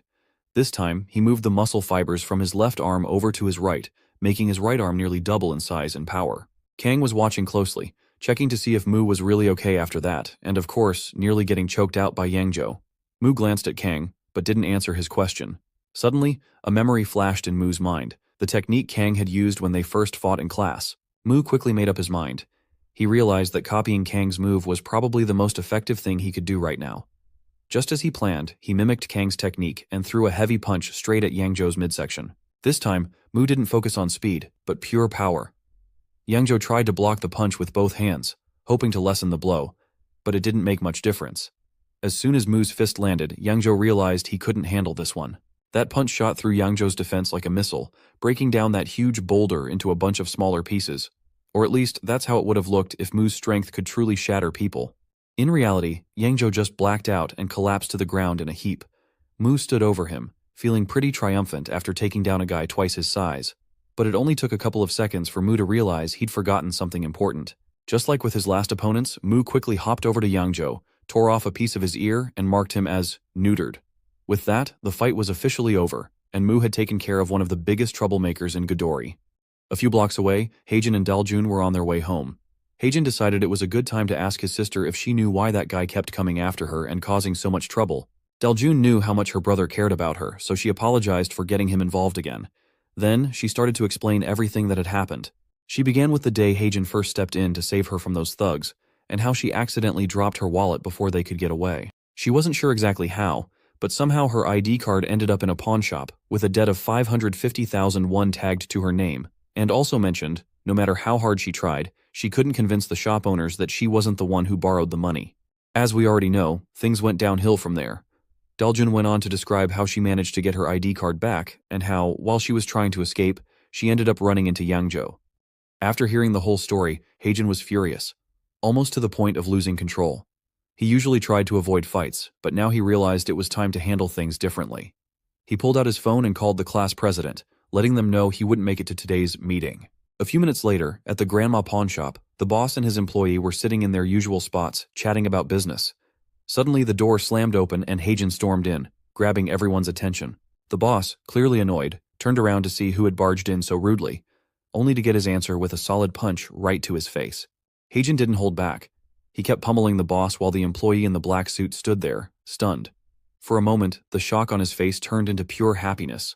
Finally, someone was giving his bully boss a taste of his own medicine, and he couldn't help but feel relieved. Between heavy blows, the boss managed to glance at his employee and told him to do something before he got seriously hurt. Not wanting to get in trouble himself, the employee quickly grabbed the phone and called for backup. It didn't take long. Two massive guys came charging in from the next room, rushing to block Heijin's way and ready to teach him a lesson for his wild behavior. But Heijin stared them down, completely unafraid, as if none of them could touch him. Normally, Heijin was the calm type, but right now, something inside him was changing. A side of him was coming out. A side with the blood of the very demon he hated most. A side that could be unstoppable and wild if pushed. Unaware of that fact and without hesitation, and of course without caring that he was outnumbered 4-1, Heijin left the boss on the sofa and leaped at the newcomers, determined to take them all down by any means necessary. The door, which had been kept locked to keep their voices from reaching the neighbors, was now hanging open, smashed in by one of the big newcomers who'd just been thrown out. You could see the marks from Heijin's punches all over the guy's chest and face.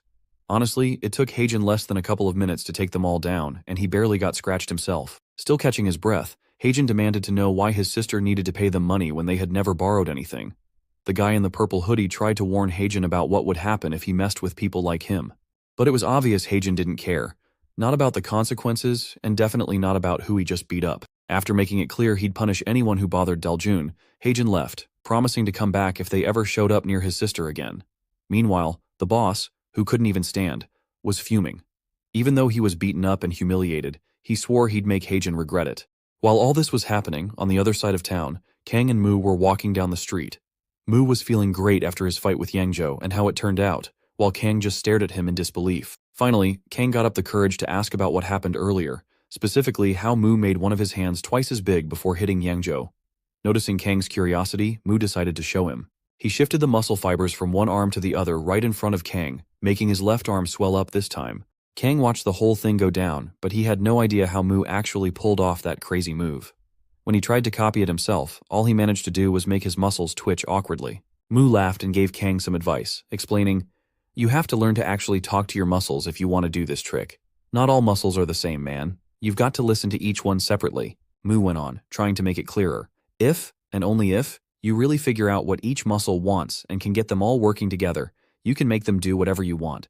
It's kind of like being the boss of a bunch of stubborn workers. They'll only listen if you know how to talk to them." Kang just looked even more confused after hearing that. He started trying to communicate with his muscles, not realizing that it had taken Mu hundreds of years to master this skill. At that moment, the Dragonling finally spoke up, curious about why Mu was teaching his secret techniques to an Earthling. But Mu just shrugged. He figured that if Kang ever did manage to learn this move and get stronger, it would just make things more interesting for him.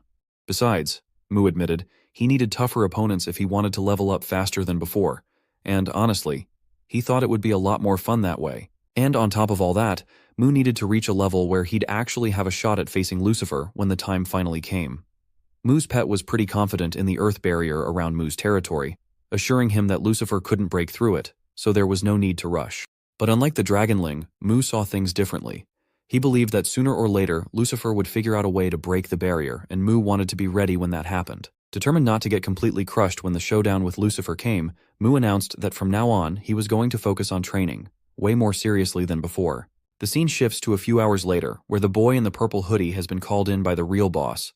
the big boss of the whole area, who also happens to be his uncle. The boy started complaining about how tough his job was, saying he was doing his best but still struggling, while his uncle just made easy money from those gambling websites. The uncle, known for his flashy gold teeth, just smiled at his nephew, sensing he needed a bit of encouragement. He told him that every job has its ups and downs, and he shouldn't give up or whine about it. After all, he needed to prove his skills and show he could handle things, because the gold teeth boss planned to hand over the business to him one day. Still, the uncle couldn't help but feel a little disappointed seeing how his nephew was struggling to run even a small pawn shop, especially when most of his customers were just high school kids. Even so, the uncle stood up from his seat and decided to let it go for now. He tried to help his nephew relax, gently leading him out of the room to show him something. Meanwhile, in the same building but on a different floor, 3 of the guys who worked at the pawn shop and had all been beaten up by Hagen were gathered together, but this time they were all stripped down to nothing. Apparently, they'd been roughed up again, this time by the big boss's men, as punishment for failing to take on just one high school kid. Suddenly, the guy with the club pointed at the blonde-haired guy and told him to open his mouth. The guy did as he was told, and right away, the man tossed a blue pill into his mouth. Just then, 2 men in black suits came in and dragged the blonde guy away, warning him in a serious tone not to spit the pill out under any circumstances. Back with the big boss, CEO, he was taking his nephew down to the lower floors in the elevator. On the way down, CEO started talking about his nephew's not-so-great business. Sure, his nephew only managed to run that shop because CEO backed him, but there was still a major problem. His only customers were high school kids. In CEO's opinion, no matter how hard his nephew tried, he was never going to make real money with that kind of crowd.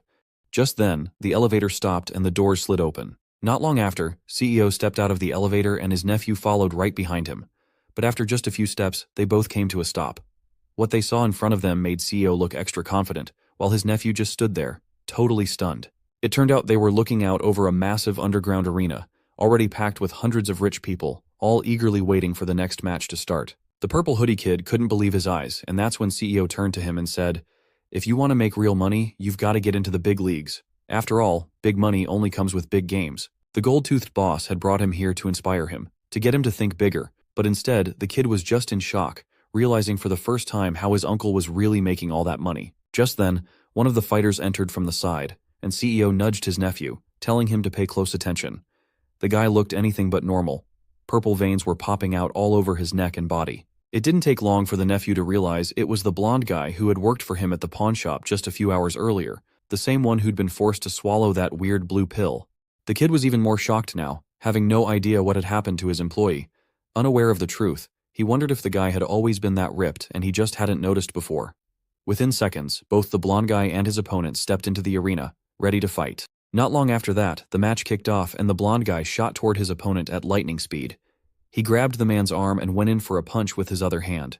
The other guy was ready, with his guard up, thinking he could block it. But strangely, the moment the punch landed, he realized he was in serious trouble.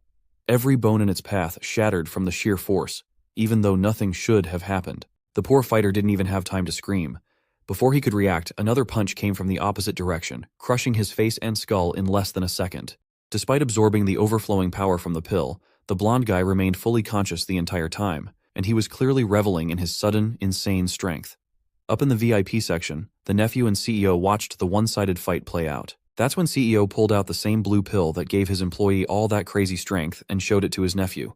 He explained, "This is the power of just one of these pills. With them, I can decide who wins any match and rake in tons of money from betting on them." The boy stared at the pill, looking terrified, still struggling to believe that something so small could have such a massive effect. Meanwhile, down in the ring, his guy was completely dominating, crushing his opponent and having the time of his life. A few days later at the gym, Mu was in the middle of his daily workout. He was finishing up with his favorite move, squats, wrapping up the day's routine. After his last set, he racked the barbell and stepped back. Oddly enough, his entire body looked way bigger, with veins popping out in that way you usually only see on bodybuilders after years of training. Suddenly, Mu turned to the teacher and announced, "Man, I feel amazing after that set. My whole body's tingling like crazy." The teacher just stared at him, completely shocked and at a loss for words. When he glanced at Mu's arms and legs, he couldn't help but blurt out, "I've seen plenty of gym junkies, but I've never seen anyone bulk up this much in such a short time." Even though they always worked out together, the teacher couldn't help but wonder if Mu had started using some kind of performance-enhancing drugs or supplements. Sweat was still running down Mu's face as he tried to clear things up because he didn't even know what those things were. But before he could get a word out, the teacher cut him off and started lecturing him about the dangers of using that kind of stuff. He only stopped when Mu finally managed to insist, "Seriously, I don't even know what you're talking about." The truth was, the teacher had no idea that Mu was pushing himself to the absolute limit every single day. In Mu's mind, he still wasn't strong enough. Not if he was ever going to be ready to face Lucifer. Later that day, just as the sun was about to set, Mu was wandering around the area where he'd once fought in the arena. The Dragonling was with him, wearing Kim's phone like a belt around his waist. All of a sudden, the phone started ringing, and the Dragonling noticed right away. The vibration made him a little jumpy at first, but remembering what Kim had taught him, he picked up the call, then he pressed the phone, along with himself, right up to Mu's ear and told him he needed to answer it. As soon as Mu said hey, Kim started yelling at him, wanting to know where he was and why he hadn't let the Dragonling show his face to her since last week. Mu didn't bother explaining much. He just said he'd come to check out the results of his hard training. A few minutes later, in the same alley where Mu had been beaten up by that little girl, the two girls were there again. They were feeling pretty good, having earned some money as usual with 8 participants and donations from streaming, completely unaware that Mu had already found them. Not long after, they both sensed someone nearby and turned their heads at the same time to see who it was. That's when Mu put on a wicked grin and said, "Long time no see." The small girl, Chungo, immediately jumped to her feet and stuffed the money into her pocket, wondering why Mu had decided to show up after what she thought was a lesson he'd never forget. In a split second, Chungo dashed forward without even checking with her friend first. As she charged at Mu, he just stood there, letting her come at him. Just like last time, the little girl leapt into the air and landed a heavy knee right into Mu's chest. For a moment, Chungo felt pretty good about herself, thinking she'd nailed the move and that things would go the same way as before. But as soon as she landed, Mu just took a single step back, his hands still casually in his pockets. The Dragonling, a bit worried, asked if he was okay after taking such a hard hit, a blow that should have knocked him out. But then Mu flashed his usual grin, making it clear that it was no big deal to him. Seeing his reaction, Chungo felt both disappointed and a little shocked. She had no idea how Mu was still standing after what she thought was a finishing move. But Mu wasn't about to make the same mistake he made last time. Before the fight even started, he'd made sure to tense up and protect that spot with his muscles, blocking the attack before it could do any real damage. After taking the first hit without a scratch, Mu decided it was time to fight for real. He charged in, with Dragonling perched on his head, cheering him on. Using his newly gained muscle strength, Mu moved at lightning speed, closing the distance and swinging his fists at Chungo, left, right, up, and down. The little girl suddenly found herself in a tough spot, barely able to defend herself against the onslaught. That's when Mu realized the tables had turned. Now he was the bigger one, just unlike when he'd faced Yangzhou. He figured this gave him the upper hand. Not wanting to give Chungo even a second to recover, he followed up with a heavy kick to her side. He landed the kick hard, and he could feel it, his usual grin growing even wider. But to his surprise, the little girl barely seemed fazed.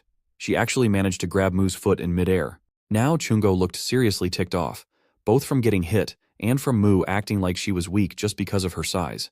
In one wild, quick move, she used all her strength to slam her elbow right into Mu's knee, figuring that would hurt him the most. And she was right. The hit was dead on, catching one of Mu's weak spots. After that, Chungo let go of his leg and hopped back, watching as Mu struggled to keep his balance after her strike. Still, she'd expected him to go down, and it was clear he'd changed a lot since their last fight. Realizing she couldn't take him lightly, Chungo decided to stop holding back.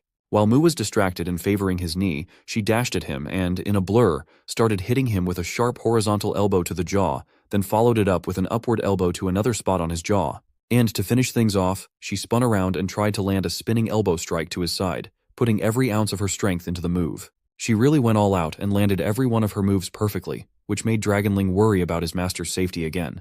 But Chungo's confidence crumbled when she realized Mu should have been knocked down by now, yet he was still standing there. When she looked at him, she saw that creepy smile of his, not knowing that Mu had managed to tense his muscles just in time to soften the impact of her strikes. Mu took advantage of Chungo's distraction and, in a quick move, grabbed her by the collar, just like Yangzhou had done to him the other day. Mu slammed her down onto the ground and then went in to smash her face, but Chungo dodged it at the last second, just like Mu had escaped Yangzhou's attack before. Mu wasn't about to let her come up with a way to fight back. He quickly shifted most of his muscle strength from his upper body, even his neck, down to his lower half, especially his legs and hips, and charged at Chungo. This way, he could move a lot faster than before. But that wasn't all. Right before he reached Chungo, he did the opposite, transferring all his muscle power from his lower body to his upper body, to body slam the little girl as hard as he could. He did it, and as you might expect, Chungo was thrown back several meters, only stopping when she slammed into Kwak Du-gyeon, the taekwondo girl. who blocked her path. That's when Kwak Dugyeon started to really worry about her friend and decided to jump into the fight herself. Without any hesitation, she rushed at Mu and started hitting him with her long legs, just like she did last time. Mu, on the other hand, managed to block most of the kicks, and quickly realized he needed to close the distance between himself and Dugyeon. He knew that if he got in close, the tall girl would lose her advantage. So, in a move she didn't expect, Mu gathered his strength in his legs and leaped forward. In the blink of an eye, Dugyeon found herself caught off guard, unable to dodge out of the way. Mu didn't hesitate. He swung a punch straight at her face, not holding back just because she was a girl. He was ready to take her out right there. But just a split second before his fist landed, Chungo jumped in and stopped him with an elbow right to his face. Even though the little girl's elbow almost put a new hole in his face, Mu didn't back down. Instead, he tried to grab her small head, planning to do some dirty trick on her. But this time, Dugyeon was ready. She landed a solid kick right to Mu's face and stopped him cold. In that moment, both girls realized they couldn't beat Mu alone. If they wanted any chance, they'd have to team up. So, without even needing to talk about it, they started attacking Mu together, throwing kicks and punches from every direction. Mu could barely do anything but try to hold his ground as he got pushed back by the two of them. Even so, he couldn't help but feel a little relieved. His training was actually paying off. Just a few days ago, he knew he wouldn't have stood a chance against both of them at once. Still, if he wanted to turn the fight around and make things fairer, Mu knew he needed a new strategy. He glanced over at Dragonling and suddenly announced he'd found a way to extend his attack range. Without explaining what he meant, he grabbed the poor Dragonling by the tail and started spinning him around like a helicopter, charging forward and shouting, "It's 2-on-2 now. Let's see what you've got." Both girls froze for a second, completely bewildered, not sure what to do next.